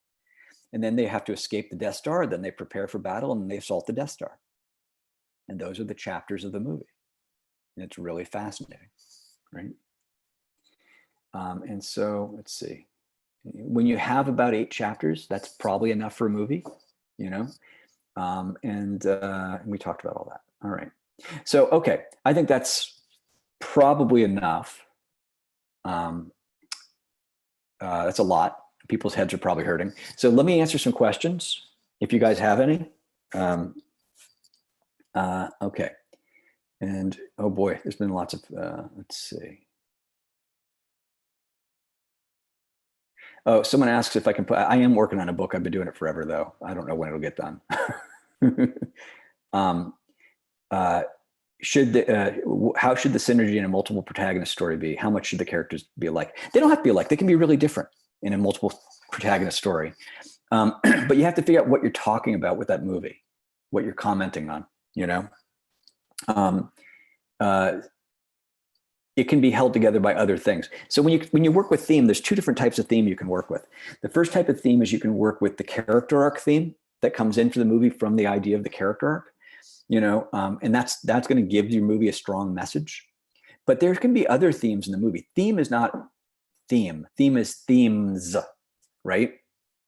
So, you know, you might have an idea theme to your movie as well as a moral theme, right? You know, in Jurassic Park, the theme of the movie is about caring for the kids, right? Allowing himself to care for these kids. But the bigger theme of the movie is about what limits should we put on science, right? And it's exploring that in a different way, right? But you know, like, you know, there's a movie, might be The Wild Bunch, a Sam Peckinpah movie, you know, where they start, one of the ways they work theme into it is they start the movie by watching two different colonies of ants, black ants and red ants, attacking each other, right? And then we watch the movie and we watch these two groups of humans attacking each other, you know? And they build up that theme by doing that. What are compromises in structure and character you feel must be made to have a succinct but compelling short film? I don't know. I mean, like you have to, you know, you're trying not to compromise. You're trying to figure out a way to just be better, right? So what you're trying to do is you're trying to, if you're trying to go, can I take these three scenes and combine them into one scene? So I've got the space to do other things, you know? Can I make it happen faster? Can I, you know, hopefully you're trying not to compromise to make something into a movie. Let's see. Where do the what if questions fit into the premise or log line of a script? I don't know what that means. Ask that again in a different way. How many scenes are too many scenes in a feature length? The average scene in a movie is 2 pages, the average speaking scene. What I try to do is I try to break my story. So what I do is I do this. I come up with my idea. Then I try to come up with I try to break it into acts and figure out what the acts are. Then I try to break it into chapters and I write like a paragraph for each chapter, right? And then I try and break each chapter into scene by scene by scene by scene. And then what I do is I go through my chapter outline and I go, if I have 8 chapters, that's probably enough for a movie, right? But that means that I'm going to have, you know, maybe 7 scenes in a chapter, right? But then I go and I budget it because I know what a chapter is going to, I read a scene description and I go, okay, that's going to be 1/8 of a page, right? And this one's going to be 3 pages long. That's going to be a long scene. That's going to be an unusual scene here, you know? And I budget it out and then I try and figure out how long each chapter is. And that tells me where I am in terms of my timing, right? Let's see.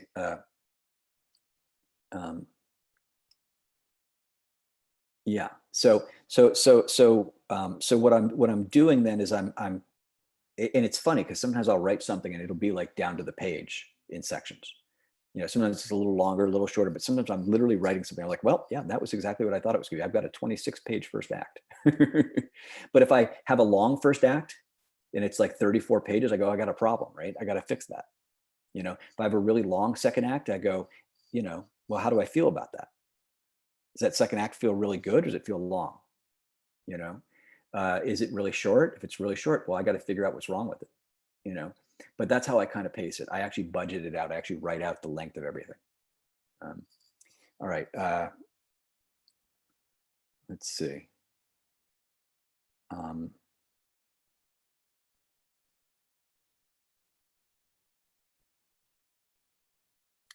see.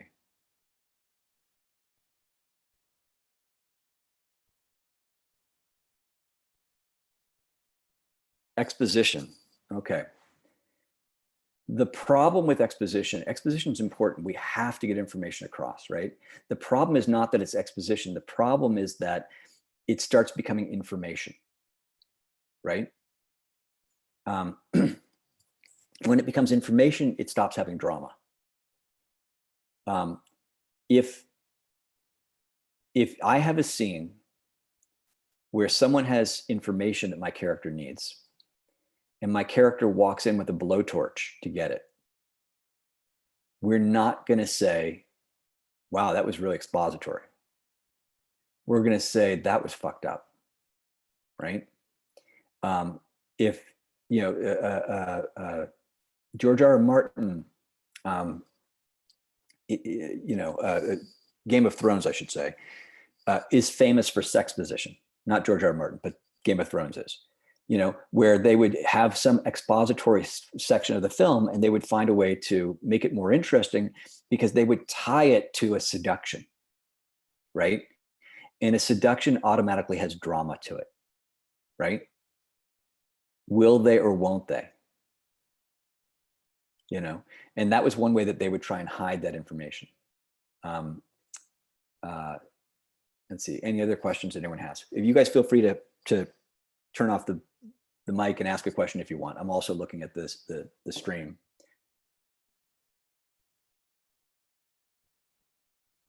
I have a question. Yes, please. Raphael.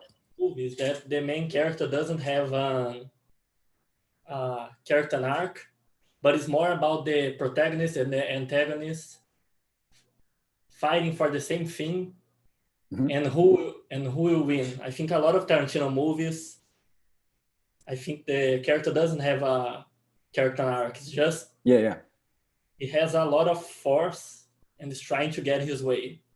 Yeah. Why do you think the film works so well?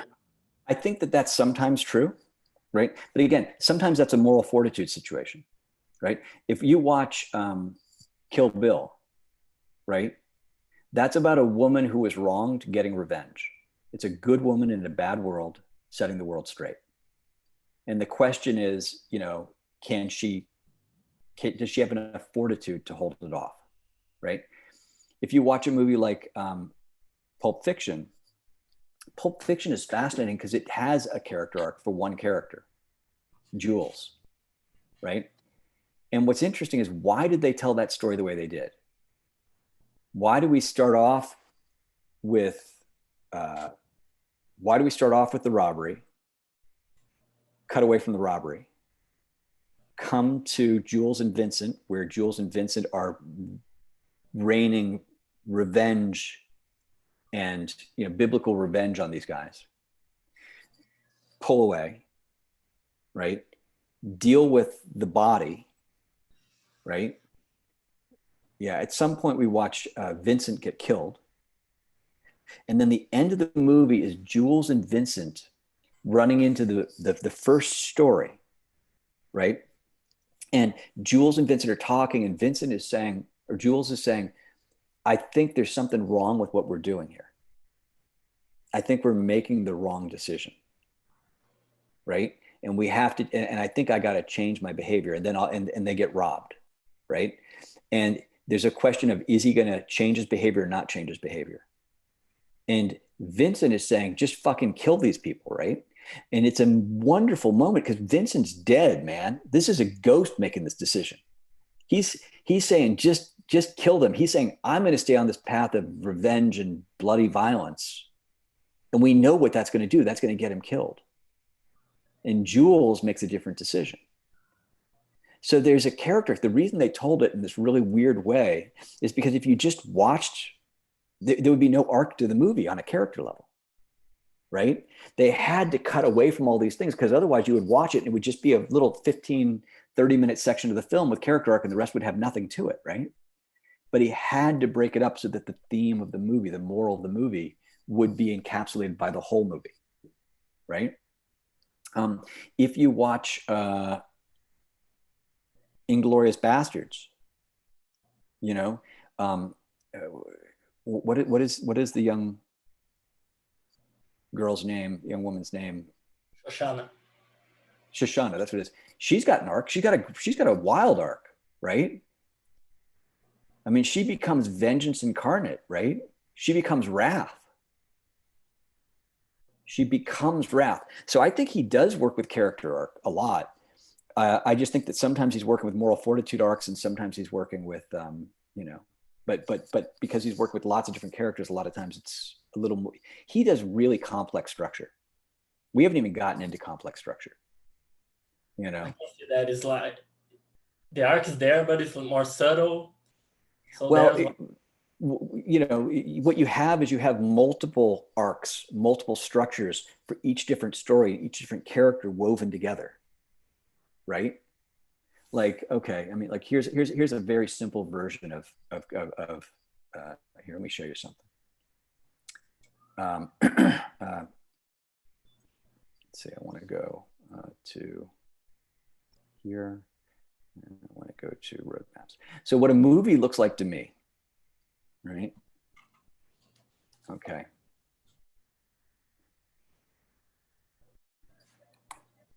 So what a movie looks like to me is this in my brain. Okay. That's a movie. Oh, wait, can you see it? Yeah, that's a movie to me, right? So this is a simple plan. And I break it into chapters, right? And then I weave the character on top of it and try and figure out how it all fits together, right? Okay. And then I'll do relationship too. So to me, like I think of the plot down here almost like the trellis, right? And then the character and the relationship are the things you're weaving into the trellis. They're the plants growing more organically into the trellis. Does that kind of make sense? You know, now, but this is simple character. I mean, this is a fairly simple structure, right? Let's look at the Avengers.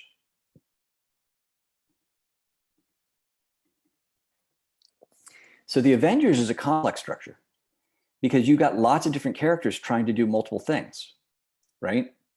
And so each character has their arc. It's a simpler arc, right? Because there's less room for each character arc because you have to address all these different people. But also you sometimes have overlapping chapters or sequences because each character is doing different things. You'll notice that in this section of the film, there's lots of overlapping chapters. And the reason for that is because what's going on a relationship level? On a relationship level, they're not working together yet. So their goals have not united. So you see them fighting each other, working alone, working in teams of two, and eventually working as a tentative team, and then finally as a united team. That's complicated structure because you're now breaking the structure down, you know, with overlapping chapters, and you're breaking the structure down with overlapping arcs, you know.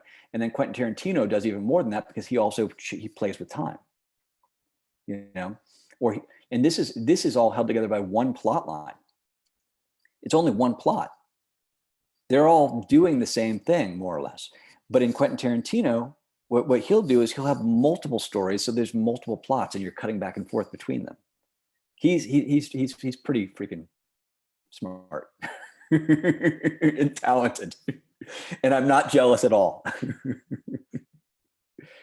Okay. Okay. All right. Any other questions that people have? I have a question. Yeah. Please, Jasmine. Oh, sorry, thank you. You kind of touched on it before, but I was wondering whether you do all of this preparatory work looking into like the technique of it beforehand, or if you ever just start writing and then go back into it to see if it fits the structure. It's fine to do either. I mean, what I normally do, I'll tell you what I normally do is I normally want to figure out what my movie's about before I get started, right? And this is my process. But, you know, I mean, so what I'll do is, you know, you have inspiration, you have an idea, right? And when you have inspiration, there's a lot of something that hits you at that moment. So I try to write all that stuff down as fast as possible and see where it takes me, right? And so I just try to write everything down, right? Everything, put every idea down that I have and just go with it. Like let the inspiration continue to run as long as it can. Then I come back and I start asking questions of myself. I'll ask, do I have the right character arc? Do I know what the character arc is, or do I have a lot of different ideas? You know, does one of them feel right that belongs here? You know, like I'll have a discussion with someone. I'll say, like, what's the right character arc for this story? What does this story want to have as a character arc? You know, because you can have lots of different character arcs on some stories. You know, so I was working with the director the other day, and we're working on an idea, and we're talking about, we're coming up with an idea from scratch, and we're talking about it, and we're going, okay, it could be this, it could be that, it could be this, it could be that. And then at a certain point I said, I think that the arc that we should work with is this arc right here, because this is a story that seems to be about envy, right? The plot seems to lean to be about envy. And we were talking about whether or not it should be revenge. You know, and it's not that revenge couldn't work in that story. It could work in that story. It could work fine. But envy seemed to work better. It had more sympathetic vibrations. It was more magnetic, just a little bit. It was about 30% more magnetic, you know. So, and what's great about that is because if you can get two things that want to work together, now the theme starts to pop even more too, right? You know, the character arc is supporting the theme. Well, I showed you that triangle. If the triangle's done well, the character arc is supporting the theme and character arc are supporting the plot. They're all working together, right? So I started asking myself these questions. I'll go through with the character arc. I'll go through with the relationship arc. I'll ask myself questions about theme. I'll play. And the truth of the matter is, I'm just getting pieces of my story. And I'm just trying to figure out as much as I can and put together enough that I can write my first draft. Right? And the first draft is just the beginning. I've done 20 drafts of something. I am on draft 21 of something. You know, I've got this one script that keeps getting optioned, you know, and we're on draft 21, and I think it's getting better and better, you know. It's like, you know, which is great. I don't know if it'll ever get made, but it's getting better and better. And I've got other things that I wrote 4 or 5 drafts of, and that's fine, you know, and they're fine. They're done, you know. But your first draft is just the beginning.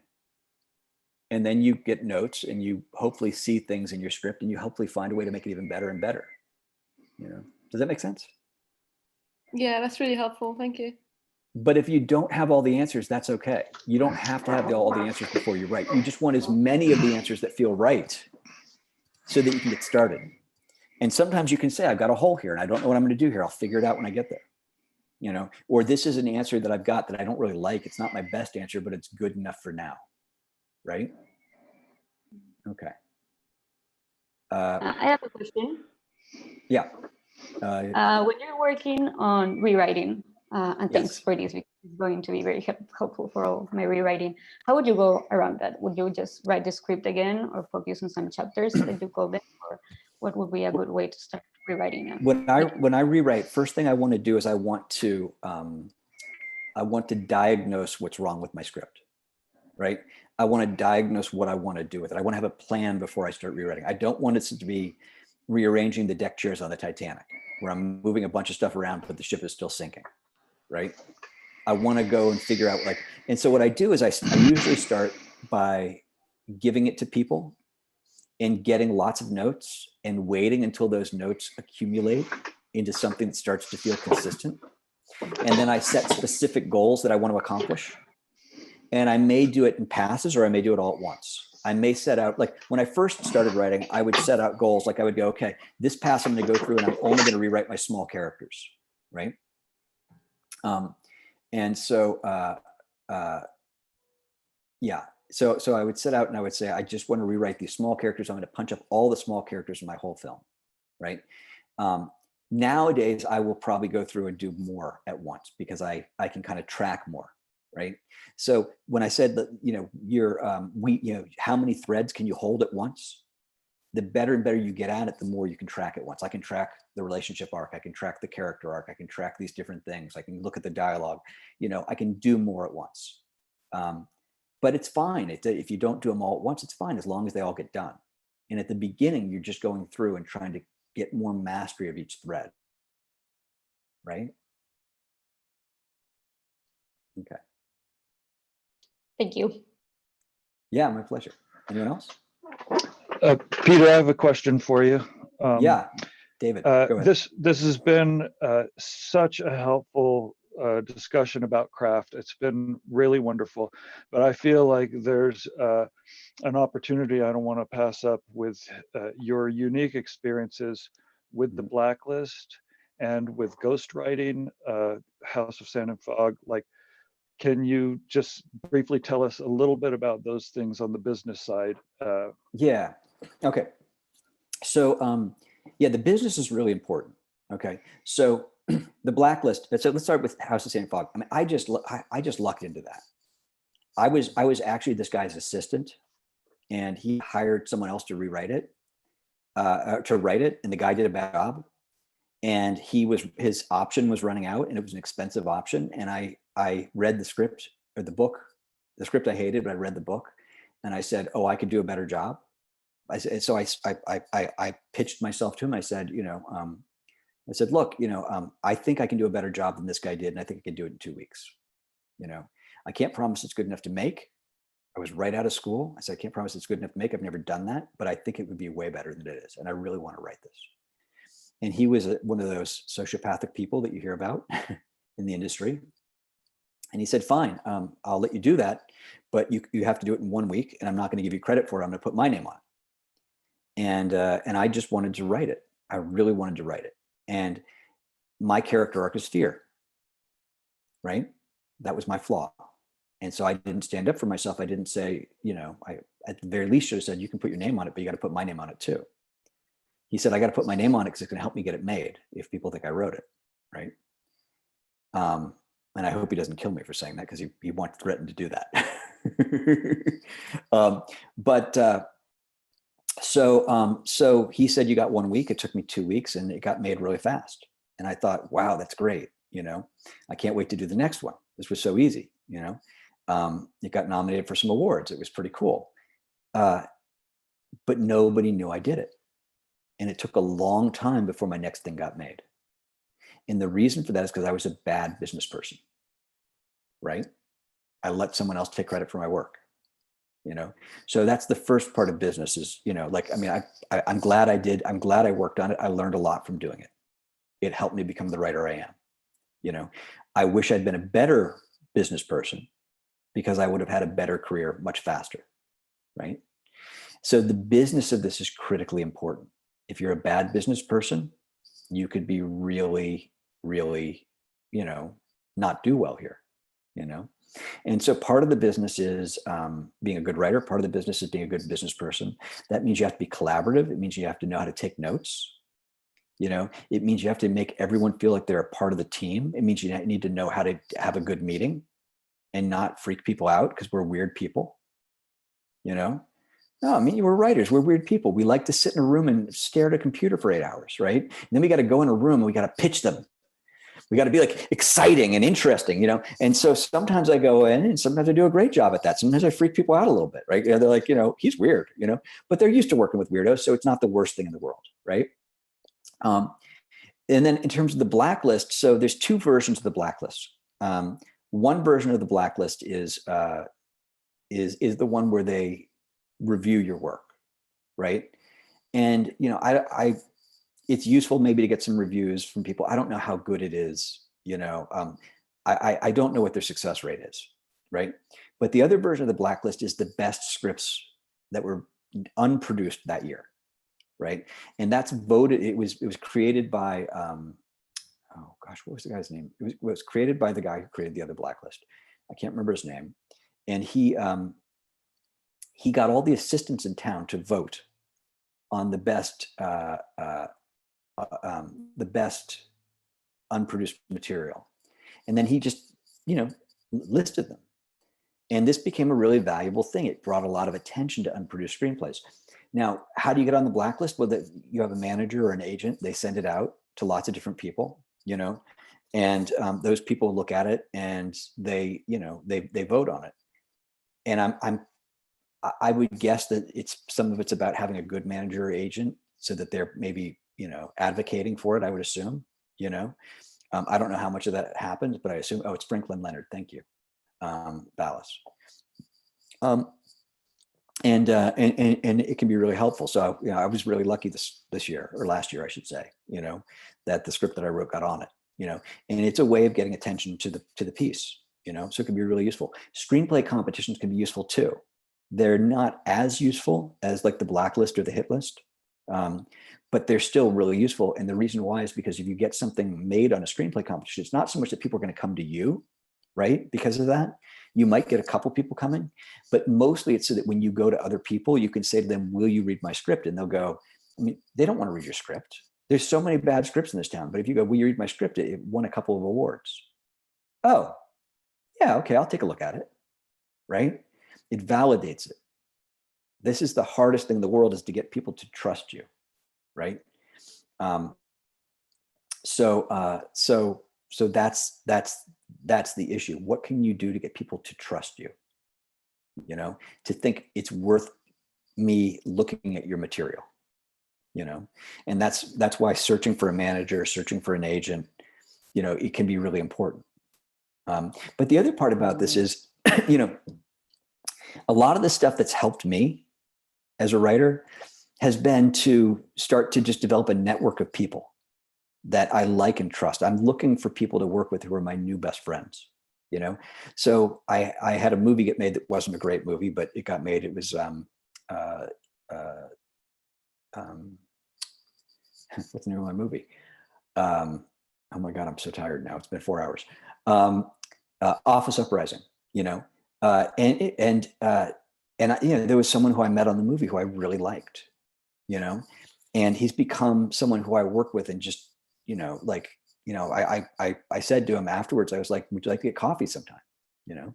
And so we went out and got coffee, and we started talking, and we found common ground. And, and one of the things that you can do is, to make connections is that you have a great advantage. You can write, right? So you meet someone and you go, well, you need something? I'll write something for you.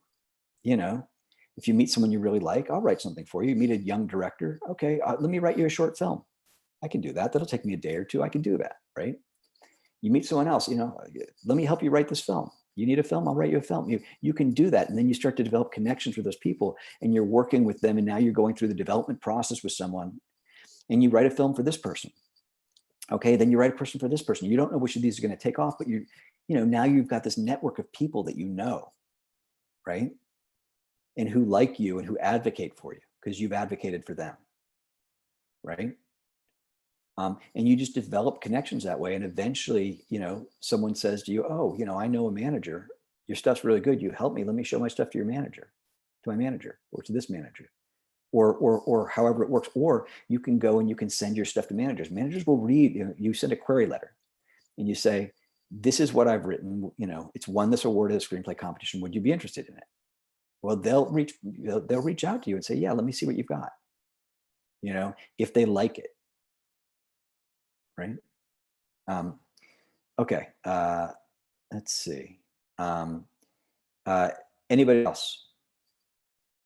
Any other questions? Hello, Michael. Yes, please. Yeah. So basically, I'm a Hi. student, and hi. Yeah. So I'm a student, and so most of the time I would be making short films. So how would you approach, writing a short film? Because you have to, have your story told within around 20 to 25 minutes. So how would you go about writing a short film? Listen, you could do an amazing short film in 5 minutes, right? I read children's books to my kids. They're short movies. They're short stories, right? And some of them are great. There are stories that are really great, and my kids love them, and they're profound and they're interesting, right? So, what I would tell you is, when you make a short film, I would say there are 2 ways you can approach it. One is, look, same things we're talking about. What's the character arc? Can you do a character arc? Can you make someone go through a profound journey, emotionally speaking, in the short film? That'll get someone's attention because they feel something profound. What's the idea? Is the idea an interesting idea that's going to get people's attention? And then I would say, on a business level, can you make a short film that could be a feature film? could be expanded out to a feature film. That's a smart business decision, right? Because you can use your short film as a way, as a commercial for a long film. And that's happened for some people where they've made a really great short film and it's turned into a feature film later. In fact, that happened on Whiplash. You know, he had the feature film, and then he had to go out and make, you know, a short version of it to show people what he could do. And then they signed on. So yeah, that's what I would suggest. Anybody else? Yes. Hi, Peter. I got a quick question for you. Yes. My name's not really Blackberry, by the way. This is Matt from New York. Hey, Matt, how are you? I'm not bad. And yourself? I'm doing good. I'm tired, but I'm good. Yeah, I'm sure everybody's a little tired. I'm just wondering, given the time that we're in, would you considering offering any consulting services on television? I know you've written in television a little bit. I don't know that I have time to do that right now. Okay. Yeah, I mean, I've done it before, but I don't know that I have time to do it right now, just because given the time that we're in, I have kids stuck at home. So there's And almost so an increased workload on what's happening now versus it's being yeah, at USC. I have less time, you know. I mean, like I, you know, yeah, I mean, I you know, because, you know, I have scripts I have to write, you know. I mean, You have I deadlines write to pretty, make. yeah, and I have to teach as well. So between the two, I'm pretty swamped. And that doesn't mean that at some other point I might not have time to help people, but at the moment I definitely do not. Okay. Yeah.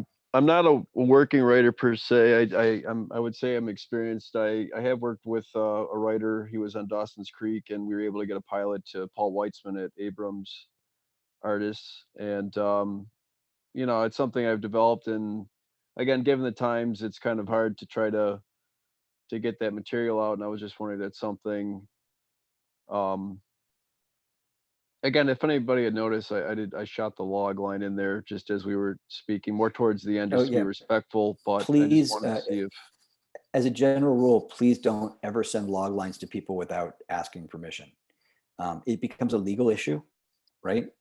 And it's considered a no-no. You don't want to ever give log lines out to people because you know, it's such a litigious town, and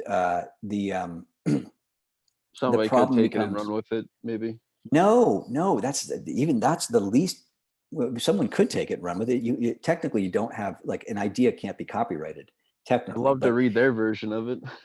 well, but the thing is, but the big problem is this: it's that, you know, it's like so many ideas are similar. You know, I was working on a project once, and Okay. and I was really excited, and I told a friend about it, Sure. and she Sure. said to me, "You stole my idea." And I said, "What?" Right. And she said, "You stole my idea." And we started talking about it. And for a second, I realized she had told me about an idea that was sort of similar, like 2 years before, and I'd forgotten about it. And then I realized all of a sudden, and I suddenly took a big, deep breath of like relief when I realized that the parts of the idea that were similar to her idea were not things I had come up with, because it was a Huh. rewrite I was working on. That's interesting. And I went, oh, thank God. So the thing about it is, yeah, as a general, you never want to show anyone anything without their specific permission. Never send a script unsolicited. All Never right. The tell, script you know, like, is a yeah. yeah. I was told that, or actually I was, you know, when I was working with him, the way to go was to go through the proper channels, representation, and that's all they wanted. That's all they had time with is a log line, you know, not even a query anymore. More That, no, so just that's, yeah, a query letter can have a log line, and that's different, you know. But as a general rule, you don't want to, like, you want to be very careful about, like, giving information out to people without, like, you know, and a lot of times what you'll get if you go to, like, managers, a lot of times managers will say, you know, they'll send you back, like, something that you'll sign before they'll read it, you know, as a general rule. But yeah. yeah. But I mean, you So got to they show your stuff to people. You just, we yeah, have to in order to absolutely. improve. That But you applies for just, everybody here. I would yeah. say, yeah. I mean, it's about getting it out to, you know, it's just a tough thing is trying to find the cracks, as they say, right? The cracks, as they say, and trying to get, like you said, the trust and the approval and their attention. And it is a very business savvy world. So you have to, you have to network your ass off is what you have to do. So Yeah, you do. But I want to talk to you. Networking is different than I think most people think of it as, right? yeah, So for building me, building a relationship, almost relationship building. oh, that's interesting. What happened to the? I think the Zoom shut down. Oh no, it's because it's on you. That's why. Okay. Yeah. So I think of networking differently than other people. Most people think of networking as like, hey, I'm Petey Gamble. Like, let's do some business together, right? And I don't think of it that way. I think of it as like, I'm out there trying to find people who I love. Right, relationship building. You want to be able to work with these people in the future and have partnerships, relationships with them, and down the line if. Yeah. You want to Vice find versa. people that you want to find people that you just really care about is what you want to do. Yeah, and like that they're people that you compassionate like, about that the you get along business with. too. Right. Exactly, and that who you can work with. So yeah. So anyway, did that answer your question? Yeah, you don't currently offer. I mean. Yeah. All right. That's what. Yeah. I actually was a special effects artist, practical special effects artist in one of the unions, and I'll say, and I kind of, speaking of transformations, I transformed myself into a television writer, and that's why I just wanted to ask that question because yeah, it's hard. It's actually hard. It's a lot harder than people realize. Hard like finding people that will consult with you, and like you said. Yeah. Well, I'll tell you. I mean, there are some really good people in town who do consulting. And if you look up consulting, you can find some of them. And I might even know some people from my writers group who I think are really smart. Okay. If you want, I could pass your information on to them. That would be cool with the logline, maybe, because that's the project that is at the forefront right now. It's the kind of one that's been in development for 6 months, and yeah. Again, it's gone through agencies. I got it into an actor, The Sopranos. Send me a private chat. I have no idea how to do that on Zoom. This is my first time. Okay. Well, I don't know how to get your information then. Let's see. Can I just send it just to you and not share with anybody else? That's what I'm saying. Yeah, there's a way to privately send it to just me. So if you can figure out how to send me your email address privately, I'll ask anyone in my group that if they'd like to do some consulting. That would be awesome. I'll give them your information and they'll reach out to you. Okay. That would be awesome.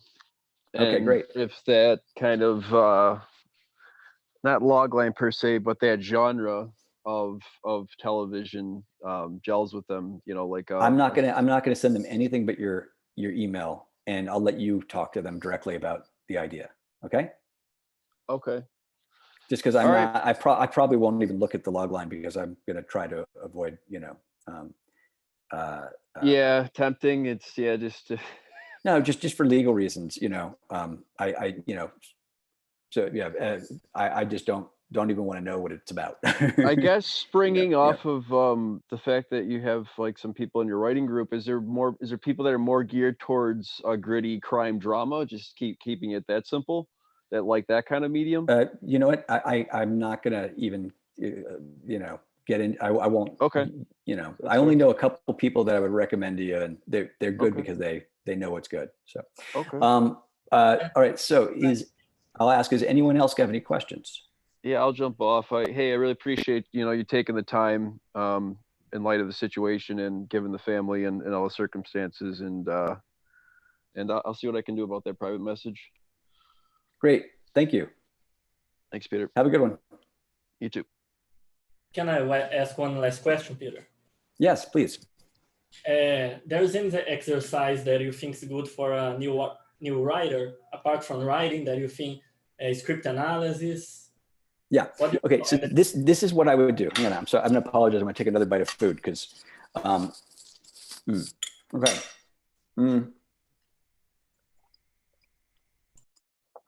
Yeah. Here's what you can do. You have to. Everything I'm teaching, I taught myself. Right. It's it may have come from reading other people's stuff, but it ultimately came from analyzing movies. So what you can do is you can say to yourself, what do I need to learn? right? Do I need to learn dialogue? Okay. If I got to learn dialogue, then let me go read the best dialogue that's out there. And let me analyze why that dialogue is really good. Let me think about what they're doing. Look for things that they're doing that make it great. And then you sit down and you write yourself an exercise, right? Okay, I'm going to write a scene. I'm going to try and do what they did, right? And what happens is it stops being the thing that they did. It starts being the thing that you did. After you do it a couple of times, it starts to become intuitive and organic and natural. And then you own it. If you want to learn how to do character arcs, you start by analyzing a character arc. Go through and ask, what is the character arc? What is every moment that the person changes in this movie, right? Let me diagram it out on a board, okay? Let me write it out in a document. And you do it off of the screenplay, not the movie. Because the screenplay has deeper insight into the stuff than the movie does, right? You can see things you couldn't otherwise see. You can slow it down. You can process it at a slower speed, right? Then once you've diagrammed a couple of movies out with the character arc and you've got those in your head, right, as like this kind of DNA, then you sit down with one of your movies and you try and diagram a character arc and look at how it matches up to those movies and overlays. It's like having a slide and overlaying another slide on top. And a lot of times what happens is having that DNA in your head allows you to go, oh gosh, there's a hole here, there's a hole there, right? But that's what you do. Anything you want to learn, you go in and you break down a couple of movies, you examine a couple of movies, and then you try to apply it specifically, as an active exercise. Okay. That answers. Thanks a lot for the advice and the lecture. Yeah, my pleasure. Okay, let me just see if there's any other. Let's see. Yeah, Peter. Yep. Hey, Jesus. Go ahead. Yeah, hello. I was just wondering, about any book recommendations, or, about filmcraft or screenwriting that might help, Okay, say that one more time because you're a little digital. So ask one more time. Oh, okay. I was just wondering, any recommendations on books on screenwriting or filmcraft that you have read that have helped you along the way? They've all helped me, but you have to just be careful and you have to really question what you're learning. You have to go take it and then try to apply it again and again and again and ask, the fundamentals. There was one book that I recall being really good, and I don't know if I'm going to remember. It's like,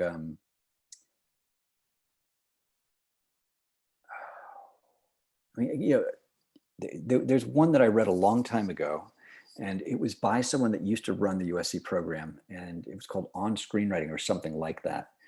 And I'd have to look it up. I'll see if I can find it while we're talking. Let's see. Thanks. You could also, post something already about it. Yeah. Let me see. It might have been called The Screenplay. I'll have to see if I can figure it out. But they're all good. There's so many good books out there. But again, you just have to be really careful about taking it as gospel. Yeah, I remember what you said about Saving the Cat, being useful for mostly comedies. So you have to Yeah. Let's see. Yeah, I'm not finding it, unfortunately. Let me see. Try one more time.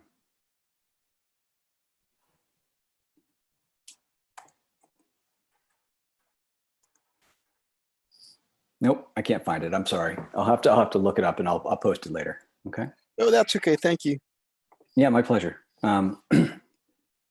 Let's see. Any other questions? Hi. Yes. I had a question about what your views are about elliptical structure of stories. So rather than where one scene or a chapter might naturally follow the previous one, so the effect link between the scenes or the chapters. Have you ever tried? Are you talking about kind of like nonlinear storytelling? Is that what you're talking about, or? Not necessarily chopped up and moved around. It could still be linear, happen in this in chronological order, but there'll be a period of someone's life. Not that it has to be epic, but there could be a period of someone's life and you see an X section of someone's life, but it's not as much. Oh, you're jumping from trying section go to section. Yeah. Listen, I think you can write really advanced, unusual creative stuff, right? I think if the Steve Jobs documentary, or not documentary, Steve Jobs biopic was amazing. It was 3 days in his life before 3 different product releases, right? And it was amazing, and it was unusual and it was great because of that, but you have to nail it if you do it, right? And so, but I think, you gotta, if it were, the answer at the end of the day is if it works, it works. And you'll know very quickly if it works, because you'll show it to someone and they'll go, the way is, this way.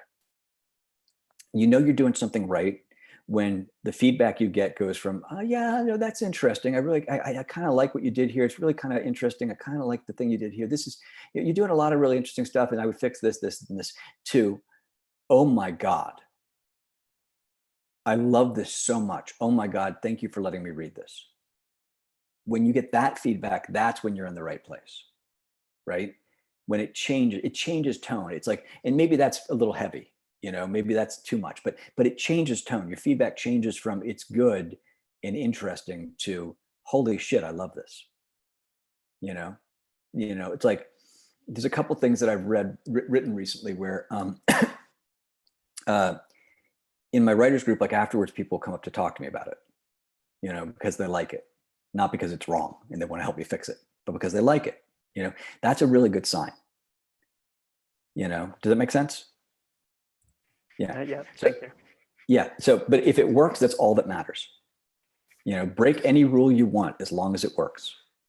So, how do you refrain from being too descriptive when world building a screenplay?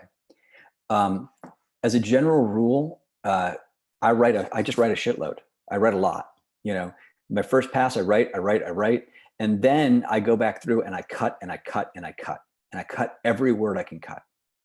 And I cut it down.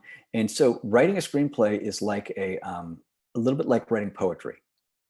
And the reason it's like writing poetry is because a poem has a visual component to how it looks on the page. And a screenplay does too. A book doesn't have that so much. You look at a book and you don't go, oh, this looks like a book. It just looks like a book because it looks like a book. But a screenplay, I can look at a screenplay and I can quickly go, that's something I can tell if I can't tell if a screenplay is good from looking at it, but I can tell instantly if a screenplay is bad from the formatting.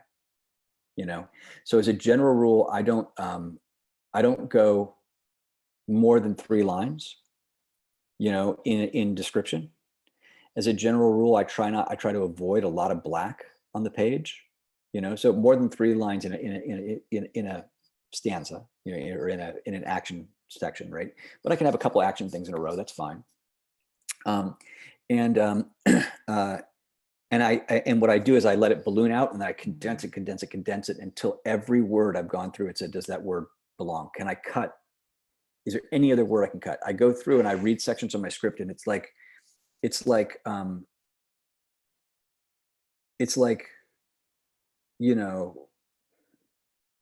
trying to think of a way to say this that's not weird, but it's familiar when you read it in the way that someone you're married to is familiar, when you put your hand on their shoulder and it's their shoulder, right? And you recognize the freckles, right? It's familiar because I read through something I've written and I've gone through that paragraph 10, 15 times trying to figure out if I can make it better, tighten it, punch it up. I mean, it's like people will say, what page did this happen? I was probably around page 22. We'll go, it's like page 22 sometimes. It's weird. Not always. Sometimes I'm off, but sometimes I'm like, yeah, it's probably, I would guess it's around page, and like we get there and it's close, So in terms of the description stuff, yeah, what you do is the first time you just write a lot of stuff because you want a lot of stuff to be able to cut, right? And then you can look at, and then you can keep only the best of it. So at the beginning, you're writing, you're trying to make your stuff go from being bad to good. And you're cutting all the bad stuff and leaving all the good stuff. At the end, you're trying to get your writing to go from good to great. And you're cutting all the good stuff and leaving only the great stuff. How do I handle sensitive topics in the story without sounding too preachy or heartless? I don't really know. You just, you fine tune it. You just fine tune it. Someone's recommending a book. He says Screenwriting is Rewriting. That's a good book. That was by Jack Epps. That's a great book. That's a really good suggestion. I know Jack, and Jack is phenomenal. So that's a really good suggestion. But so in terms of not being heartless or being sensitive to a topic, you write multiple drafts. You do the best you can with one draft, and then you show it to people and they tell you if you pulled it off. You do another pass and you show it to people again and they tell you if you pulled it off, and you do it again and again until you pulled it off. How do you establish and flesh out an antagonist that is non-human or a force of nature? You think about how to write them in a way that makes them interesting. What makes them different? Like if I'm going to write a robot, how does a robot see the world? So you think about it. How does a robot see the world? How do they process the world? Do you say, oh, well, a robot is non-emotional? Okay, well, that's one way to go about it. Maybe you go, a robot is more emotional, or you think about what are logical things. You go do research and you play and you play and you play until you find something different. How do you know if you're missing scenes? Well, I'll diagram out my movie and that'll tell me. I'll diagram out the character arc, for example, and that might tell me, okay, page 15, I've got a scene on or page 30, I've got a character arc moment, and then I don't have another one for 20 pages. Well, is that too long? Is that a problem? That might be too long. Do I want a more nuanced amount? Have I written any books? I'm working on a book. I've been working on one for over 10 years. I just, it's something I do.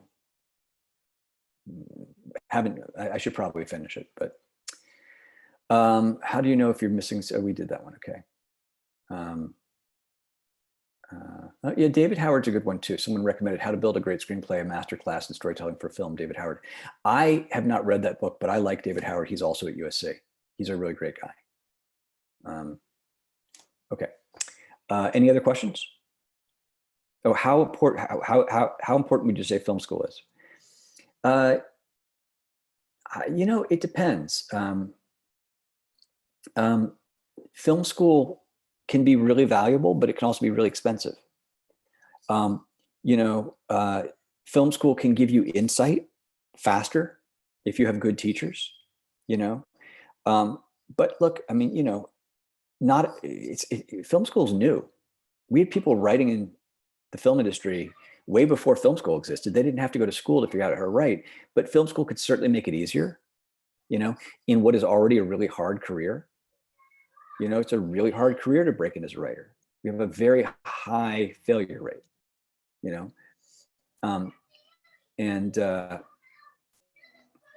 well, my kids are loud again. We have a really high failure rate. So film school can help with that. I mean, it really can. It can help you but on the other hand, listen, if you're a self-motivated person and you're going to go get every screenwriting book out there, you're going to read the screenwriting books, and then you're going to go analyze movies, and you're going to break it down and you're going to write every day, then that might be all you need, and it might get you thinking outside the boxes that film school are in, Someone says film school is a mafia if you get in the right one, and that's true. Knowing people from film school can help, especially like 7 years out, 7 years out when everyone's starting to kind of like the people who've stuck it out are starting to succeed, that could be really useful to you. So that's a really good point. But let's put it a different way. You come out to Los Angeles, or you go to some other place that makes movies, and you get to know people. You can make those connections in other ways. I would say the most important thing is to do the writing. My life transformed when I started writing more consistently. I didn't write as consistently as I should have in film school, but there came a point when I did, and there came a point when I would start getting up at like 5 or 6 in the morning and writing because I needed to get those hours in because I had kids. And I actually became the best writer I ever was once I had kids, because I didn't have a choice. My writing had to be the best it could be. And I had to make use of that time. And so I would get up at like 6 in the morning. I would head down to this little office and I would get working. And I would work until 12 or 12:30, 1 o'clock, and I'd come back and take over for my wife so she could go have a life too, you know, which is something that we're working on now. Can you have a passive by the way, how loud are my kids? Are they super loud? They're screaming at the top of their lungs. It's fine, honestly. Don't worry about it. Okay. It's Hold on a really, second. really fine. No problem at all. Hey. You can talk, just drop it down a little bit, okay? I gotta go be a dad in a minute. I gotta go give them some love. They haven't had enough love recently because it's crazy. It's fine, Peter. Okay. You're really long. You know, listen, in the time that we live in right now, I just think it's really good that we, you know, try and give to each other. So that's why I'm here. Oh, there's 2 more people trying to get in. Let me let them in. All right. So let's see. Are passive characters ever useful? Passive characters are so hard to write. Passive characters are so hard to connect to, because they, you know, there's something about making a character active that just makes them so much easier to watch. We get bored of passive characters, you know. That doesn't mean you can't write them, but I wouldn't want to write a passive character. I would run from writing a passive character because it's hard to make them compelling, you know. You can write someone who's a passive character, but then push them into a situation that forces them out of their passivity. That's fine. But someone who's, you know, like you take a passive character and you put them on a ship that's sinking, maybe it'll get interesting, you know. But they're hard. They're just hard, you know. Let's see. All right, I'm going to take 2 more questions, and then I'm going to go be a dad. What do you got? Lay it out. All right, I'll ask this. Yeah. It's kind of similar to the whole what book should you read.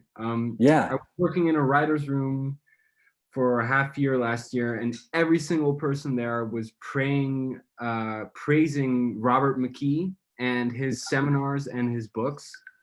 Yeah. And I haven't drank the Kool-Aid yet, and I would like to know your opinion on that, if you think it's worth it and really would help me as a writer. Yeah, I don't. Here's the thing. I got to admit, I've cracked open Robert McKee a couple times, and I find him a little bit frustrating. But I find most things frustrating at this point. Most things that I read when I open up screenwriting books, they drive me a little bit nuts, and they drive me a little nuts because I just think, like, you know, like it should be simple. You know, when you talk about a character arc's not that hard. It should be simple. You know, it shouldn't feel like you're getting a PhD in something. It should feel like, okay, you know, that makes sense.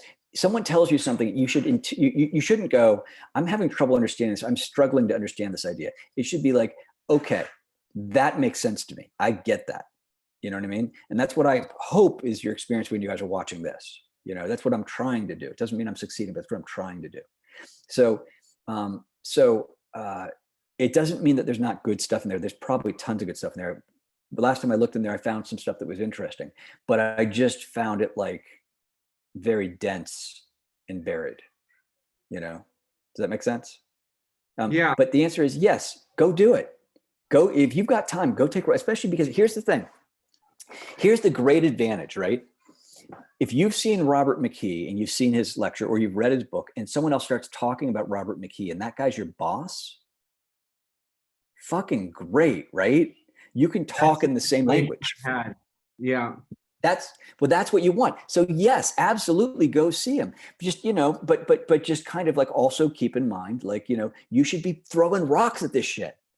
These guys, you know, including me, everything I'm teaching, you should be throwing rocks at it, you know? And if something breaks off, then you go, okay, I'm going to learn something from that. Let me go look at what broke off and figure out what the truth is. And if it bounces off and you can't knock it over, you go, well, maybe there's something there, you know? So, all right. One more question. Anyone else?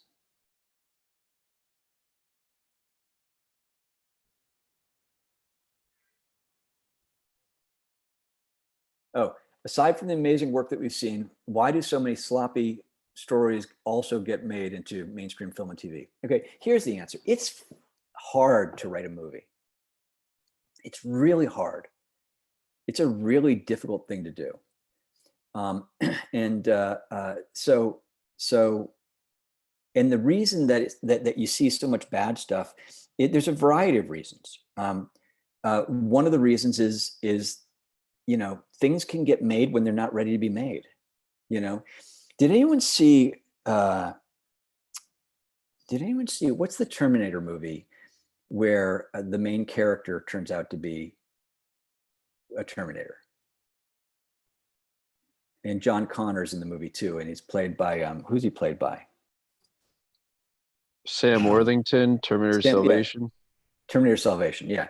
Okay, so the story I heard about Terminator Salvation is kind of a great way to explain. Now, who's the other character in the movie? It's Christian Bale. Christian Bale, that's what it is. Okay, so this is a great story. So you got Sam Worthington, Christian Bale, and they've got this wonderful script with this great twist where the main character figures out at a certain point, he suddenly realizes he's a Terminator. It's a great turn, right? He thinks he's human and he realizes he's a Terminator. So then they offer it to Christian Bale, and Christian Bale says, I want to make this movie.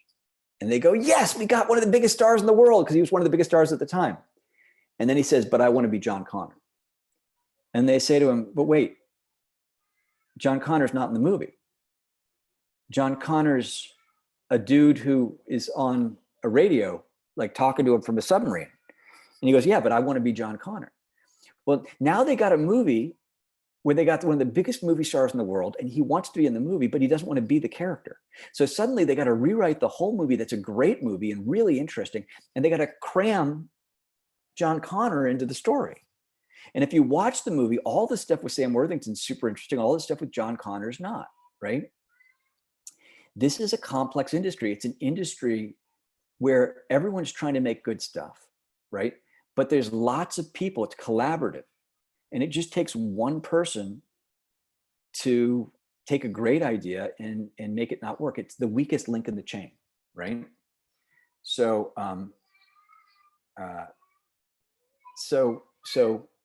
whoever whatever the weakest link in the chain is going to be how good your movie's going to be, and I've seen that firsthand. I've had stuff that I've made that people really liked. I had a project that I made that people really liked. People would come up to me and they would say to me, I love your screenplay so much. Harsha, I'll answer your question too. That's a good one. I love your screenplay so much. I don't normally read the screenplays on the movies I work on because I don't normally need to, but I read yours. That was an interesting thing that someone said, because in certain positions, they don't need to do that, right? And I loved it. And they would tell me, I love this line in your screenplay. And I'd say, yeah, it got cut. And that one got cut because there was someone on the process that was destroying the project. So it's the weakest link in the thing. But everyone is trying to make a good movie. But things, there's a lot of stuff. There's a lot of pieces. There's a lot of people. There's a lot of players. And so that's why if you get a great team, a lot of times you'll see the best movies are made by the same teams again and again and again and again. It's why if you have an A-list writer who knows how to tell a great story, who can just do it again and again, and they're called closers. They come in and they rewrite again and again and again. So bad stuff gets made because even though everyone's doing their best to make good stuff gets in the way. It just happens. And your job as a writer is to be so good that you can make it good anyway. If you're given bad notes, your job is to be so good that you can make the bad note into a good note. And most of the time you're lucky. Most of the time, you're working with people who are really talented and they're really wonderful, but sometimes you got one person or, whatever it is, and it's going to be a problem, but you just do the best you can, and you be open, you be collaborative, and you don't be a jerk about it. And you genuinely try, because those people are everyone who's working on the movie. No one comes in and says, today I want to wake up and fuck up a movie. Nobody says that. Right. They say, today I want to go and I want to help make something great, you know? And so your job is to be grateful that you're in the room and collaborative and loving for the people who are there. And sometimes those people are going to make you look really good because they're going to have great ideas, you know, and just hope that it's one of those times. Last question. Someone said, you know, how do you deal with procrastination? How do you deal with the writing process? So writing is like lifting weights, right? You get better and better at it. You can do it for longer and longer periods, especially as you grab more craft to take up the space for inspiration. It's very hard to write when you're only writing from inspiration, but as craft comes in, it makes it easier and easier. So what I do is I like to write first thing in the morning. I like to get right up. I like to get up. I make my coffee or my tea. I go out and I meditate for a little bit. And then I like to walk into the room and start writing. And I don't look at my emails. I don't look at anything. And I like to get 2 hours of writing done instantly. And if you put it first, it's very hard to procrastinate when you put writing first. It's just hard to do. And if you don't look at emails, and if you don't look at Facebook and you don't do anything else, you're going to start off and you're going to get some writing in. I can write for about 2 hours, then I need to take a break, and I can write for another 2 hours, then I need to take a break, then I can write for another 2 hours. You know, I get about 6 hours of writing in a day normally, you know, and then I get a little burnt out, and then it's time to answer emails, you know, and I don't always, sometimes I do 4 hours, sometimes I do 6 hours. I can write 10 pages a day on a really good day. The most I've ever written was I wrote 25 pages in a day, which was weird, was creepy. I don't know how it happened. It just happened.